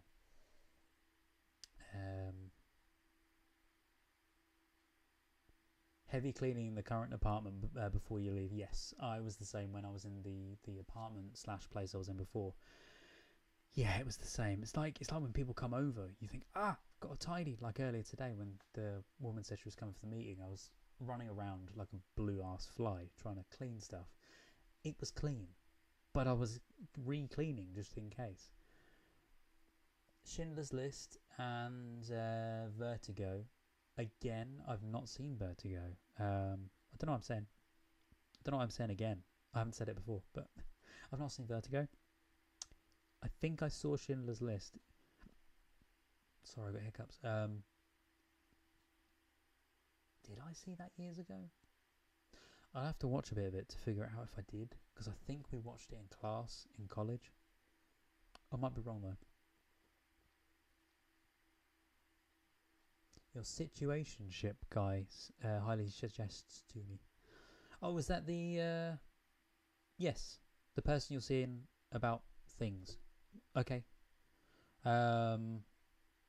Wait, so they said to you, they suggested that you see those films? Really? From what I know about Schindler's List, should you really have seen that? If you're feeling a certain way? Vertigo, probably yes. I don't know though. I watched Citizen Kane. Might be one of the, if not the best film I've ever seen. But for him, it's Vertigo. Oh, that's why he suggested it, because they're good films. Okay, that makes sense. Yeah, personally, having seen bits of the films, because I tend to do that. I watch little clips, but I never watch the full thing because I'm a nightmare like that. Another director I love, but I've yet to see about half of his work, is Wes Anderson. And I take huge inspiration from Wes Anderson in photography, the cinematography work that I do. Not specifically, this shot that you're looking at now, but majority of the time. And I love his work. I want to see the new one that's coming out. Did you guys see, I meant to say this, did you guys see obviously I've not seen Star Wars, but someone had posted, it wasn't by Wes Anderson, but it was as if Wes Anderson had made Star Wars, and it was a trailer in a Wes Anderson style. It's amazing. If you love Wes Anderson, you'll love it, especially if you love Wes Anderson and Star Wars. I've just realised, have you seen how long we've been doing this stream for? 4 hours 40.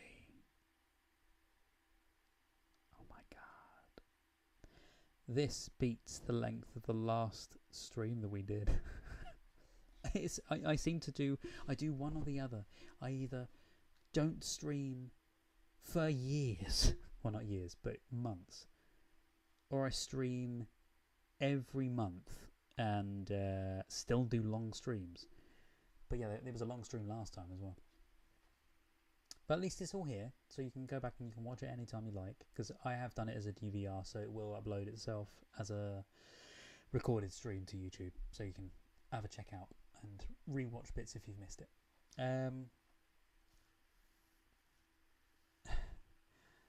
Tokyo Story or Tokyo Story by is it? Yes, I've not seen that one, Tokyo Story, and Seven Samurai I've not seen either. Two of the great ones. Marla says, "Oh my goodness," as in they're really good films. Yeah, I have to see it again. Vertigo. It's an amazing film from what I've heard. There's a certain shot in it, apparently. I can't remember. Someone took inspiration for it, but it's the Contra Zoom. Was it Jaws? Was it Stephen King and not Stephen King? Steven Spielberg in Jaws took inspiration from Vertigo with the Contra Zoom. Someone told me that the other day. I think that was it. Again, I've not seen Jaws. That's another one. Just add it to the list. I'd turn into a messy crying pile if I did. Yeah, genuinely. Oh no, I'm not thinking of Schindler's List. I think I may have seen Schindler's List back in college, but the one I have seen that made me bawl my eyes out when I saw it was The Boy in the Striped Pyjamas. Oh my god. I watched that years ago and I remember it to this day. Not everything about it, but most stuff. I keep feeling like I'm not in focus. I don't know if I am or not. Oh, I am. I think I am. Anyway. I think I am. But yeah, Boy in the Striped Pyjamas. Insanely horrific film, but so touching at the same time. Another one would be, and this next film was one that I watched it just one day. So I used to rent films from, funnily enough, a company called Cinema Paradiso, and that's, I know, one of my favourite films, but I rented through a company called Cinema Paradiso, and I rented Cinema Paradiso from them initially. That was the reason why I started renting from them, because of that film. And, ironically, and this film, the title is similar to It's a Wonderful Life, but it's not. And it's about a family who go to a prisoner of war camp, I want to say. And it's got wonderful or is it beautiful? It's a Beautiful Life or something.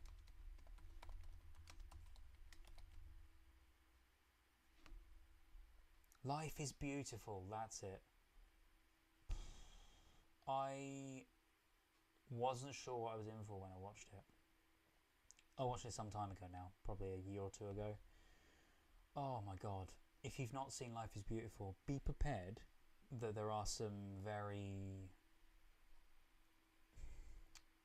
there's some uncomfortable themes in there, with obviously where some of the film takes place, with the camps, or wherever they're based anyway.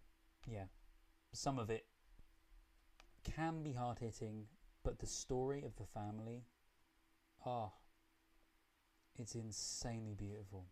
I mean, it is called Life is Beautiful, but you'll like it. I'm thinking I may have to go soon. When I'm losing my voice. Yeah.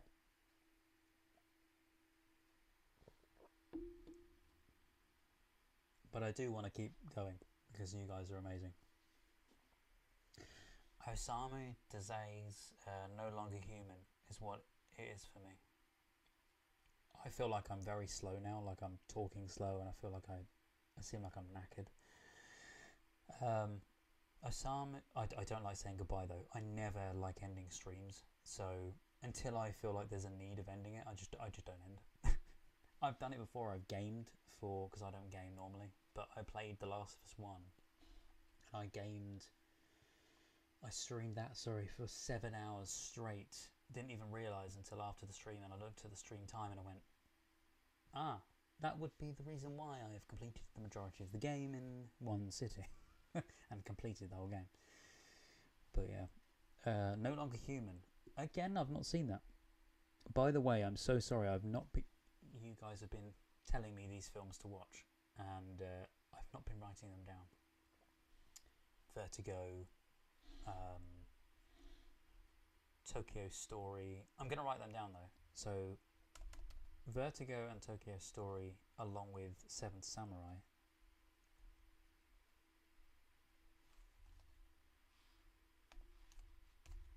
Give me a sec, guys, and I'll be back to the chat.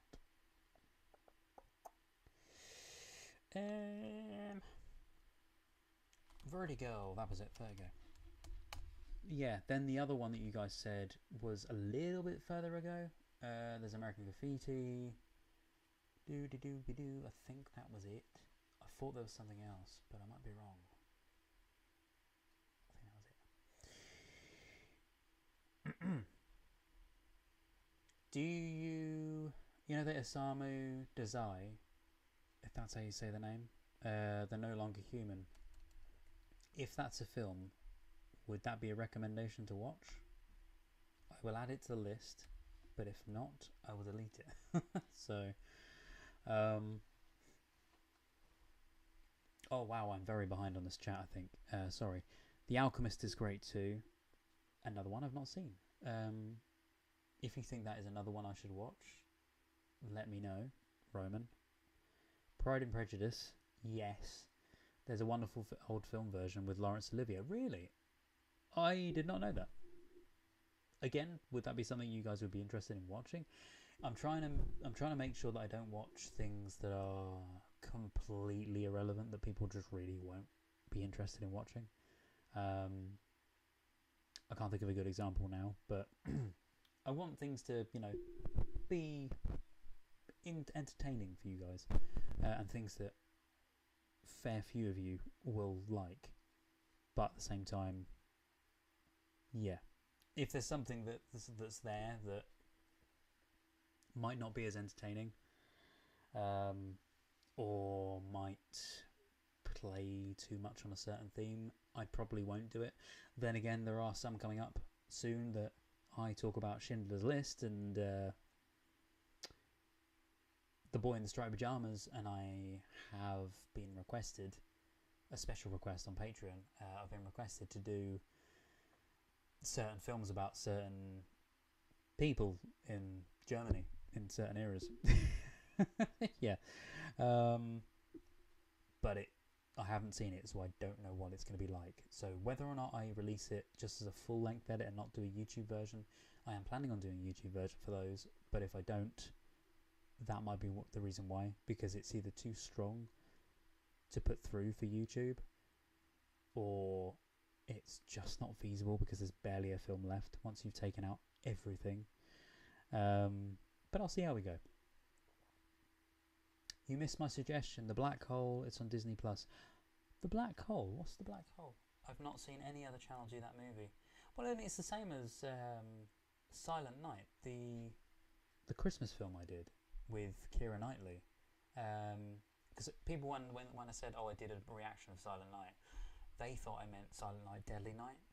Again, another film I've not seen. But no, I meant the rom-com horror called Silent Night.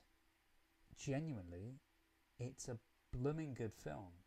It's got some very, very dark themes, and very, very dark themes, so much so that I had to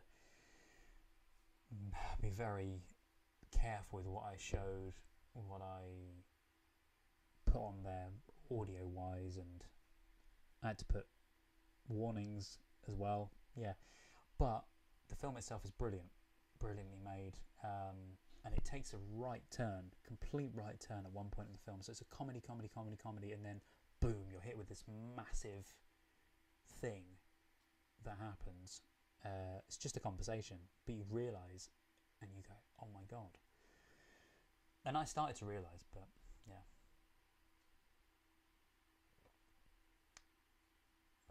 When you said, please just relax, what was that about? Roman, you said, please just relax. Was that because I was worrying about what you guys would think about stuff, or suggestions, or whichever? Okay, before I forget, I'm taking that Black Hole suggestion and I'm noting it down. I'm presuming it's a film. Is it a film or is it a TV show? I don't know.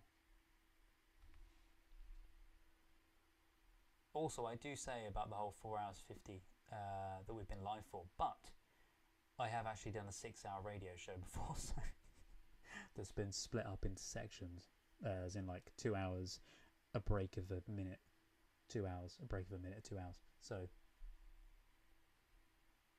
I do watch longer. I do longer things.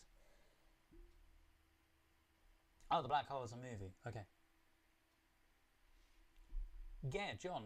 If you've not seen it, I think you'll. If you like horror comedy, but I don't mean it in the sense of it's horror that's played out as a comedy, like, I don't know, Scream, if that makes sense, because I know Scream can come across as like a horror comedy, because it's I'm about to take this knife, but at the same time there's hilarious undertones but real gruesome moments. It's not like that. This thing starts out like your traditional, I'll give you a quick overview of it. So it starts out like a traditional Love Actually Christmas movie. Genuinely does start out very much like that. I think half the cast is from Love Actually as well. It seems like it anyway. There's a ton of swearing in it, and I mean so much so that every other word was a swear word at one point in the film. There's a lot of gaps in the audio because of that, but it's brilliant.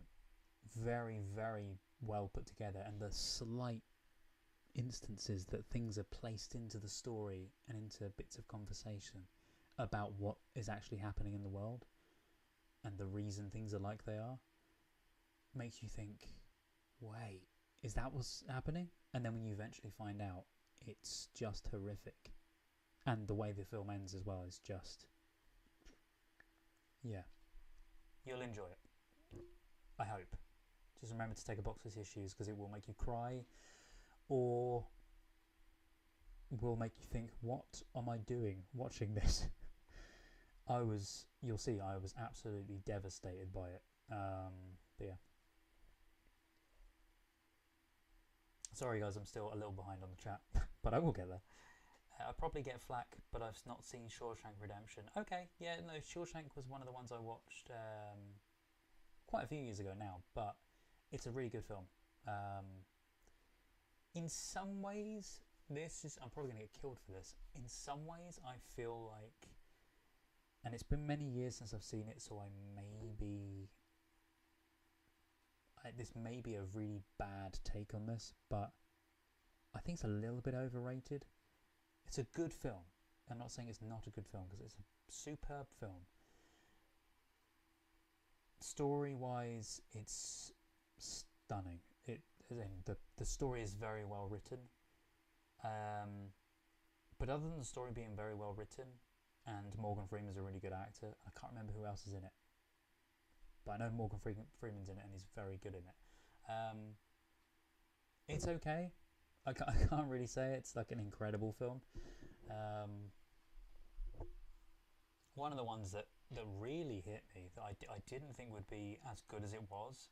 I knew it would be a good film, but I didn't know it was going to be as meaningful as it was Good Will Hunting.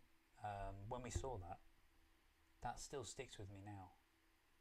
The scenes with him hugging him and saying, it's not your fault. I think he says it's not your fault, but yeah, a lot of that just sticks with me so much now.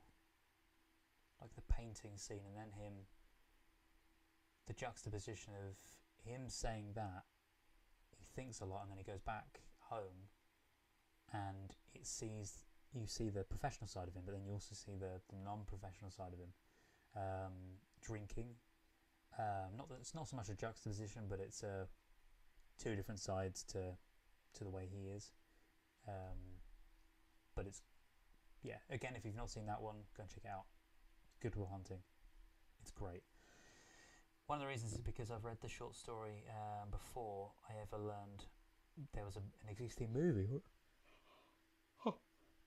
Gotta admit, I didn't know there was a novel, or a short story, sorry, of Shawshank. Didn't even know that existed. So thank you.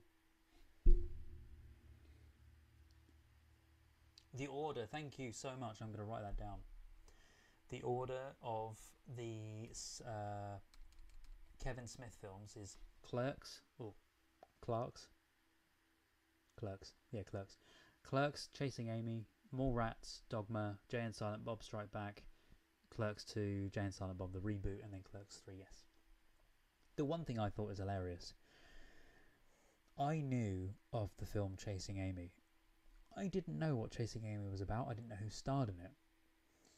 Until many years later, I'm watching.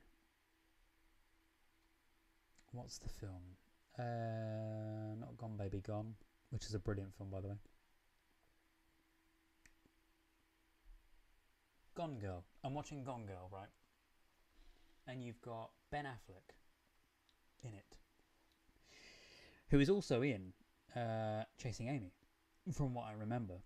Because I've not seen the film, but from what I've seen in pictures and stuff, because I looked this up the other day, because it baffled me, and I went, "Oh my god, how did I not know this?" I think it was in a video. It was in one of the videos. It was when I did the Google hunting thing, I think. But if you've not seen it, you won't know. But he was in Chasing Amy with an Amy, and then he's in Gone Girl, and his wife is called Amy, and he's chasing Amy. So yeah, fun fact. It's not fun fact. Sorry, it's a. Oh my god. Yeah.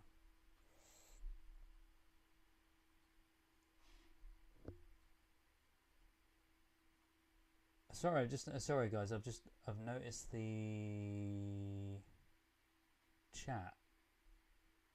You guys are. So Roman has said, "Please just relax" in big capital letters. Then Mara has said, "No." Why are you shouting at each other? What's happened? Have I missed something? I've looked back at the. Oh, is it because Roman went books? Or is it? Are you shouting in the chat because I went books earlier? So you're now shouting things. So I say them in a shouty voice. I can't shout because of the neighbour. That's why I'm saying them as I am. Frankie Goes to Hollywood says relax. Yes, John. I love that song. Another one I have a record for somewhere that's probably ruined by the flood. And I keep knocking this microphone. The Disney one is what it is for me. The one with the Ewan McGregor, yes. Not the Goodbye Christopher Robin. Oh, that was the other film. Thank you. Yes, yeah. Goodbye Christopher Robin, and then the Ewan McGregor Christopher Robin one. Yes. Yeah, the Ewan McGregor one was a lot better than the other one. Don't get me wrong. The other one was. It was good. It was heartfelt, and there was some really nice set design in there. Like the old. Was that the one with the old cottage that they go to? Yeah, I liked that one. With the set design stuff, but the rest of it, 100% the Ewan McGregor one. So. Pride and Prejudice is a wonderful book. Again, I need to read it. I need to read it because I've got it. It's over there in that cupboard, I think. It's a nice old-fashioned one. Any interested in doing a reaction to Avatar 2?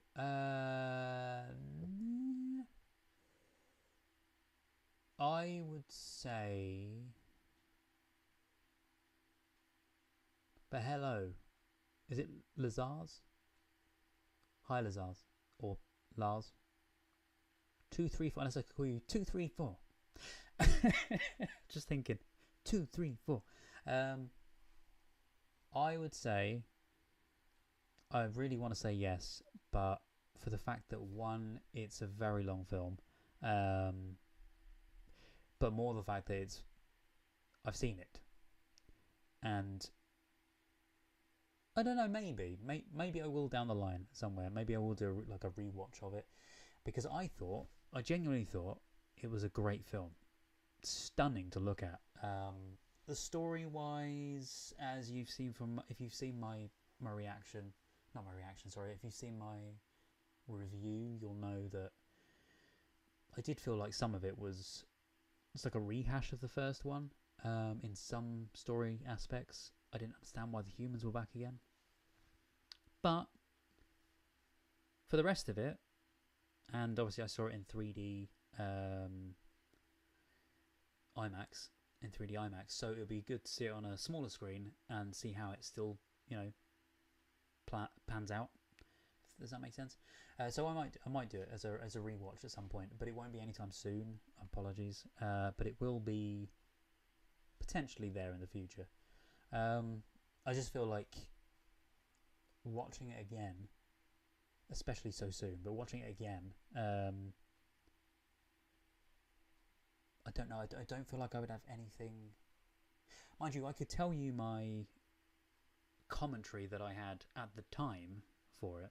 I've also realised that I'm far too close to the camera, by the way. When I do my reactions, I will not be this close. I'll be, hello everybody. I'll be probably back here somewhere. But yeah, I've realised that when I do it, I realise it needs to be more commentary anyway for that one, because I'll have seen it. So it won't be a first time reaction. But if I wait long enough, it will almost be like a first time reaction, because I'll have forgotten some things. Hence why I haven't done Ghostbusters Afterlife yet, because I saw that back in 2021 when it released.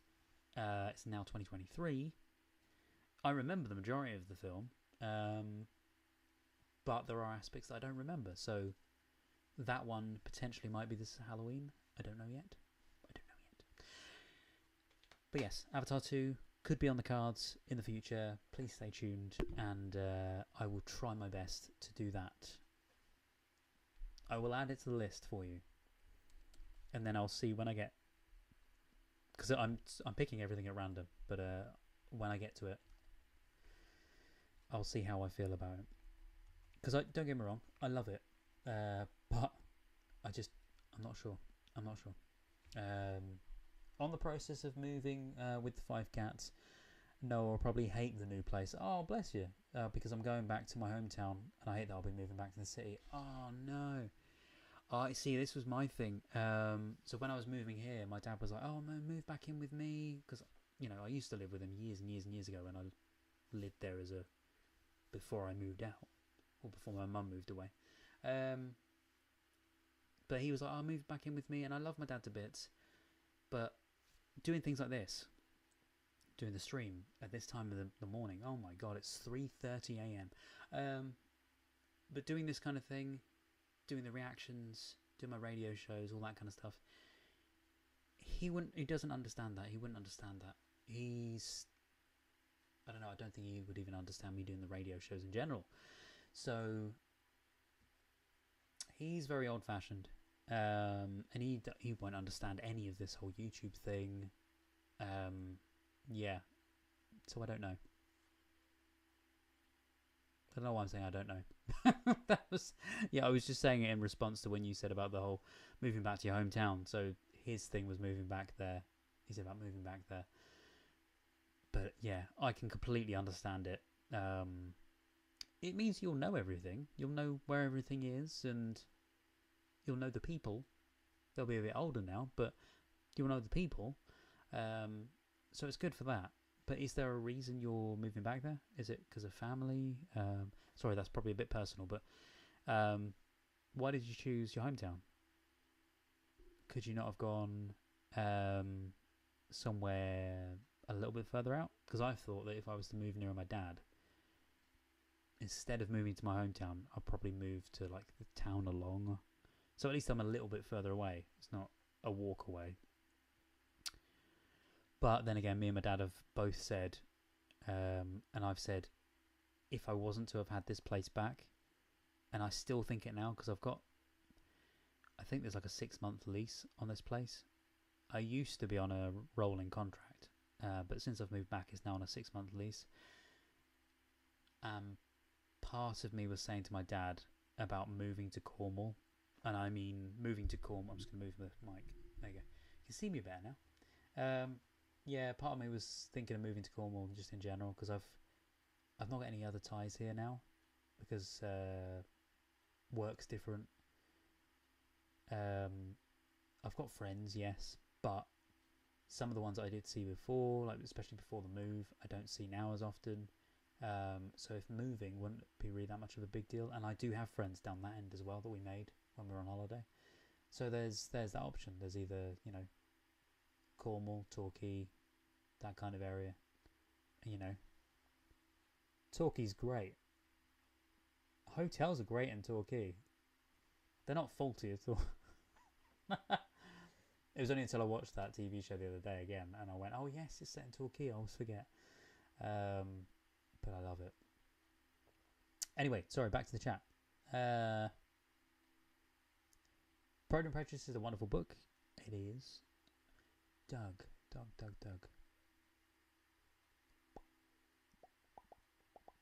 Oh, sorry, that was Roman was saying that to Doug.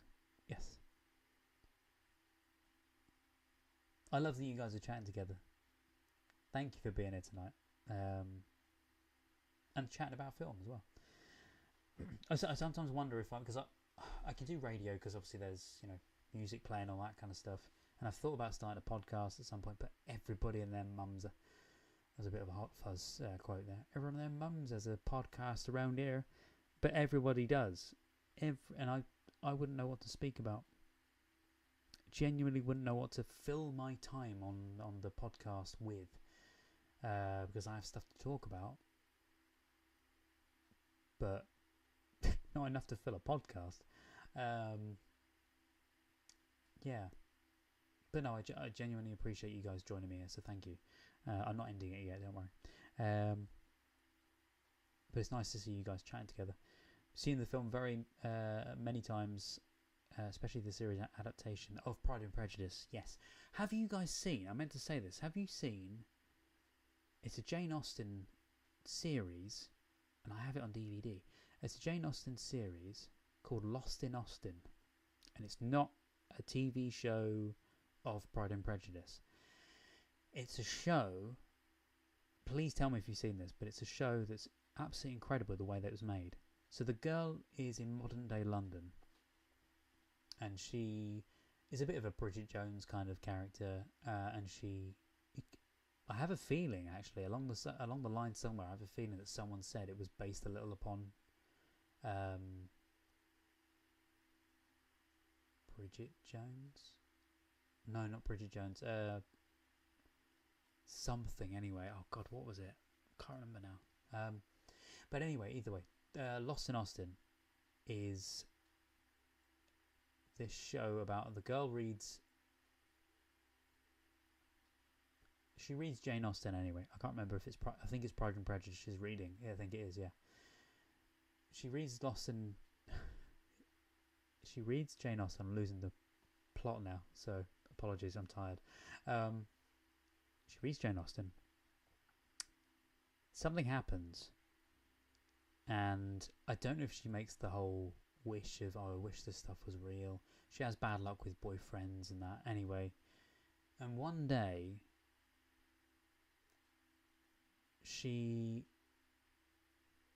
I think it's that she's, all of a sudden, this woman turns up. Something happens anyway, and she encounters the lead character of Pride and Prejudice. I want to say I know her name, but I've completely forgotten. You guys all know. But it's a bit like Life on Mars. Life on Mars, Ash to Ashes. And it's got that kind of weird, quirky concept of they go back in time. It's a reality of characters where they don't belong. It's that kind of thing where she, in the back of her shower, I don't want to give too much away, but in the back of her shower is a doorway to the world of Jane Austen, which I still to this day don't know if she's making it up in her head or if it's a real thing. Is she in a coma? Is she, is it like a Life on Mars thing? Is she got a brain tumor? I don't understand it, but it's brilliant. And when you go through the door, it leads to a hallway in this house within the world of Jane Austen. And when she goes through, it's a bit like the Lion, the Witch, and the Wardrobe thing. She can't get back through at some points, and I think the lead character goes to live in the real world, and she comes to the Austen world. And it's so good. It's so good. Sorry, I feel like I'm losing you guys by wittering on about that. I'll keep going with the chat. I've seen many. Oh, no, that's it. Yeah, Life is Beautiful. It's amazing. I am very behind. Cry box of tissues, please. Your favourite version is the BBC one of Pride and Prejudice. See, this is the interesting thing. So, from what I remember, Lost in Austin was BBC as well. I think. I mean, I can have a look because it is over there. I don't know. I'll keep going in the chat, and I might go over and have a look in a minute.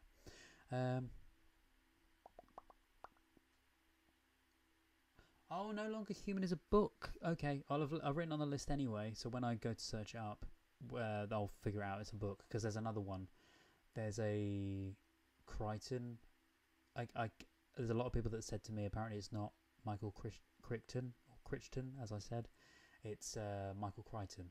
Is it Michael Crichton that I'm thinking? The guy who wrote the Andromeda Strain?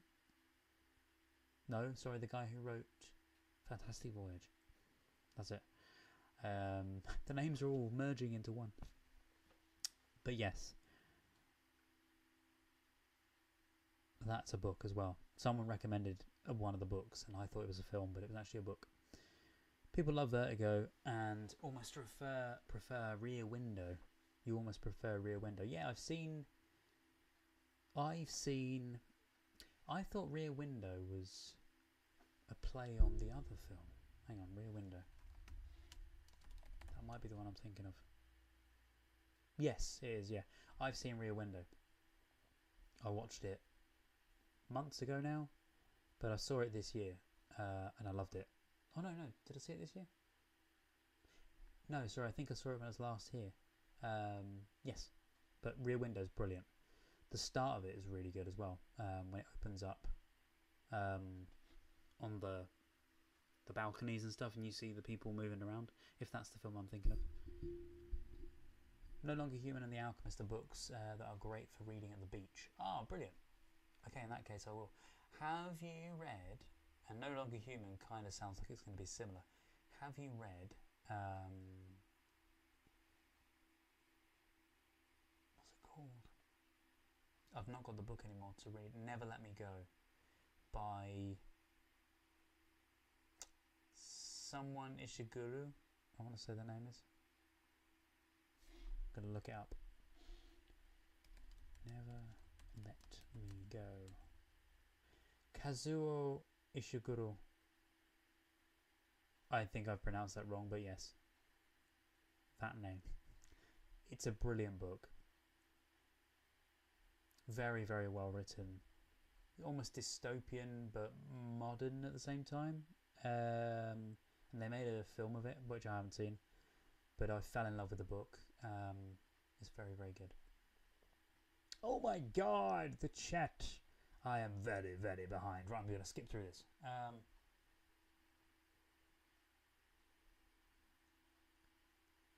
Laurence Olivier is an acting god. He is. His was and still is amazing. He was and still is amazing. I've realised that a lot of people don't read the chat. This is what I prefer reading the chat, like the full thing, you know, person by person, not skipping it and just reading random messages, because you guys put messages for me to read. That's the reason you do that. I love Vertigo, but I recommend people watch Rear Window. Yeah, honestly, out of the two, having not seen Vertigo, I don't know what the differences, sorry, what the similarities are between the two. Presuming because they're both Alfred Hitchcock. Are they Hitchcock? I think. Maybe. I don't remember. But yeah, I would say Rear Window for now. Psycho and others before wrapping their head around the psychological craziness of Vertigo. Okay, I just thought it was a guy that was that had vertigo, that he was afraid of heights. I don't know.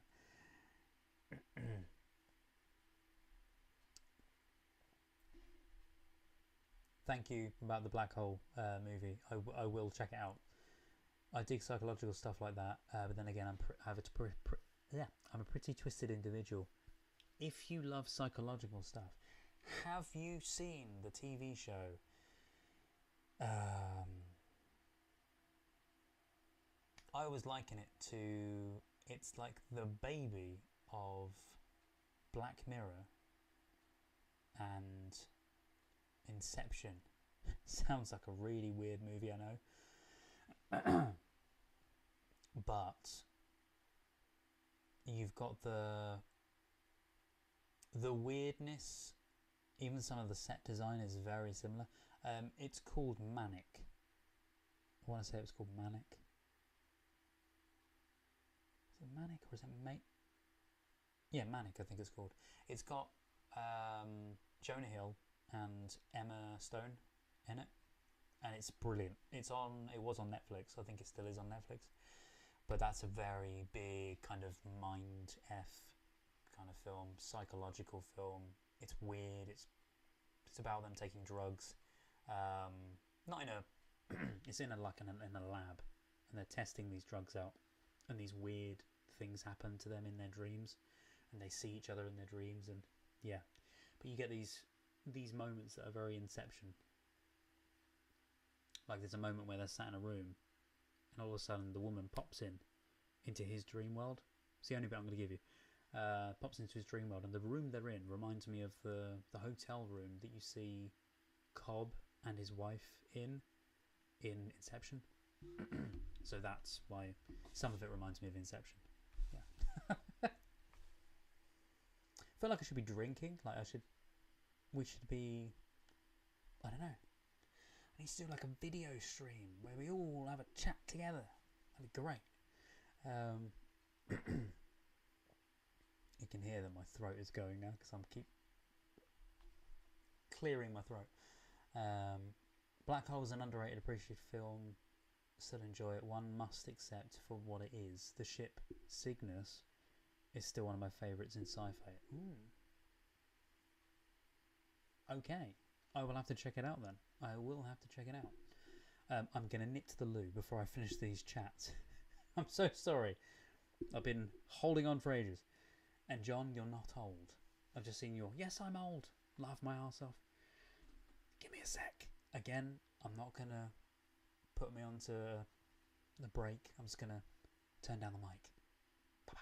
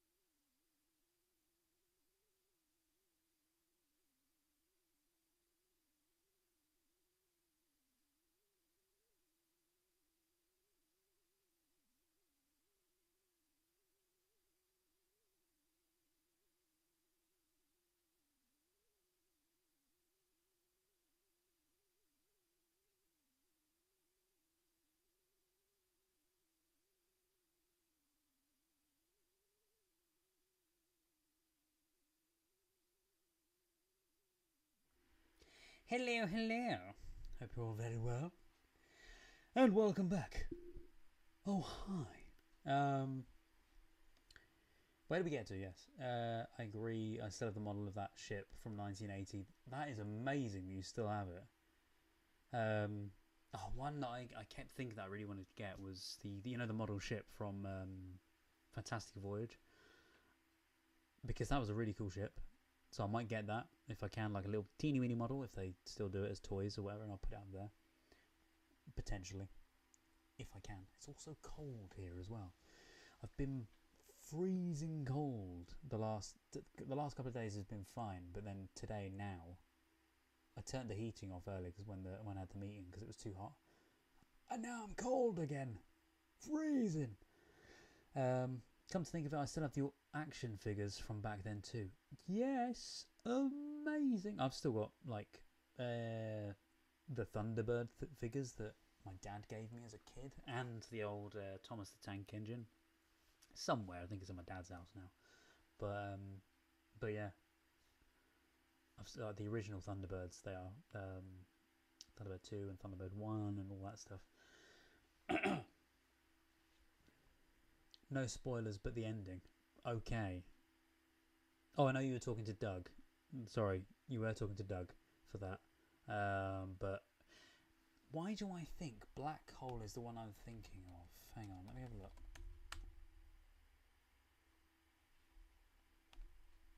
When did the film come out?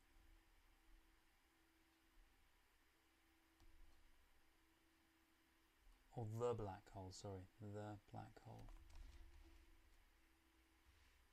Is it a 1979 film? Yeah, 1979 sci-fi action. Sorry, sci-fi adventure.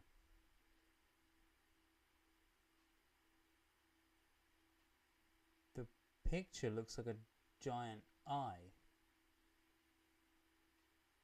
Oh, that's creepy as hell. Is that what it's meant to be? A giant eye?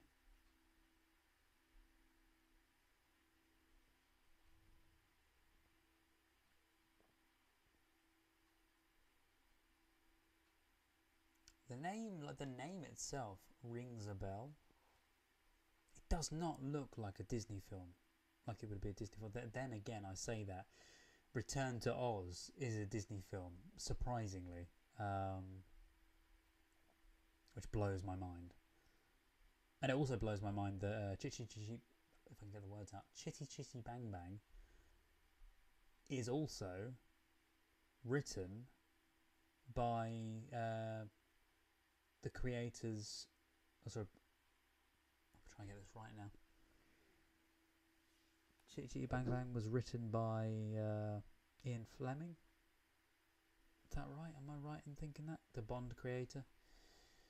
Chitty Chitty Bang Bang.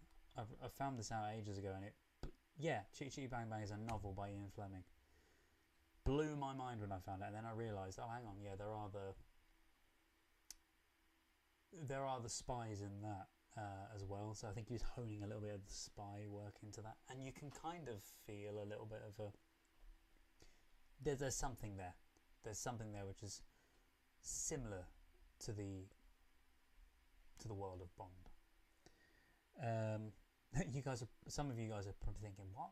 Chitty Chitty Bang Bang? Ian Fleming? Nah, no, apparently.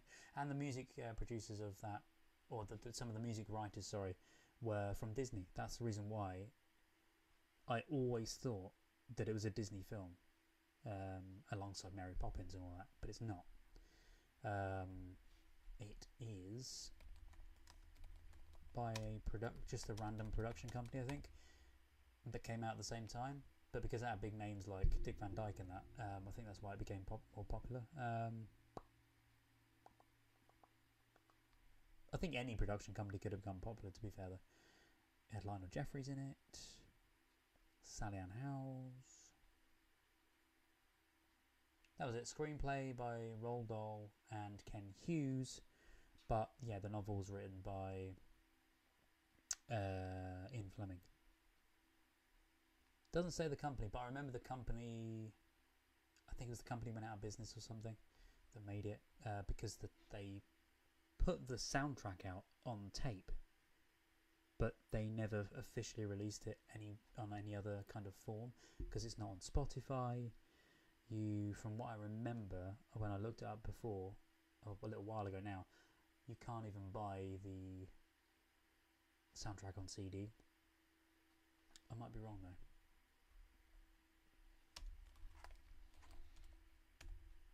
I'm looking at them now because I'm just wondering. I think I am wrong. I think you can buy the soundtrack on CD. Yeah, that's it. So you can buy the soundtrack on CD. It's my bad. But you can't stream it. There is nowhere to play. It's not on Spotify. That bit I remember. Which is annoying because I use Spotify for a lot of stuff. I use Spotify to help collate music playlists for the radio shows as well.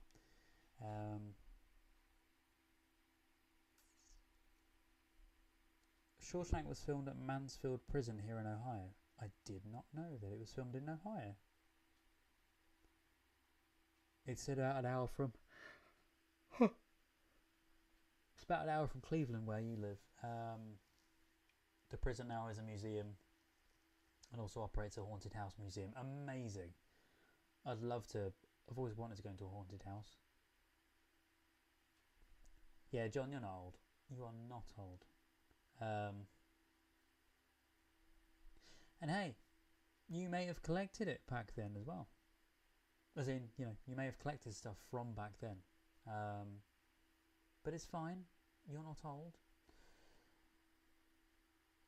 The fun fact about Shawshank Redemption is that it's an adaptation of a Stephen King's light novel. Really? Rita Hayworth and Shawshank Redemption? I did not know that. Matt Damon are in several of his movies. Oh, right. Yeah, Ben Affleck and Matt Damon. Some starring roles, other times cameos. Yeah, because they...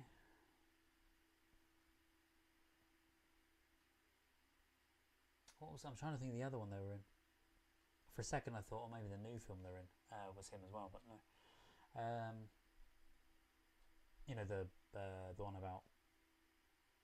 What's his name? Michael Jordan. Air, I think it's called. Or the series Air.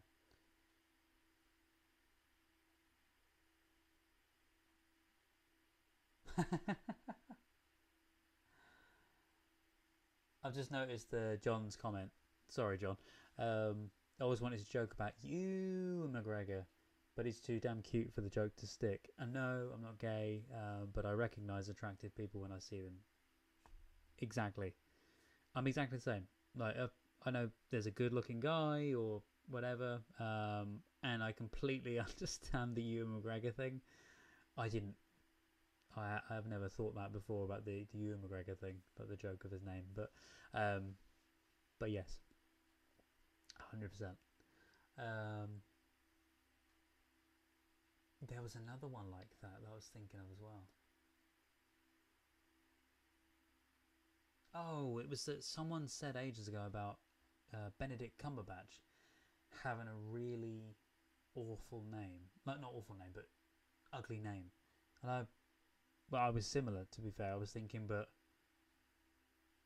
he's a nice guy, though, for his name. Like, even if you've got a really awful name, I'm sure you're a nice guy. I'm trying, because I'm so tired. It's coming out completely wrong, but it was the same thing. I was thinking the same thing, but about Benedict Cumberbatch. Yeah, I know what I meant. Please stay close to the camera. You look like you're always ready for a close-up anyway. Thank you, Roman. Thank you. No, I was fine. So when I used the wide-angle lens before, I felt like it looked a bit better. But then again, with the close-up, so with the wide-angle lens, I felt like I was so far away and I was taking up barely any room on the lens, whereas there was loads of space. So I'd always zoom a little bit in on the videos anyway. And it makes sense that when I do the reactions, you only see my face anyway on the reactions, so it makes the reactions a little clearer. But I just wasn't sure if this was just a bit too close. It's probably not. I've seen YouTubers that are really, really close. But yeah. But thank you. Thank you very much. Ready for a close-up? Sunset Boulevard. Yeah, I've not seen Sunset Boulevard. I was trying to think of what it was. Sunset Boulevard sounds so familiar. I'm getting my second wind now of energy. Apart from my throat is killing me. Like it's just kind of gravelly at the moment. I'll start talking in a husky voice. Hey guys. That's not husky, that's just awful. But noir drama, Sunset Boulevard. Oh, it's that film. I've not seen it. I made it out as if I've seen it. No, I've not seen it. It's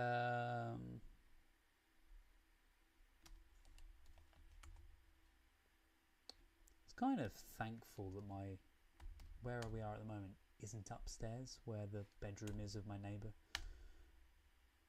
So she can't hear me shouting and talking and stuff. Yeah, I've not seen that. I will add that to the list. It looks... Sorry, I'm trying to stifle a yawn. It looks kind of similar to... No, I wanted to say that it looks kind of similar to Singing in the Rain. But it's nothing like Singing in the Rain. Okay, I'll have to check it out. For that one, I think I'm going to go in pretty blind. Not know really what it's about. But still have a rough gist of... It's a good film because you guys have mentioned it to me. So, Sunset Boulevard. I'm gonna make a note. There it is. All I think of as Sunset Boulevard is the song Sunset Boulevard. And yes, I'm thinking of the John Barrowman version. Because an ex of mine absolutely loved John Barrowman, and she played the song over and over and over again, like the album, over and over and over again, and all I kept humming for months afterwards was that song. I love it, but it's like you get Joseph and his Technicolor Dreamcoat stuck in your head.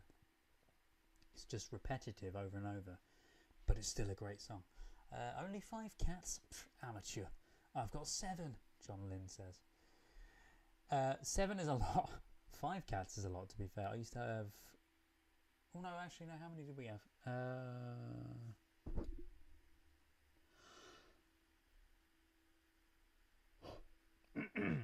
I think we used to have 5. At one point, I think we had 5. Yeah, we had 5. So I can't say that 5 is a lot.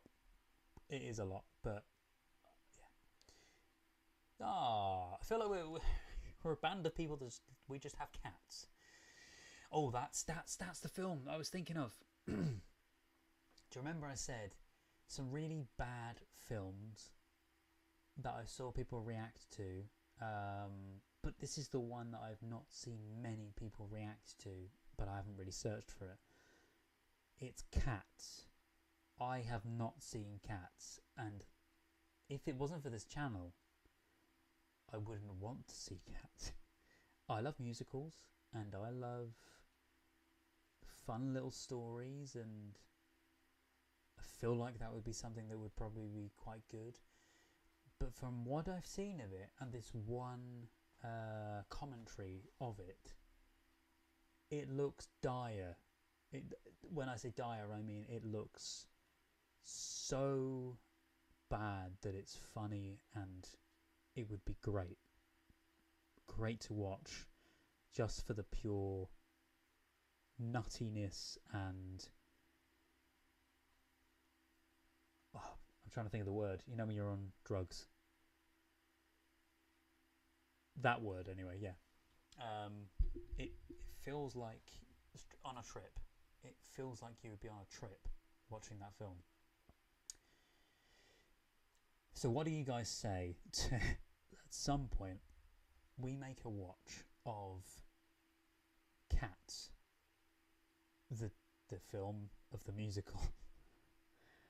I don't know if it'd be any good.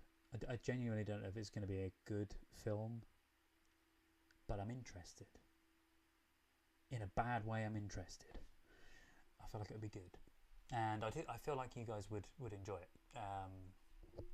And see me rip into, probably not the right thing to say, rip into Cats. You know what I mean?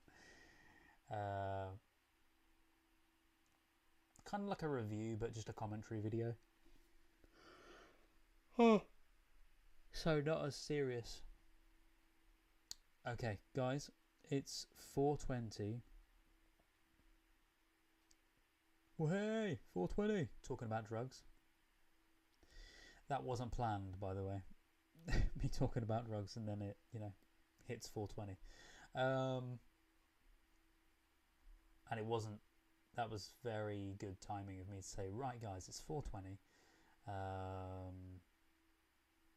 Because what I was going to say was it's 4:20, but I'm going to have to head off soon because I've been streaming for 5.5 hours.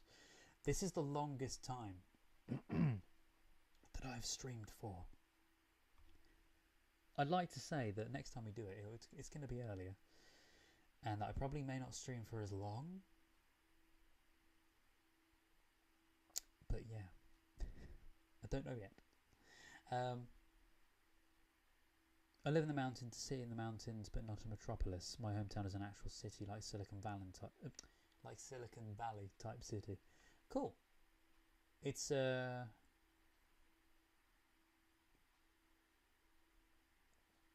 It sounds like you're going to move into the town. I'm doing ASMR again. I'm doing the hello everybody. Welcome to Movies with Marty. Imagine I did that for the channel. Imagine I turned that into like a section of the channel where we watched films, and whenever my commentary is just like this. It's just me whispering the content and creating wonderful, relaxing content. Yes. Fun fact is, I actually do a radio show that isn't. I know I've said I do a radio show, but it's 2 different shows. So I do a manic show, but I also do one called The Wind Down, and that's how I talk. I talk in a very whispered tone so that it's relaxing for people, and so I'd be doing that all over again. Yeah, it reminds me of the city from Don't Worry Darling, which is like a city town set in the mountains or set in the desert. I'm sure it's not like that, but it reminds me of that. Only 5 cats? Roman, you used to have 9 cats. Just because, that's not me saying it in a bad way, but bloody hell. Just because I have rescue cats and rehome them. I've rehomed many since then. I still have 2 more to rehome. Yeah, we did the same. My family and I, we rehomed the 5 cats that we had. They were rehomed cats with us. You know, you've got real friends when you can go for months or even years without speaking. Then when you do see each other, it's like no time has passed at all. That is genuinely my friends and I. So I've got a couple of friends that live in London. In fact, the majority of them seem to have just moved to London. Maybe I should just move to London. Yeah, I've got a fair few friends that live in London, and other ones that move around. And whenever we meet up, or if we don't contact each other for months, like for instance, now I've not spoken to one of my friends since October, I think. But I know as soon as I message him, he'll be there, and we'll talk as if we've not been apart for months, not talking, if that makes sense. But that's what true friends do. True friends are there for each other no matter when, and yeah, if you need something, they're there in a heartbeat. But also I'm in college and live alone and just use my own money. And I stopped college because I need to save before going back to school. No, good idea.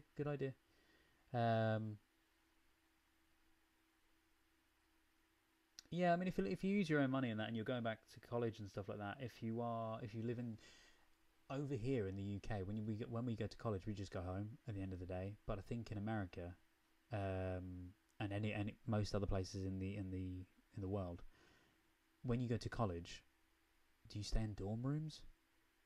I think you do. Same with uni and stuff. So I think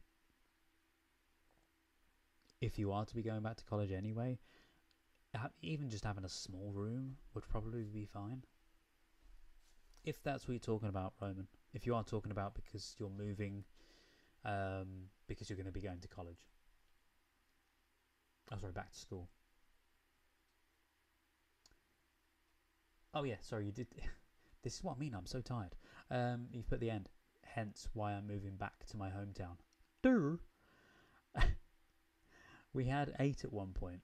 John, oh my god, people are cat people. I was going to say people are cat ladies, but that doesn't make any sense. People are cat people. I love cats, but I'm not even allowed a pet here. If I can have a pet. Okay. If you could have one favourite pet, I'm going to give you guys a question now. If you'd have a favourite pet, what would it be and why? Favourite pet? No, as in like one pet. If I was to have, or if you could have a certain animal, what would it be? So mine would be either a cat or a dog.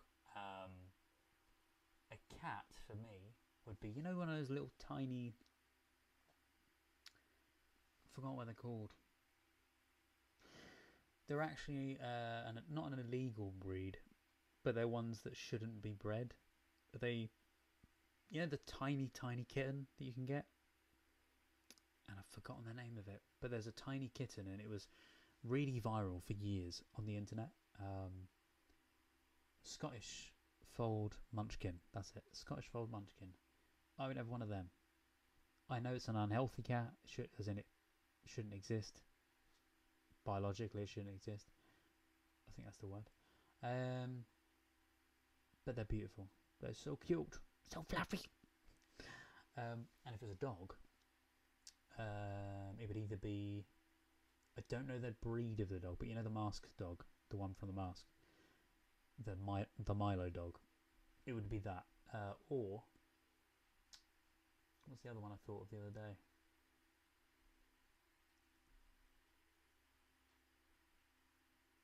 There is another one.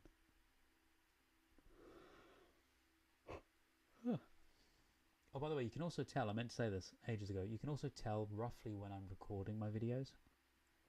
Kind of. Unless I state it, if I yawn like mad throughout the long videos, I cut them all out in the YouTube versions, but if you watch the longer videos, you can always tell if it's a late evening like this, because I've recorded at this time before watching a film. I watched Krampus, or I think it was Krampus, at this time, 4 AM or 3 AM or something stupid anyway, and then finished it about 6 o'clock I think it was, and then went to bed because I was trying to get it all in that evening and done.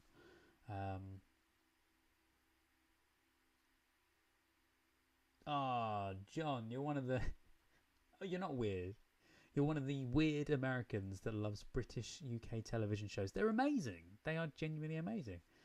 I have a fair amount on DVD, but they are superb. What are your thoughts too, being American, the show, and it's interesting to see which one you're going to pick for this, the show Life on Mars. If you've seen it, what do you think? I'm really interested because I've never spoken to an American. Well, I have spoken to an American before, but I've never spoken to an American and asked this question. To any of you guys, actually, what do you think to Life on Mars? That's all I'm going to say. If you don't know the show I'm on about, it's the... I can't even say anymore. It's the time-travelling show of a detective in the modern day that goes back to 1973 and becomes a detective called Sam Tyler. That's all I will say. If you've not seen it, then you've not seen it, but if you've seen it, what do you think? I love it, by the way. Just so you know.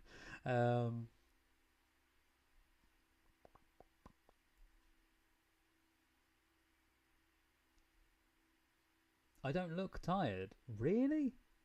Do I not look tired? I looked at myself in the mirror earlier. I don't know, I actually don't look that tired.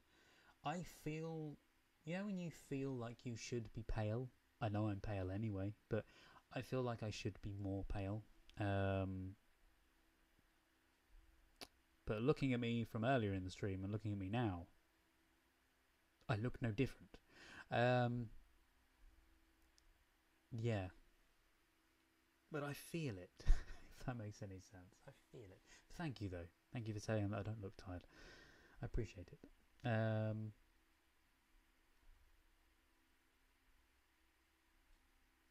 I can't believe I don't know how, but I seem to have. I feel like you guys are going, right, he's so far behind on the chat. I'm going to give him loads more to read through. I'm joking. I know you're not. But,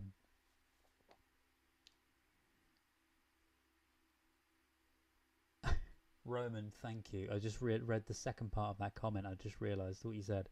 You don't look tired, Marty. I think you're too pretty to look tired. Thank you. I don't think that about myself, but it's nice to know that people do think that, so thank you. You should check out Pride and Prejudice and Zombies. Do you know what? I really wanted to. When it came out, I really wanted to see that, just to see... Actually, no, my first instinctive thought when I saw that was, what the hell is that? Very similar to my reaction to when I saw the bloater in The Last of Us game. Because I did go, what the hell is that?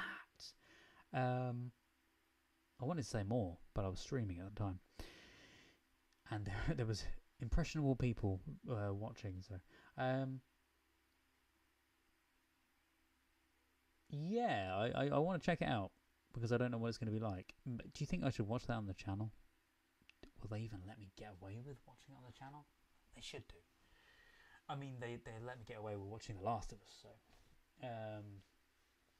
or what was the other one that I wanted to see on the channel, which I can't, because I've already seen it. Some others. There's some other ones, but... Yes, sorry, I'll carry on.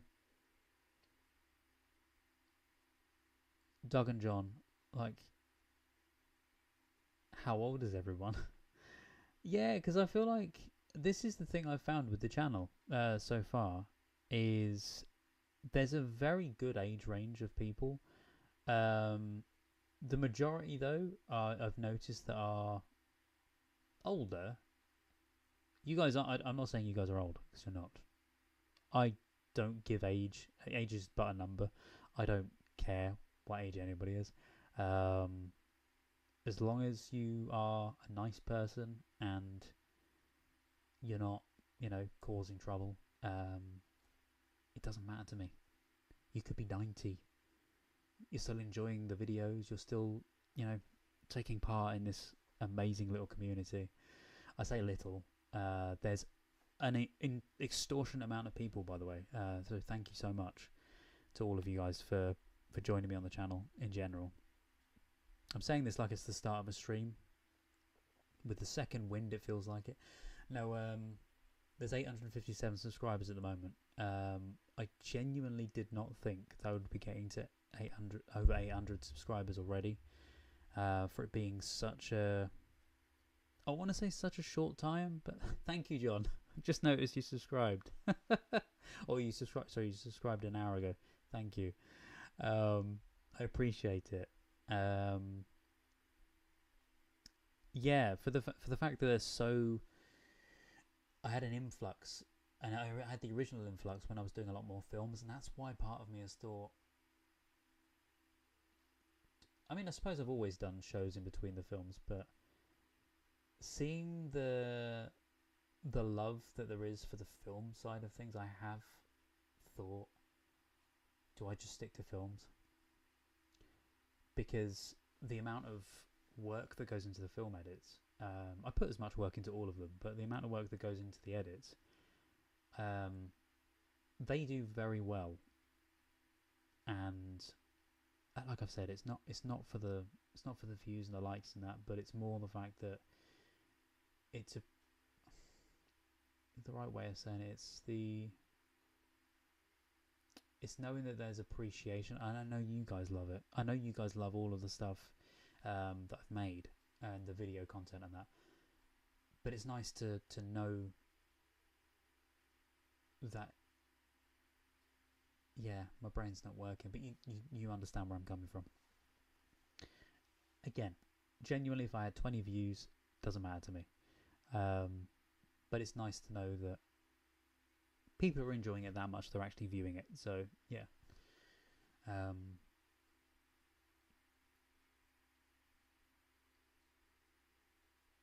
I feel like I should, because everyone sort of said their age. I've not said my age. And people have mentioned ages before. And I have a feeling people think that I'm... It's a difficult one because at times it seems like people think I'm older than I am, and then other times people think I'm younger than I am. But I'm pretty sure, I might be wrong, I'm pretty sure on a live stream before I've actually said my age. On the first live stream I did, I think I said my age because we were talking about ages. And especially because people were saying to me that I was fairly young. But I don't know.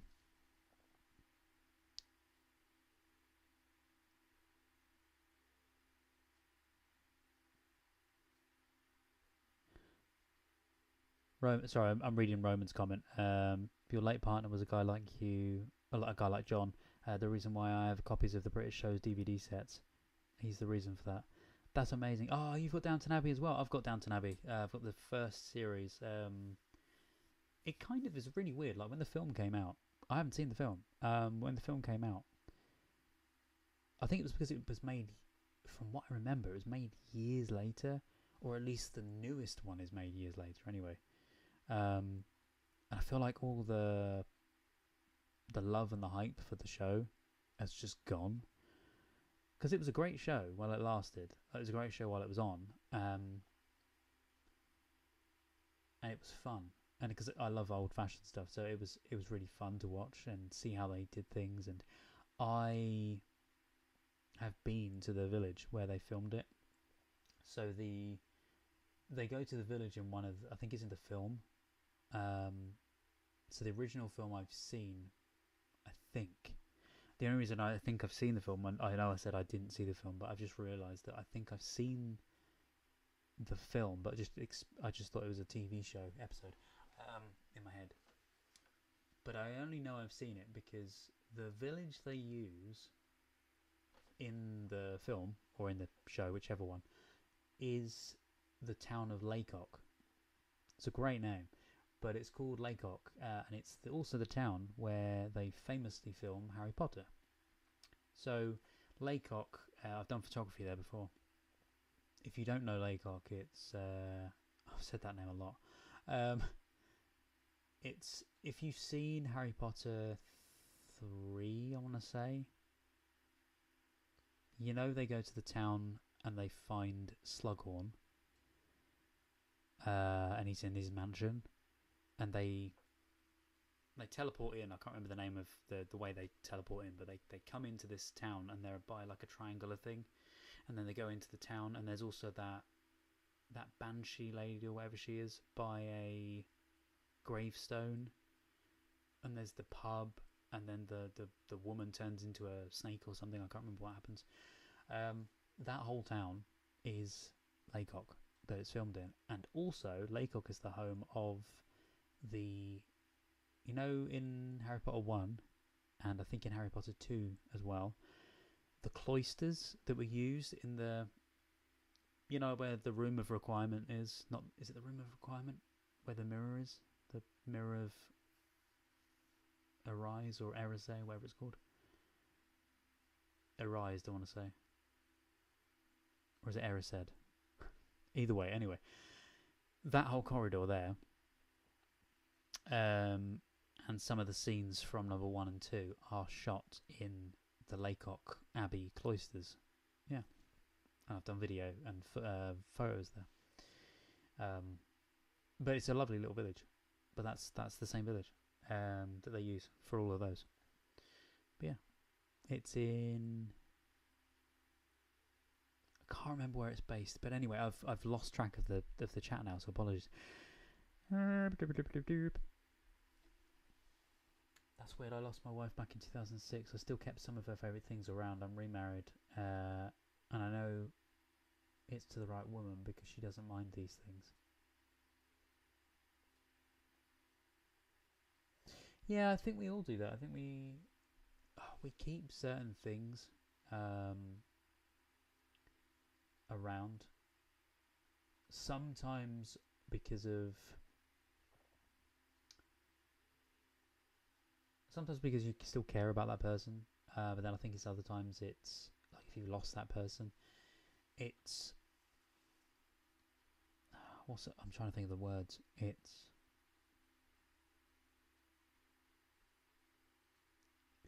this is enthralling content for you to watch me find words. I'm doing a Monty Python now. It's da dum da da da dum da dum. The funniest thing is I could actually play the theme and everything, because I've got it all hooked up to the radio content and stuff, so I could even play you the jingles that I've got. But yeah.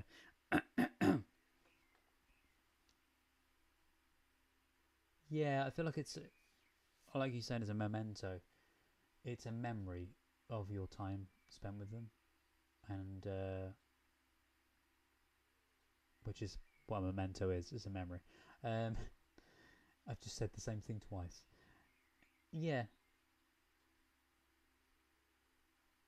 it's something to remember the good times, but also remember the person behind it as well. That's why I've got like, I don't think there's anything. Oh no, there is the little Elvis guitar, which I didn't show you guys. I know I said about the Elvis being at the top. One sec. Or the guitar. The little Elvis guitar. See? And it's you can't see it, but it's signed. But it's one of those collectible ones. But that's my mum's. There's a few of them, but it doesn't play. Me and my little guitar. Ding ding ding ding ding ding ding ding. That's how I'll intro the videos now. Hi there, welcome to Movies with Marty. Ding ding ding ding ding. Ding ding ding ding ding ding ding ding. But yeah. Yeah, that's what I was gonna say, John. I'm sorry for your guys' losses. It's losing people is. It's so heartbreaking, isn't the word? Especially if it's someone close to you. I've not lost a loved one, as in like a wife or anything. I've not lost anyone like that. I've lost my mum, but I've not. Yeah, damn, I can't imagine that. I suppose is my stream okay? Keeps saying excellent connection and then goes off and says no data, so I'm just really worried. But yeah, no, losing someone though isn't. It's awful because it's you spent so long together and built a life together, and then yeah, I won't keep talking about it, but if you need to talk, give me a message. And again, I know I don't understand it, and because I've not lost someone in that way, but I'll happily try to talk with you and hopefully, make things a little easier. In some ways, I'm hoping that's what the channel does as well. It makes things a little easier for people. I feel like I've just skipped a massive section of this chat, so apologies. Finding it. Where am I up to?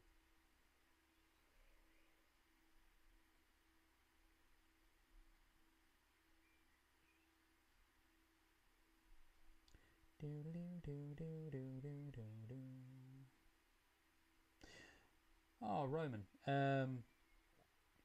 I've seen you say about you losing. I don't know if it's the same person you were saying you lost. Was like a war vet, sort of age.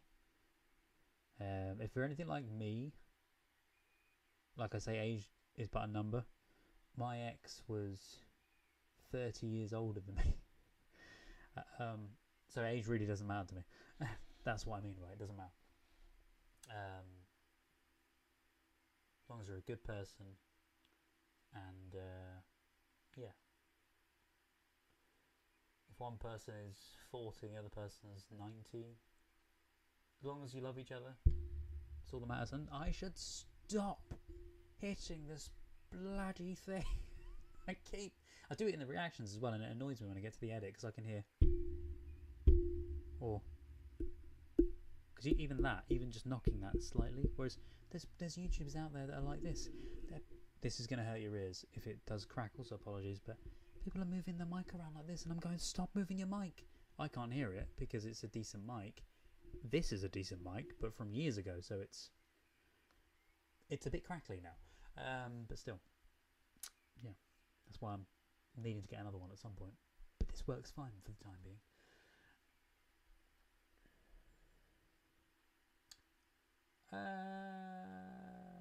Doug, you said Shutter Island. Why did you say Shutter Island?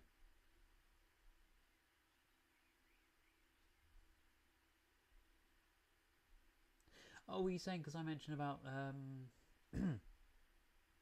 Inception? Was I thinking of Shutter Island instead? The room where Cobb and... No, I think that is...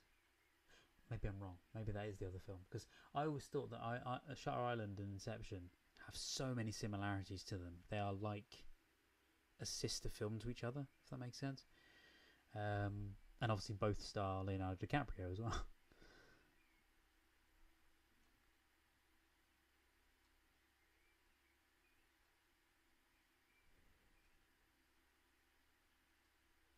Oh, he was a kitchen guy. He was a vet. He was a veteran kitchen guy. Sorry, I'm reading all of this well past the time that you guys have actually said any of this stuff. Apologies. Service in the 11th year.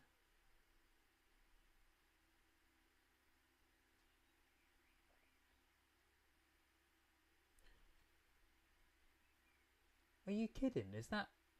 So he had his career ended, his service ended because he was...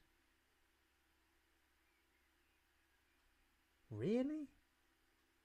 Can they do that? Obviously they did, but I don't think they were allowed to. Isn't that not... Mind you, if that was years ago, then yeah, it wouldn't have been... they probably wouldn't have accepted it back then, which is horrible that they didn't. I don't understand the way the world works at times. Oh, I had a comment the other day, and I really didn't know what to think of it. Someone said... Oh, I don't know. I won't mention it just because I genuinely don't know what it meant. It wasn't a... I don't think it was a slur. Not to me, anyway. But it almost felt like it was a homophobic thing. But it wasn't. But it was as if I was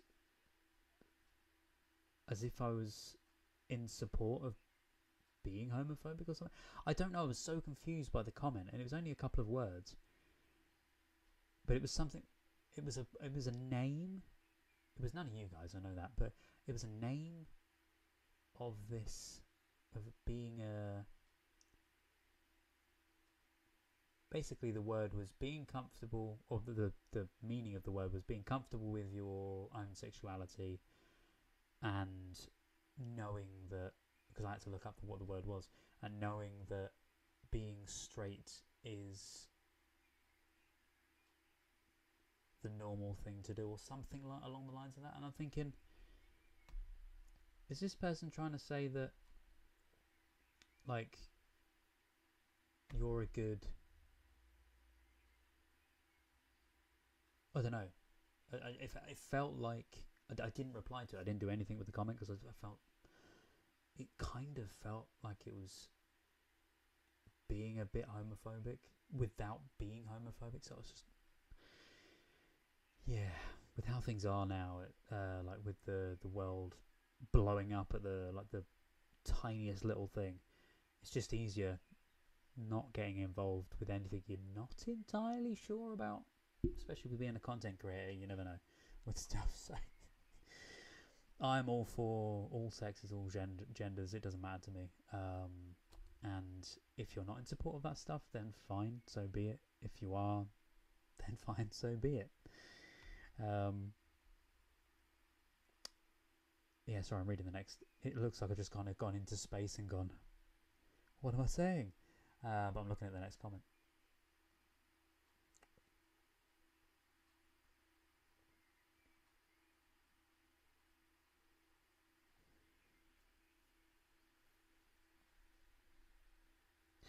I may skip over some of these comments, so apologies. It probably isn't, because I think you're having a conversation between yourselves. So if I don't read something out, that's the reason why, because I'm skipping comments.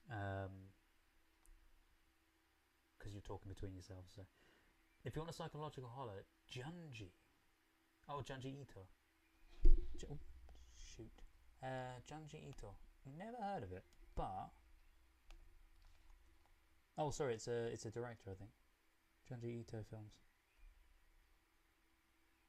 I will make a note of that. That is going onto my list. Junji Ito, because I've already got, and again, I've probably said his name wrong. I've got a ton of other directors that I've got lists to watch, like Kevin Smith or Kurosawa. I've got the Jacques Demy films to watch as well. Have you seen the time it is? Have you seen how long we've been streaming for? How have I done this? How am I not dead? Oh my god. You're looking at the event horizon of the black hole. Oh, is that what it is? That's what makes it look like an eye. Okay. But I do feel like the front cover of that, they have used an eye. It's nightmare inducing. It's creepy as hell. This was Disney's first PG rated movie, and you saw it in theatres at 12 years old. Loved it instantly. Oh, amazing. I will have to check it out then. I've made a note of it already, haven't I? Yeah, it was a different rating system back then. There's a lot of stuff that got let through that would be an 18 now. Huh. Or the other way around. I can't remember which way it works, but yeah, it was great though. Like, it still bugs me though that, not bugs me, but it still makes me think that Return to Oz was made by Disney. I mean, the Wheelers they are nightmare inducing. They're awful. Doug says, I love Chick Chick Bang Bang. I once waited. You once waited on Sally Ann Howes? Oh, you lucky devil, you. Back in her day, she was a lovely lady. Truly scrumptious. Or truly scrumptious. You're truly, truly scrumptious. It's a great film. I've yet to watch it again. Oh, if you guys want a really cool horror film, by the way, it uses the remix of that song. I can't remember who does the remix, but you know the Toot Sweet song, Toot Sweet, Toot Sweet. But the beginning of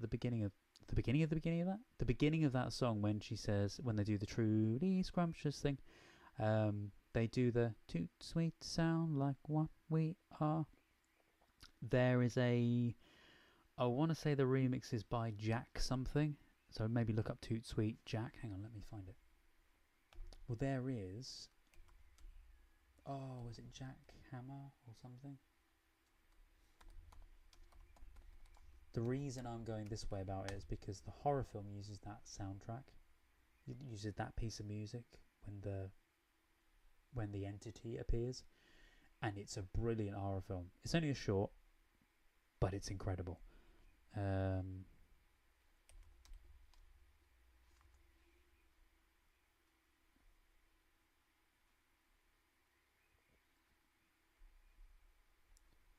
I want to say, I'm typing in, you guys have probably already mentioned it in the chat. Itchy nose. Toot Sweet Boogie Woogie by Jack Knife Lee. I was right, it was Jack something, yeah. So the song, I can't play it because of copyright, but the song goes, Toot Sweet sound like what we are. And I think it redoes the Toot Sweet sound like a lot. And then it says, you're the answer, you're the answer, you're the answer to our wishes. And then cuts into this sort of Skrillex kind of dubstep mashup music. Anyway, you'll enjoy it, I think, as the horror film. But the horror film is called, if it's still online,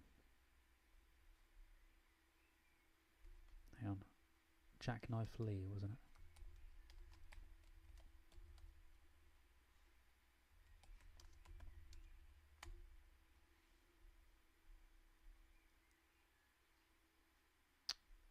I look so serious going, what is it?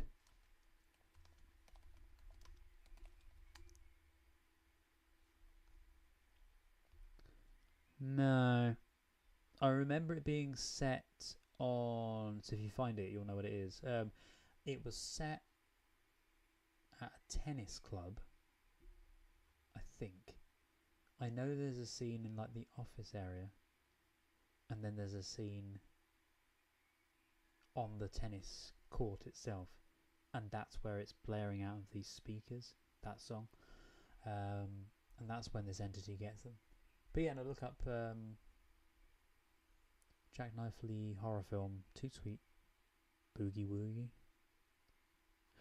That might be why, because I typed in the wrong name. Boogie Woogie. No. Anyway, that aside, it's a great horror film if you can find it. It probably doesn't even exist online. So, now anyway. I am going to have to go very shortly, guys. Apologies, because it's been a fair long time now. A long time. Yeah, that whole no gays thing was a load of BS. The military should have had a drag queen division. The military should have a drag queen division. Imagine the shock of the enemy troops seeing that come into them. That would be amazing. Funny thing is, I saw... there wasn't drag queens, but I saw the other day, or was it yesterday? It was a post of one of the Ukrainian armies, and it was all women, which I thought was amazing, because I very rarely see public images anyway of female-only armies, or at least it looked like a female-only army. Could have just been a load of women lined up in female officer uniforms, but it was incredible. But I think they should do more. They should just amalgamate them together. Maybe they can't because of people having relationships and that, but I think they should. Unless they already do, and maybe I've just got the wrong end of the stick. My brain's like mush at the moment, so... All the animated monster by... Sorry. Oh, the animated series Monster by Naoki Urasawa. Okay, I have noted that one as well. Thank you.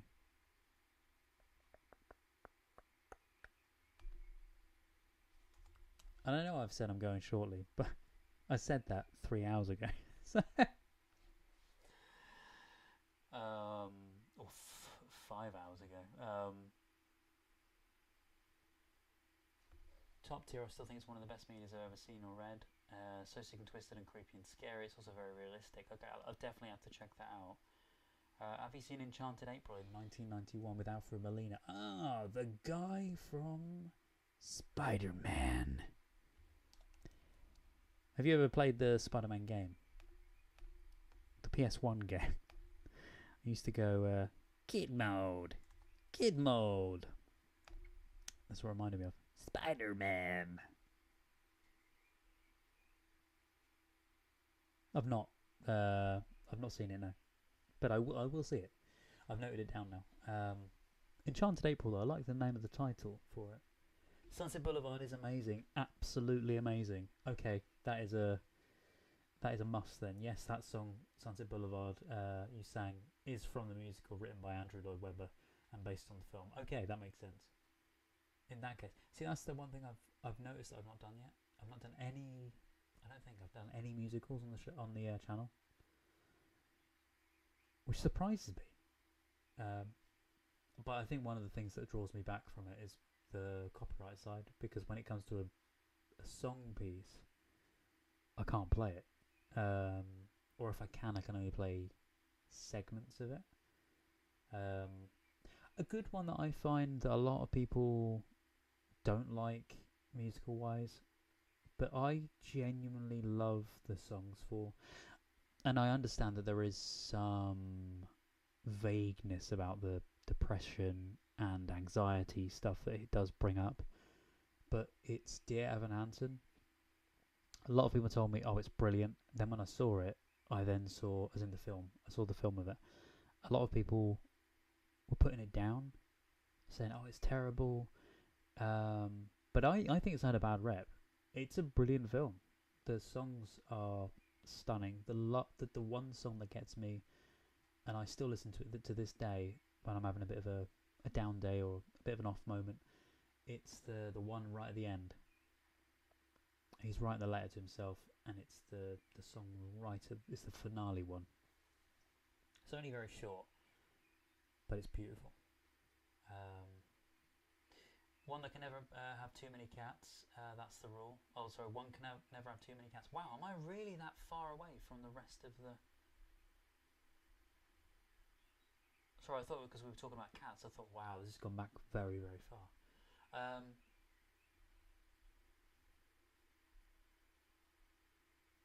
One can never have too many cats, that's the rule. I just realised that's why we were talking about cats. Or did the cats thing spur on the musical comments? I can't remember now. It's been so long. That's what she said. I'm still watching The Office, by the way, because I've not seen it before, and I'm halfway through it, and I love it. I didn't think it was something that I'd need to bring to the channel, but that's also the other thing is when you do a channel like this, then when you watch other stuff outside, you feel almost bad for watching stuff because you're like, oh, do I save this now? When I see films, like one of the reasons I cancelled Netflix is because whenever I'd look at the films on the list, I'd go, oh wait, that would be a great film to react to on the channel. I won't watch it. I'll scroll along and go, I haven't seen that yet. I really want to see that, and it's on my list. I'll go to watch it and then go, oh wait, that's another great film I could have for the channel. Because if I love it, I want to show you guys it as well. Now, anyway. So yeah, that's the only drawback I think for something like this, for the channel like this, is since I've done even though I'm watching stuff for the channel, I've watched far less of anything else other than random YouTube videos and that. I've watched far less on the channel, outside the channel.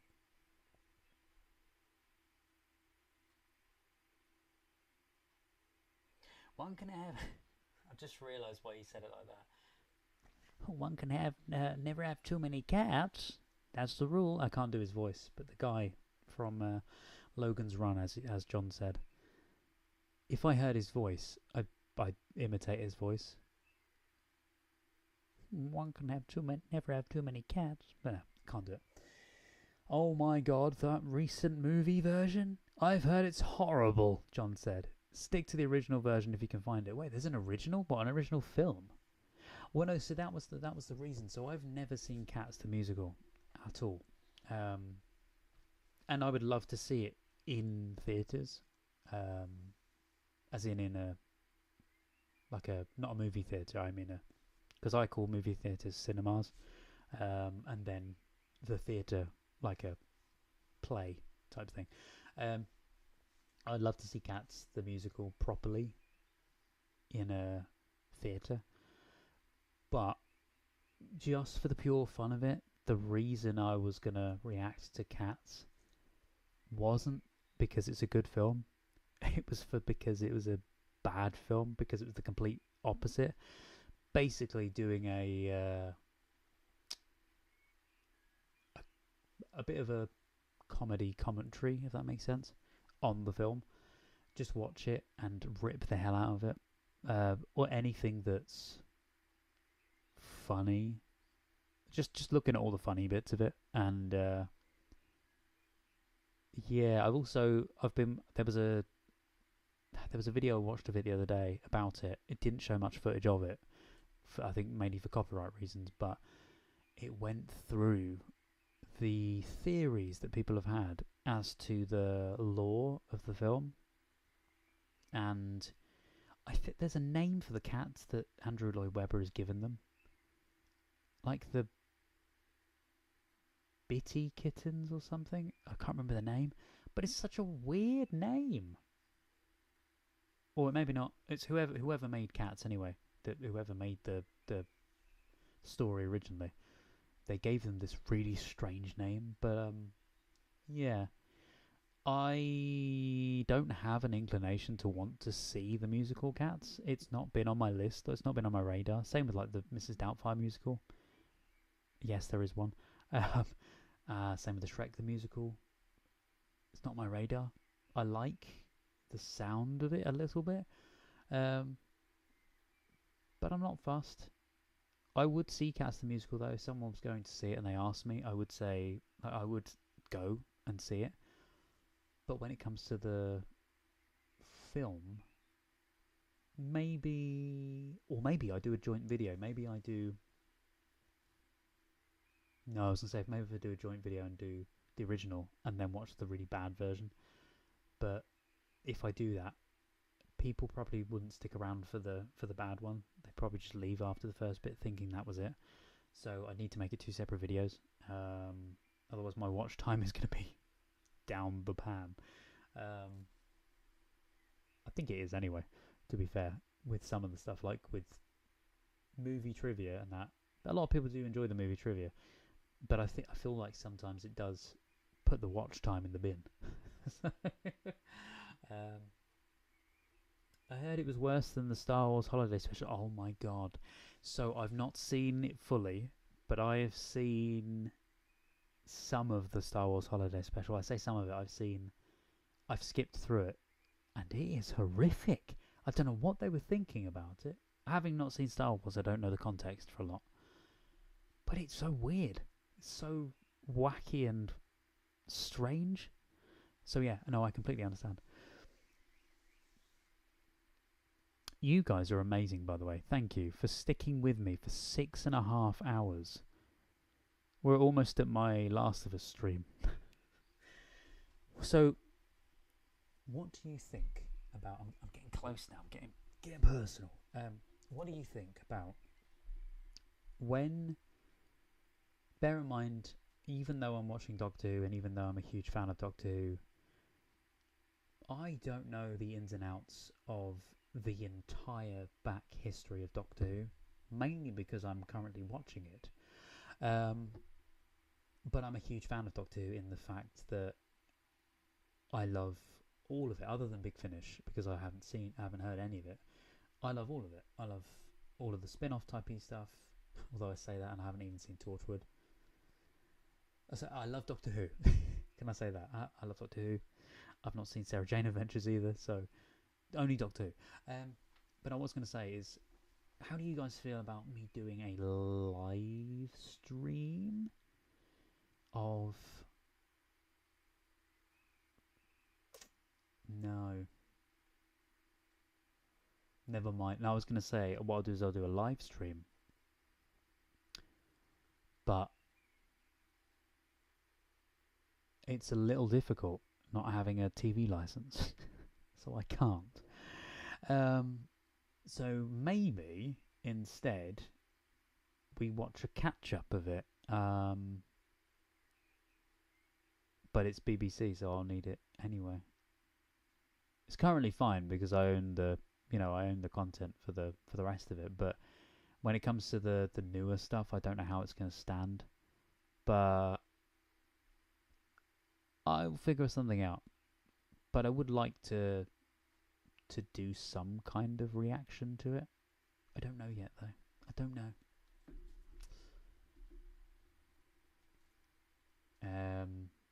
And because I'd rather not leave that until however long it's going to take me to watch all of Doctor Who.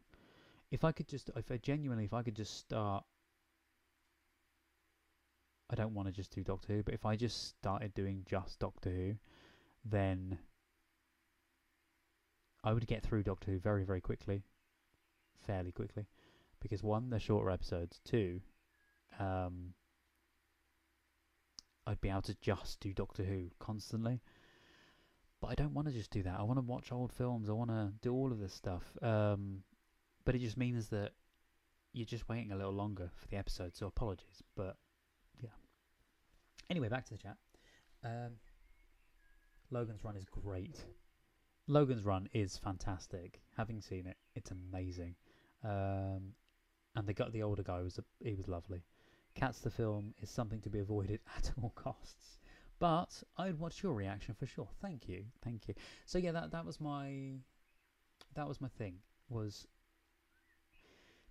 to put it into context. So I would say it's not a full reaction.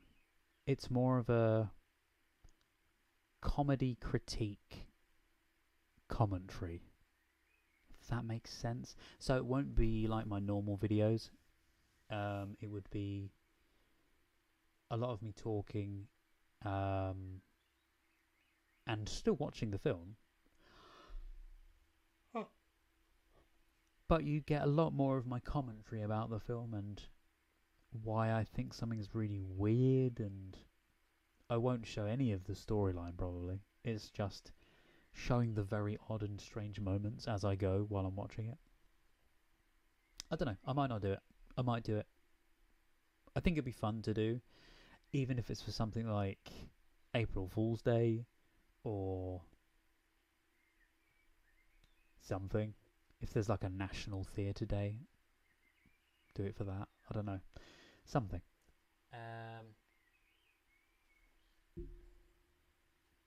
Yeah, Doug, I did. I don't know if you saw. Oh, you did see it, yes. You just said it. Yes, I loved it. 4:20 a.m. is a good time to go to sleep. You'd think that. I am very far behind because now you're on the 4:20 thing. So Jesus, I am on the chat from an hour ago. But weirdly, there's barely anything after that. So yeah. I have just seen. Hey, Liminal, you're right. I don't know why, but I feel like Liminal. Do you have an Instagram called Liminal Space? Because I think I follow you on Instagram on a different account.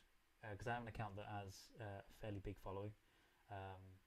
There's a Stranger Things inspired account, and that's another thing, by the way. When I know you guys might not be interested in Stranger Things. I'm probably going to be watching that on the side. Oh, it's not you. Okay, it's another person called Liminal Space that I follow. I know that's a very common name because I love liminal spaces. You know, the odd, creepy looking stuff, like the back rooms. But anyway, yeah, that's. I've forgotten where I was going with that, but yeah, that's that. Just quickly looking through this from ages ago.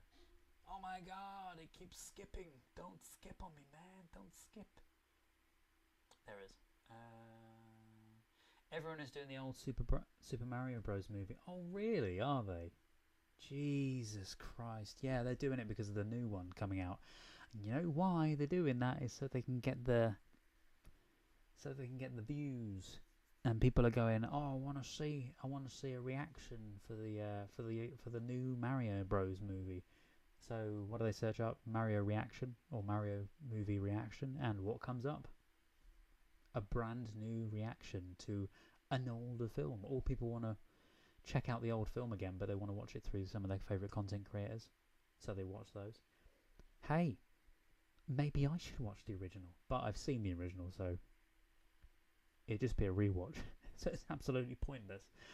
But it is a funny film. It's good. It's hilarious to watch them see that for the first time. I love that crazy movie too. It's a brilliant movie. But yeah, it is crazy. And this kind of harps back to the thing I was thinking of.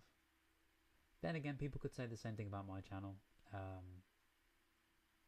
Like, oh, what? So you've not seen Logan's Run, for instance, ever? I'm thinking, no, I haven't. That was the first time I've seen it. Genuinely the first time I've seen it. That's genuinely the first time I've seen anything that I've said first time watching to. But then there's some films you think, really? You've not seen that before? Like the many creators that jumped on the bandwagon with Harry Potter.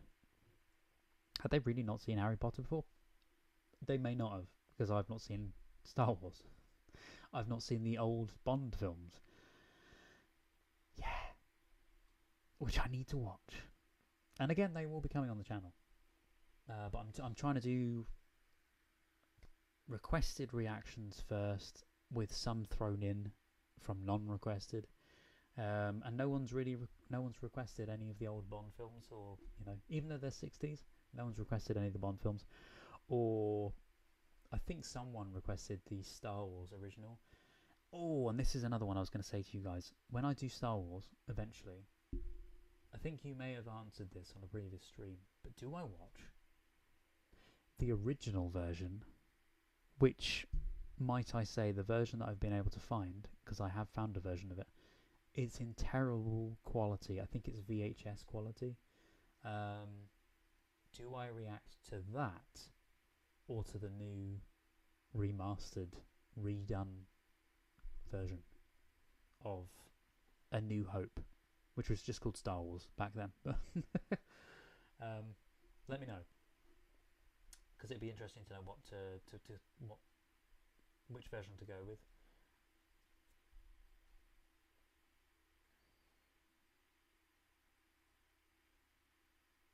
Sorry, just seen your...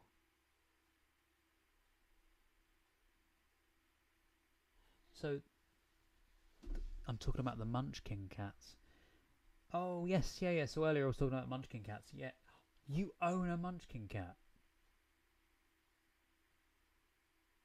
I freaking love that. I've always wanted a Munchkin cat since seeing the meme years ago. I just fell in love with the Munchkin cats, and yes, my Munchkin cat is technically a Scottish Fold Munchkin, although it's a Scottish Straight, since it did not get the folded ear gene. Oh, okay, I didn't know there was a non-folded ear gene. So is it tiny? Is it a tiny, tiny little cat? Because I just want the tiny little cat. I like it. And it's a Jack Russell Terrier, the Masks dog. Thank you very much. John identifies as a crazy cat lady. Genuinely, like, if I had cats, which I did have cats at one point, I felt like I was a crazy cat man because I had so many cats. You haven't seen Life on Mars, so now we're at the Life on Mars thing. You haven't seen Life on Mars, and you'll have to see it. It's on BritBox. I think it is. I've got the DVDs. It's... one sec.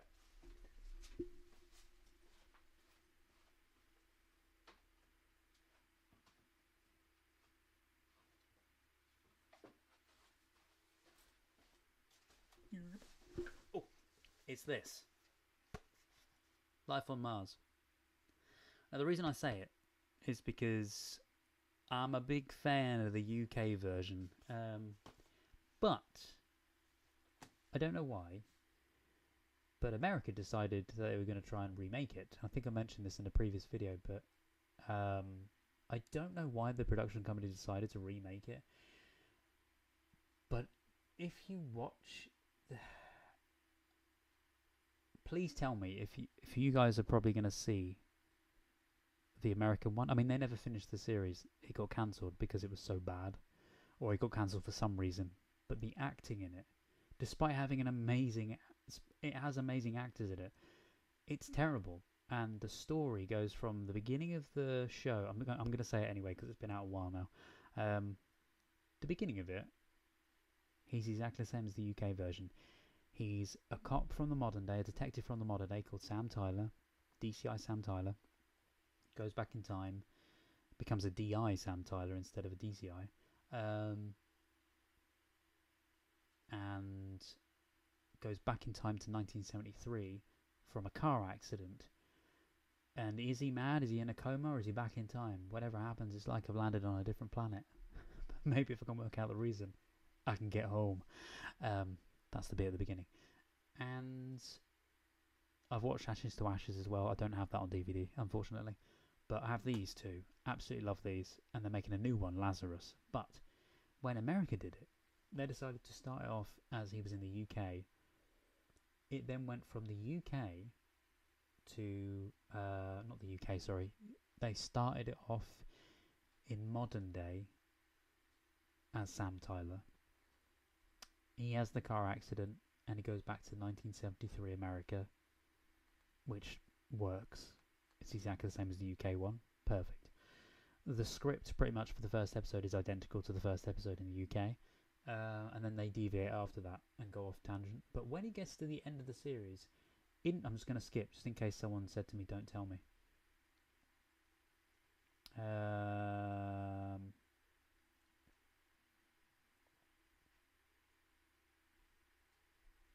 will get to the rest of the chat in a second. So apologies. I am very behind, so I'm going to skip a little bit. But yeah, see if you can get Life on Mars on. But when they did the American version, the end of the series of the American one, so whatever you do, don't watch it because it's awful, genuinely awful. Unless you like a laugh. I think the finale is on YouTube. That's how come I found out about the finale, and I just threw my hands up like, what? He's a modern day cop, gone back to 1973. At the end of the series, when they did their abrupt season finale because it got cancelled, there's a glitch all of a sudden as Gene Hunt's saying something, and as the glitch happens, you see this bug land on Sam's cheek, and it then glitches out because of this bug, I think. And the camera pulls away from Sam's cheek, and they're in a spaceship. And all of the things that are fed into the UK show and the US show, all the little things like ground control to Major Tom, little remnants of David Bowie songs and stuff. One of the characters, from what I remember, is called Major Tom. Gene Hunt isn't a thing. The reason Gene Hunt is called Gene Hunt is because they're on a hunt for a gene, like a gene in the body, that causes something to happen. Sam Tyler is called Sam Tyler, but he is now like a microbiologist or space astronaut person, which makes no sense. It just doesn't make any sense. I swear, what I want to do, I thought for ages, because I did one for Creeped Out. I did like a little commentary, documentary type video discussing the Back to the Future similarities and that, which I've mentioned before, but I'd wanted to do one for this Life on Mars thing because it baffles me why they decided to go in the direction they went in. Everything is different, and it doesn't work at all. But yeah, I don't know if you guys have seen it, so apologies if you've not seen it. I've just spoiled it. Life on Mars, there's a British and an American version, Doug. Please, for the love of God, for your sanity, don't watch the American one. Don't get me wrong, I love the Americans, but I just don't like that series as an American version. Another one, though, that I find the complete opposite with is a TV show called, and it's a brilliant TV show, at least the American one is. The UK one is really weird. I mean, the show itself is very weird. It's got Elijah Wood in it. You might know what I'm going to say. I was about to say, when I typed in Elijah Wood, it came up with Back to the Future, and I went, he was in Back to the Future? Yeah, he's the kid at the machine in number 1.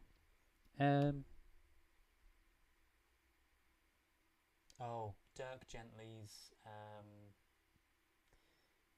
Holistic Detective Agency, it's called. It's superb. It's got a supernatural, weird, strange element to it, but it's just perfection. And yeah, the American one is brilliant, very well executed.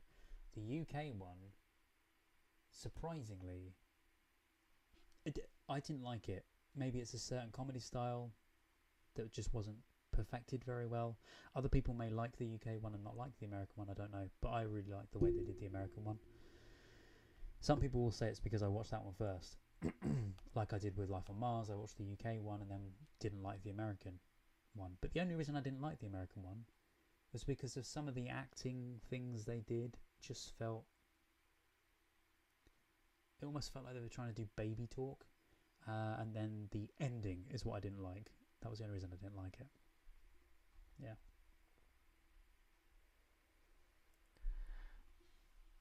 John says, I put my money on the British version being better. Yeah, Americans haven't been able to steal British TV ideas right since the 1970s. Well, see, this is the thing. This is what I mean about that Dirk Gently thing. I have always been exactly the same, because even the IT crowd, for instance, the US version of that, and this is again nothing against Americans, the US version of that is terrible. I think they made the pilot and then they scrapped the idea because it was so bad. But with the Dirk Gently thing, I thought, oh, maybe it's because that started out as a US show and then became a UK show, but it didn't. From what I know, that was a UK show that became an American show again. But they've done it completely different. I think the first one is like on a council estate or something. And the second one, he lives in flats, but it's not on what you would expect to be a council estate in the American one. It's just in a nice housing area kind of thing. And it just works more. But yeah, if you haven't seen it, check it out. It's good. I thought I had subscribed when I watched the Logan Runs video. Oh, it's okay, John, no worries. But my mind is heavily medicated. Honestly, do not worry at all. Oh, bless you, you got physical disabilities requiring meds. Genuinely, don't worry, mate. As long as you can see the videos, so it's not the worst thing in the world. I'm glad YouTube is still pushing it. I have noticed, especially with my last video, I did wonder. I know it's because I've had gaps, too big a gap between videos, but I have been wondering if things like The Last of Us, Cabinet of Curiosities, if those have started killing the channel a little bit because of the blood, the violence, all of that kind of thing, because YouTube doesn't push that a lot. Because the videos were doing, people were seeing the videos is what I meant, up until I started doing The Last of Us and then put the first episode out. I don't think episode 1 did very well. 2 did okay. 3 was brilliant, and a lot of people came on. Like, for instance, well, there's many of you guys that have come on since episode 3 of The Last of Us, including Roman. Roman came in from episode 3 as well. And yeah, that's kind of one of the reasons I want to get the Last of Us series done and out of the way, because I've seen all of it and I love it myself. But I don't want to damage the channel by concentrating on it too much, if that makes sense. But people still like it, people still like the content. And again, like I said, I'm not doing it for views, I'm doing it for you guys to enjoy the content. So if you enjoy it anyway, it doesn't matter.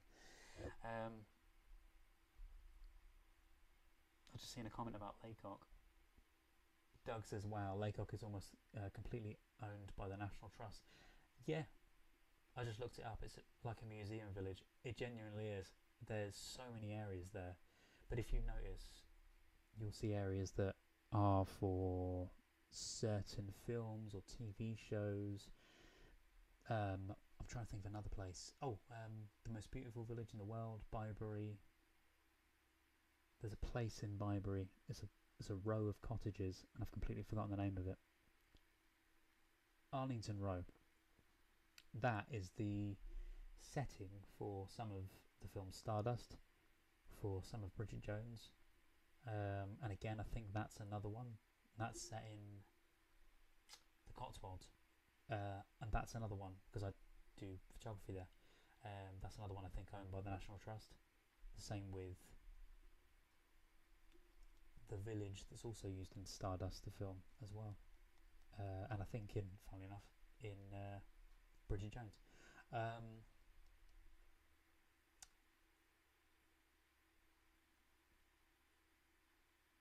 It's a place in... Oh, my brain's gone. I haven't got my phone on to be able to tell you the name of the village. Castle Combe. That's it. Castle Combe is where that was filmed. Stardust, that is. The village of that. And another one that Bridget Jones was filmed in. The only reason I know these two is because wherever I seem to have gone, these two seem to just keep coming up. And Snows Hill You know the bit at the beginning of Bridget Jones, I want to say it's number 1, where she's walking in the snow and they go towards the church, and they go past a load of houses, go through a churchyard into a church area. That's Snows Hill. It's right in the middle of nowhere, and I went when it was, there was a storm coming, but it's brilliant. It's brilliant. Anyway, cathartic. That was the word I was looking for. Thank you so much. I completely misplaced what the word was. Back when I was working, I drove my co-workers nuts by always saying, "Always look on the bright side of life." at 6:30 a.m. To be fair, I'm almost that now. It's 5:10. My neighbours are going to get up in a second because she's got to go to work. Hence why I was trying to be a bit quieter. I haven't really done that because she's got work today. And I've spoken all night. So I'm now going to go to bed in a minute. Not now, but shortly. 7 hours, almost. Shutter Island, Leo DiCaprio. It's a great film. It's a great film. Fun fact, I'm straight, wear black nail polish and black eyeliner. Good for you, mate. I also wear a lot of pink in memory of my first wife. Ah, that's beautiful. I mean, honestly, if a guy can't wear pink, I wear pink as well. Like, one of my shirts, I think it was the shirt. I think I've worn one on stream anyway, on a video. But I own pink shirts. It's okay to own pink. A lot of people don't think it is, but it is okay to own pink as a straight man. And I'm a staunch supporter of the LGBTQ+ community. I am as well. And no matter, because this is the thing, you know, he talks about my dad. My dad's very old-fashioned in the fact that he doesn't hate gay people, but he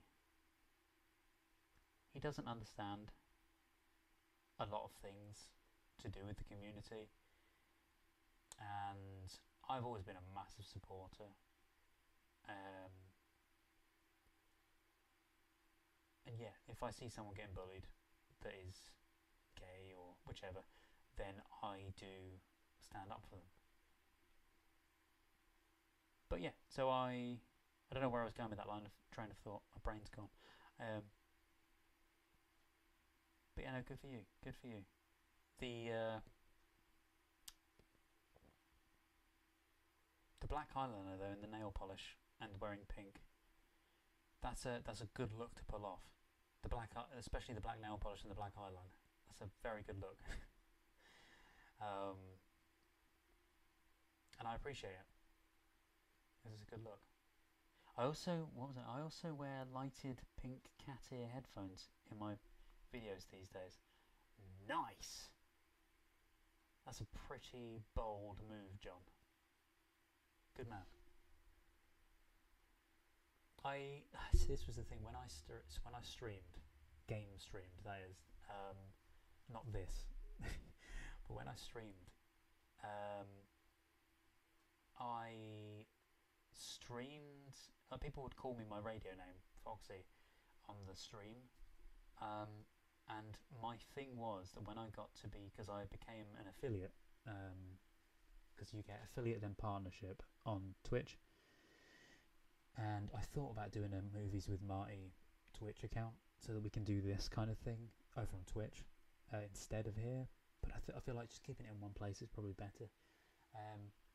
But you guys can follow me over there as well. I can send you the links for it. I don't tend to advertise it as much now, but somewhere there is a link tree that does include, like, it's the Movies with Marty link tree. So if you type in linktree.com/movies with Marty, my Twitch is on there, I think.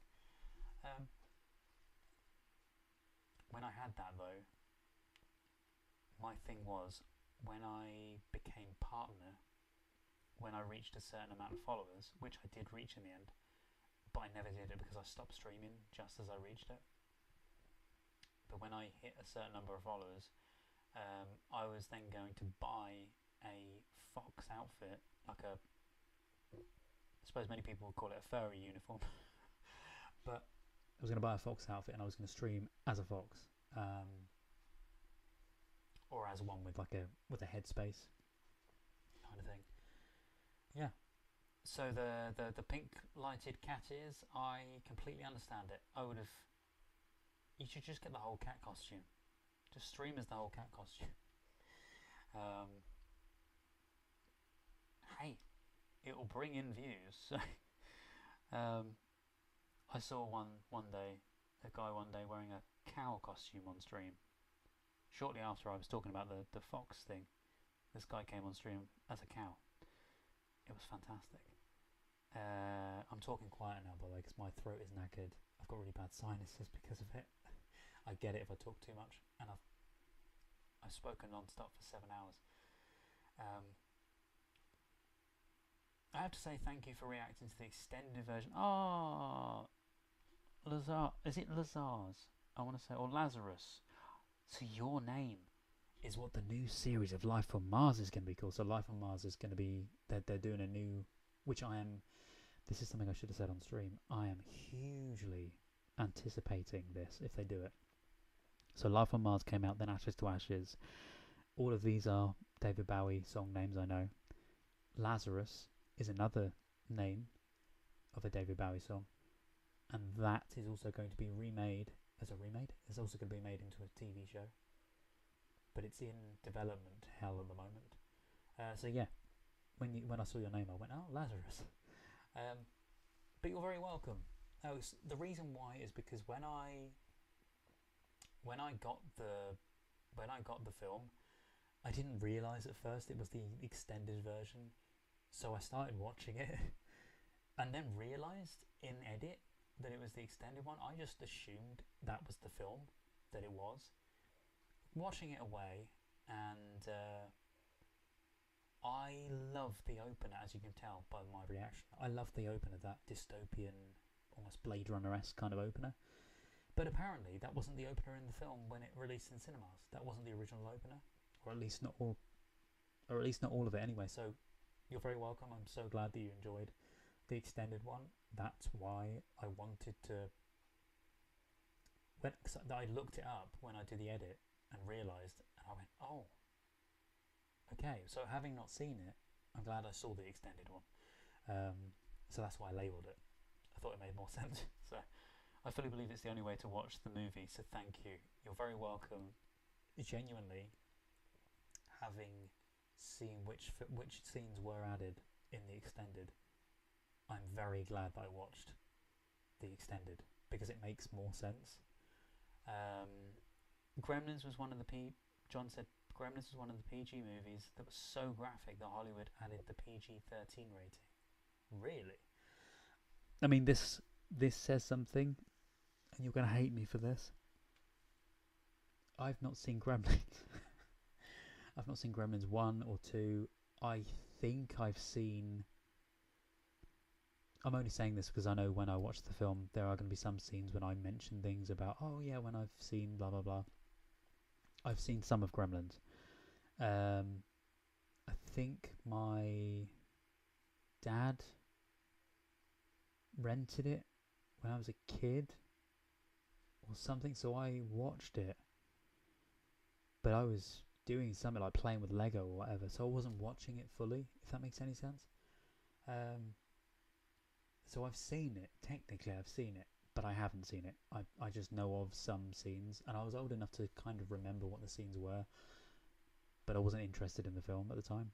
I don't know why I wasn't interested in it, but when I was a kid, I knew of Ghostbusters, but I didn't know Back to the Future. Yeah, so I was a Ghostbusters fan, but I wasn't a Back to the Future fan until I kind of had a gist of what it was, and then I bought the VHS, I then bought the DVD, I then bought the Blu-ray, I then bought the 4K Blu-ray of it. I have had every iteration of that film, of those films, sorry, the trilogy. So yeah, that's another thing I need to watch on the channel, is Gremlins. And hilariously enough, the set of the town square is the backlot of Universal, where Hill Valley was filmed. So that's I know that scene, the opening scene, because I was watching a video of the comparisons one day, and that's in there. and I know that the scene where there's a shop being broken into by the gremlins, if you look in the background you can see the cinema from Back to the Future where they do the time travel, and you see the cinema. That's there as well. I'm so sorry guys, I'm going to have to end the stream soon.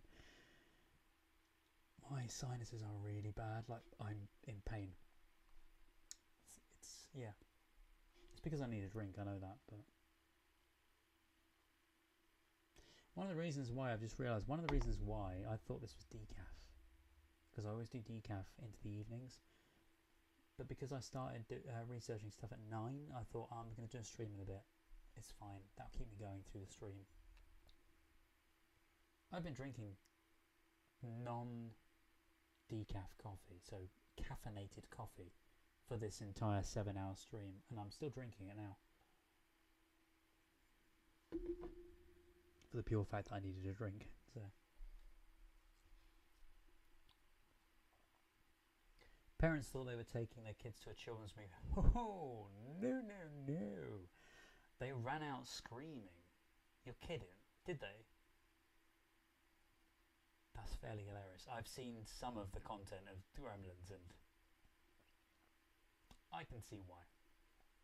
If we get a chance to, because I have a feeling that, I think we've said this before on stream, that a lot of people don't believe it is, but I feel like it was meant to be a Christmas movie.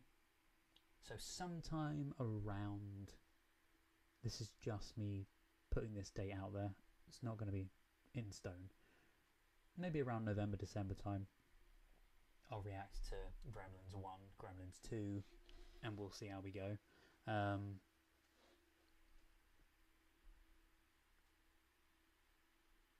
It's midnight here and I'm an old man. I'm working tomorrow after sleep. Oh, Doug, I'm so sorry. I think I missed you saying goodbye.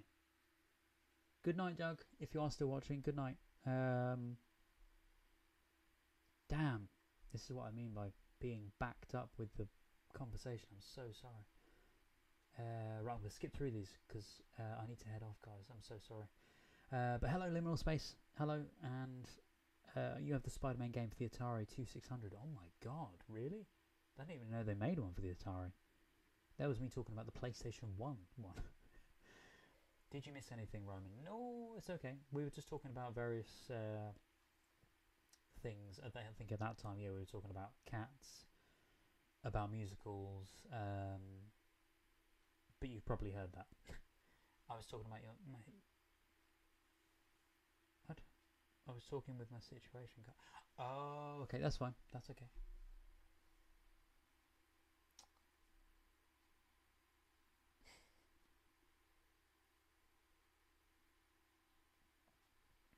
Speaking of cats, my favourite humanoid cat is the cat from Red Dwarf. Again, another series I've not seen. I've seen various episodes, but like late night when it was on Channel 4 or something.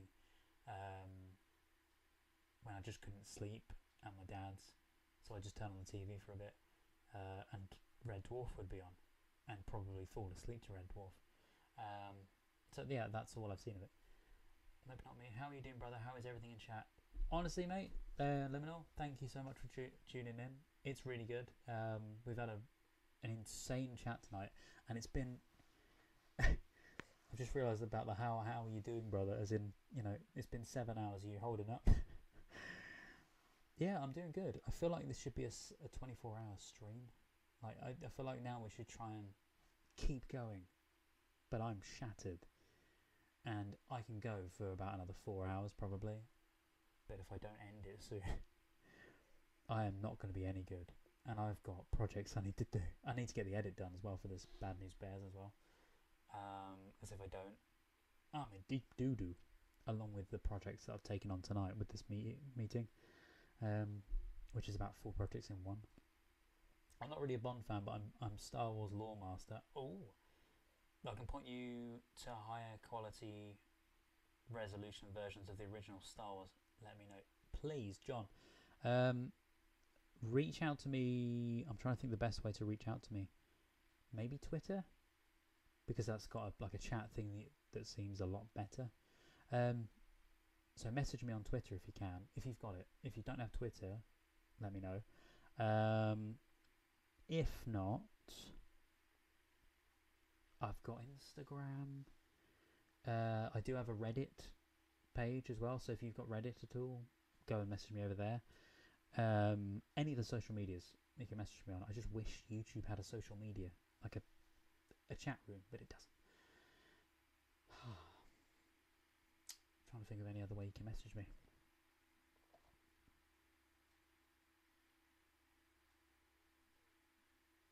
I was trying to think, do I have a Discord? I don't have a Discord.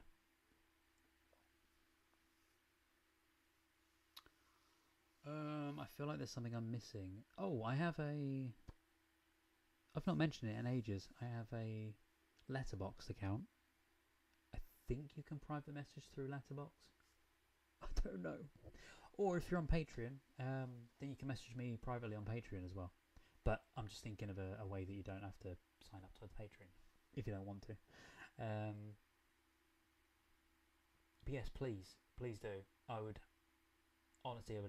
really, really love to react to it. Because what I'll do is potentially I'll lend the Star Wars films anyway for for versions that I need or whatever.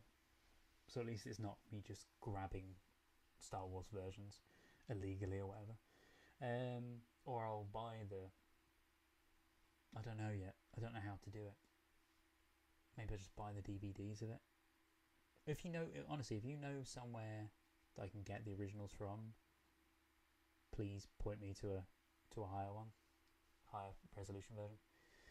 Romy, you subscribed to the Patreon. Thank you so much. Thank you.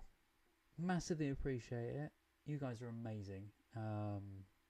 Not just for that, but you're amazing. You've stuck with me for 7 hours. Some of you may have come and gone. But I genuinely appreciate it. Thank you. I've got a little bit left of this. I'm going to scroll through the rest of this chat now, and then I'm going to have to head off. I'm so sorry. But it's 7 hours. Longest stream that we've done. Probably the third stream I've done, I think. Yeah.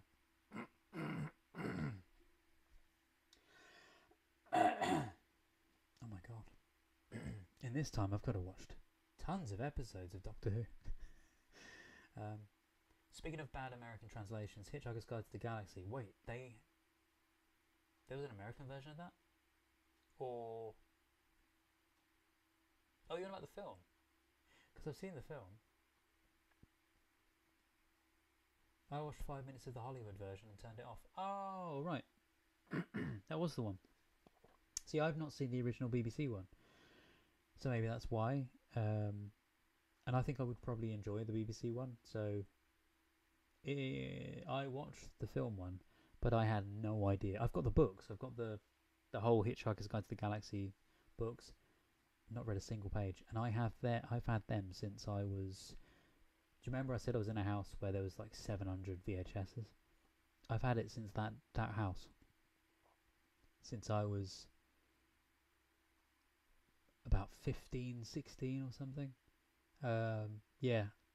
And I've not read a single page of it, which I feel terrible about. So I will read them one day.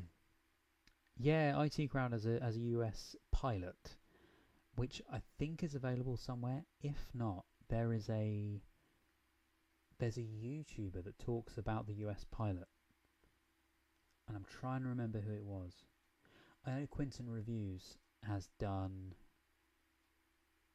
something, and I'm sure it was that.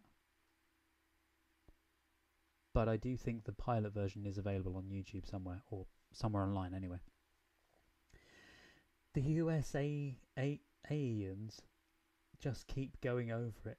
Sorry, just keep going at it over and over and over again. They do. Honestly, they do. Oh, John, you've not watched The Last of Us yet, which is why I haven't watched the reactions to it. I prefer to watch the shows in full before watching reactions so I can follow the story better. Yes, 100%. So, two things. The Last of Us is incredible, and if you haven't played the game, you don't need to, but if you've played the game, you will find so many Easter eggs in that show. It's gorgeous. The love and respect they've given to the show, given to the game, is amazing. The other thing is when I do my edits, I completely understand. With the videos, I feel like people should watch the originals first and not watch my videos first. Watch the originals, then at some point, if you want to watch a reaction or think, oh, I wonder how other people thought of that moment in time, then you can watch the reaction if you want it. Oh, I'm dropping everything. But yeah, no, I completely understand it. Watch the original first, then watch mine. But when I do my reactions and my edits, I always try and incorporate the storyline if possible as much, because I know there are people that do the videos and they'll show reaction bit of content, and it doesn't always piece together very well. It just kind of looks like you're watching a bit of content. It doesn't feel like a story, but I try and interweave it into being a proper story, if that makes sense. So yeah. So I think you'll enjoy it, is what I'm trying to say. Oh, Marla, you're amazing. Thank you. To all of you guys that have supported me over the years, well, technically it has been years. It's last year and this year. All of you guys that have supported me over this year and last year, in any way, whether it be you watched a video, you liked a video, you subscribed to the channel, or if you follow me over on Patreon, thank you. I massively appreciate it, and I don't say that lightheartedly. I genuinely mean that. And I feel like if you know how genuine I am, like if you know how much I do genuinely care and appreciate all of the support, then you know how sincere I am.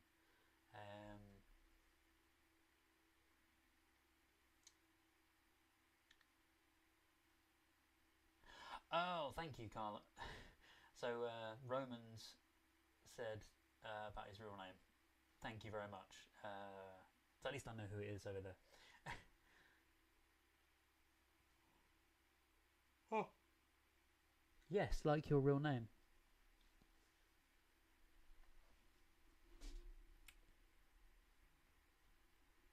I was just looking at your comment.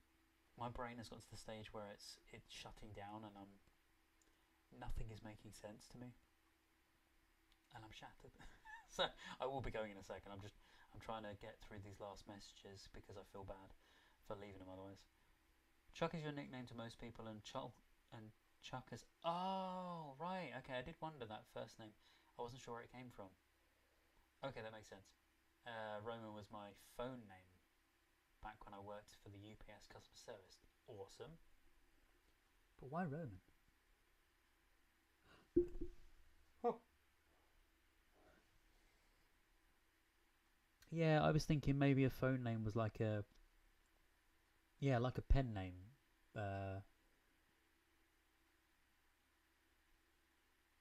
Almost like a nickname. Like my radio name being Foxy, or my... I kept shying away earlier from saying the Twitch name and that for my channel, but if you want to check out my stream, because I did stream the entire Last of Us game, so if you want to see, and I am on stream, like as in my face is on stream for it. I think it is for number 2. I can't remember if I... No, I don't think it was actually, because I don't remember if I did. I know I started streaming with my face, I think after that, or midway through the game. But yeah, it's Impossible Human. Like the Impossible Girl from Doctor Who, but Impossible Human. And yeah, you can see the streams over there if you like. And it's also got, you can see my 7-hour stream of The Last of Us at one point. So if you like 7-hour stuff like this. Doobie-doobie-doobie-doobie-doo. You said yes of sorts. Hello, Aran. Oh, sorry, Aaron. I don't know why I said Aran like that. Hello, Aaron. You're right. I know you just joined. So apologies that I am planning on ending soon. It's just I have been on here for 7 hours. It's been 7 hours. And I love talking to you guys. And I would do it forever. Maybe I should just do a 12-hour stream. 24-hour stream. You're encouraged to use another name as a customer service person.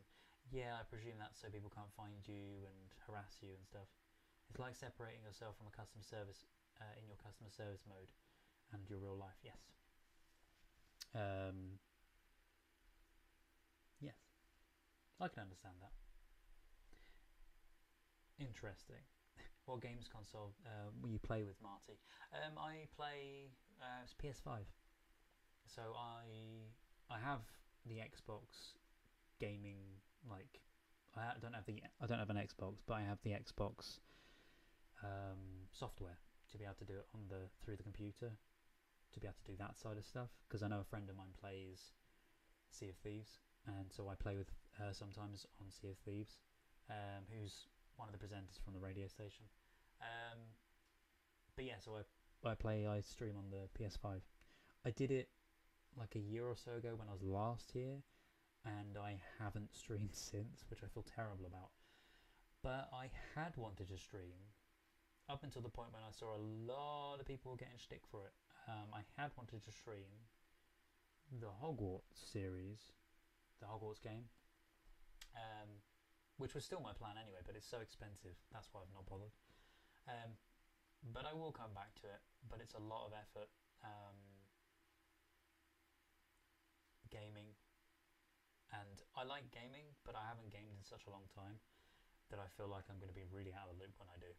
really out of the loop. You got distracted by ordering pizza and couldn't hear clearly for a moment. That's okay. I don't think I said it earlier anyway, but I've just noticed that on here the lighting is in such an area as well that it kind of lights up my head area, like this lighting here, like a backlight, which wasn't my intention, but it kind of works. But it does also hide this, in case you guys want to see it, which I am planning on possibly putting there somewhere in front of there instead, maybe, and then maybe either writing Movies with Marty on there, or the title, or maybe have the production of it there, and then put Movies with Marty up there. Because if you look at my bottom right hand corner, I have a little logo that's like that, my Movies with Marty logo, which was the original logo that I was going to use, but then I decided to change it to the real, but I kept the other one in the corner because it works. But yeah, that's that. I'm going to quickly go through the rest of these. Apologies. By the way, pizza. I am so hungry because I had I had the meeting. I scoffed down some food before I came on stream, thinking it's okay. I'll do a couple of hours of a stream, then I'll go and eat something.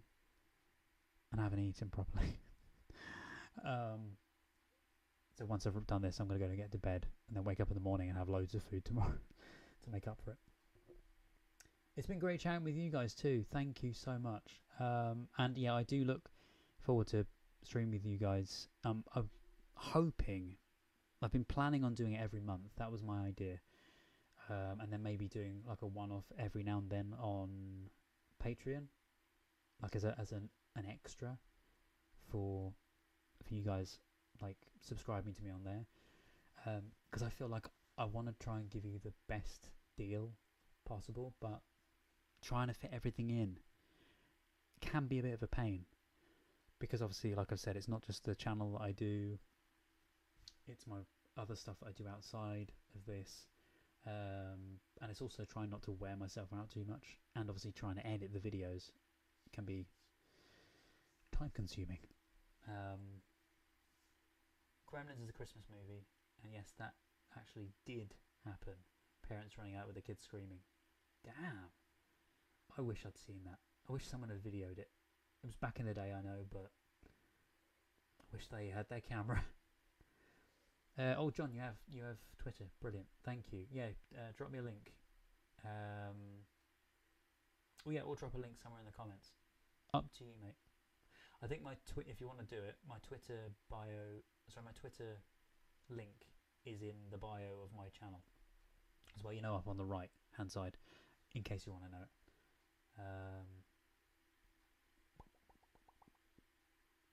Yes, perfect. Yeah, hit me up later today, and I'll message you back, and we'll chat about it. Aaron as well. Sorry, the Tarzan Secret Treasure film. I think it is called Secret Treasure. I have yet to see it. It is on the list to watch, though. I promise you. I promise you. All of the things that people have requested to me so far are either on the list. You should see the list. It's a ridiculously long list at the moment.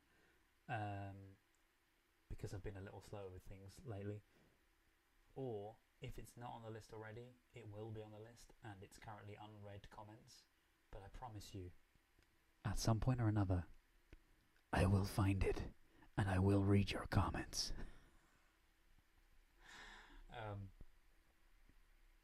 In a world, you can tell I like voiceover stuff, can't you? Oh, Viva, hello. You've been live for 7 hours. Good grief. I just happened to notice you were live just now. That's okay. That's okay. I'm not going to be live for too much longer. I'm so sorry. I know you've only just joined in. But please feel free to join me next time, and I will give you guys a bit more of a heads up next time. The reason why this one, what I was meant to do, is I mentioned last night about going live today. And I should have done a scheduled live stream, but I still don't know how to properly do it. I don't know how to schedule a live stream and for it to actually go live properly. Because last time I tried to schedule it, it just hung there as a private video, and I didn't realise I wasn't live, so I had to then manually do it. But it would be handy to be able to have it scheduled as like, I'm going live on this day at this time. Anything can happen, I know, but just so it's there. So you guys are aware, which is the reason why I tried to put out a post yesterday and before I went on stream today. But yeah, feel free though, if you guys have got any requests for films, let me know, whether it be commenting on this live stream sometime after the stream or now. It's up to you guys, but I think once it's done I won't get notifications from things that are already on the stream. So if you either notify me here or on another video somewhere, or even private message me, and then I can message you back as well. What was I going to say? But yeah, live stream 7 hours. It's been very, very cool. I've genuinely loved every second of it. My throat is killing me though, because I have been talking for 7 hours straight, which surprises me that I've been able to last this long, but I know tomorrow is going to be a very, very down day. Like, not down as in bad, I mean down as in I'm not going to do anything apart from a bit of editing. I'm not going to talk. My next live show, radio show, isn't until next... Sorry, I've just hit the mic. Yeah, it's not until next Monday. To Monday? Next Saturday, so it's fine. And then Tuesday for VE Day I've got another show as well. But you're very welcome, Marla, and for hanging out with you. Honestly, I love hanging out with you guys. I feel terrible that it's only like a one-way thing. So I love seeing all your comments and all your questions to me, and if you guys ever have any questions about the way I do videos or the way, I don't know, even what equipment I use, but if you guys ever have any questions about what's coming up next, or could you watch this, or what do you think about this, let me know. Genuinely let me know, because I appreciate all of you. Thank you. To everybody else that's leaving as well, obviously I'm about to end the stream, so you'll all leave anyway, but thank you. And goodbye, Liminal. I think he just left. I'm not sure. We know very well trying to fit everything in can be painful. They really can be painful. It can be. Thank you. You guys have a restful sleep too. I know a lot of you are you're heading either into your evenings now, or you're... I don't think anyone's in the UK, but have a lovely evening. if you're having a nice day, then have a lovely day. Take care, stay safe, and genuinely thank you all for joining me. I'll see you guys next time. I feel like I want to say, I can't say thank you even more, but you've been here for 7 hours. I don't understand how you love this so much. Thank you. Oh, Roman, you're waiting for your lunch, for your pizza. Pizza. In the words of Mickey from Doctor Who. Yeah. Take care, everybody. Thank you. And pizza, I'm very jealous of. I might have to get that tomorrow while I'm having my lazy day. Oh, and do some rubbish film watching. Maybe I'll even watch Cats. No, I'm joking. I won't watch Cats. I'll leave that for the channel. Good night, Roman. It's nice seeing you, and thank you. I'm prettier in stream apparently. Genuinely, I thought I looked a complete mess today. I threw it all together today, and I'm shattered. But yeah, this is the new setup for the future of the videos. Some of it may change, and if I'm doing different videos, different things will be in different places. If I'm doing a Halloween video, for instance, I won't have the bright blue lights. I'll have them set to red. You know, that kind of thing. If it's horror, it'll be red. If it's, I'll try and make it a little bit more different for other things. I don't have loads of stuff to put on the back bit, but I'll differentiate things and make it a little bit different for each thing. Take care, guys. Thank you for watching. Stay safe, and I'll see you guys next time. I don't have an outro. I have the outro card, but I don't have anything else. So, take care, guys. Can't even speak English. Blah, blah. Take care, guys. Stay safe, and I'll see you guys next time. Bye bye. See, I didn't even do that right. It's meant to be take care, stay safe, and I'll see you guys next time. Bye bye. There you go. That went well. That was fine. Bye, guys. And I'll now play the outro.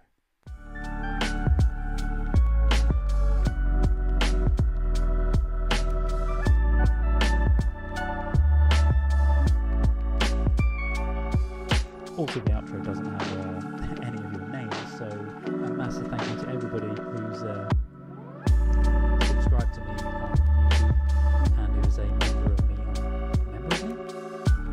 and who's also a patron over Patreon. Thank you so much, and also to the new people that have subscribed and new people that are Patreon too. I love you all. Bye, guys. Aww.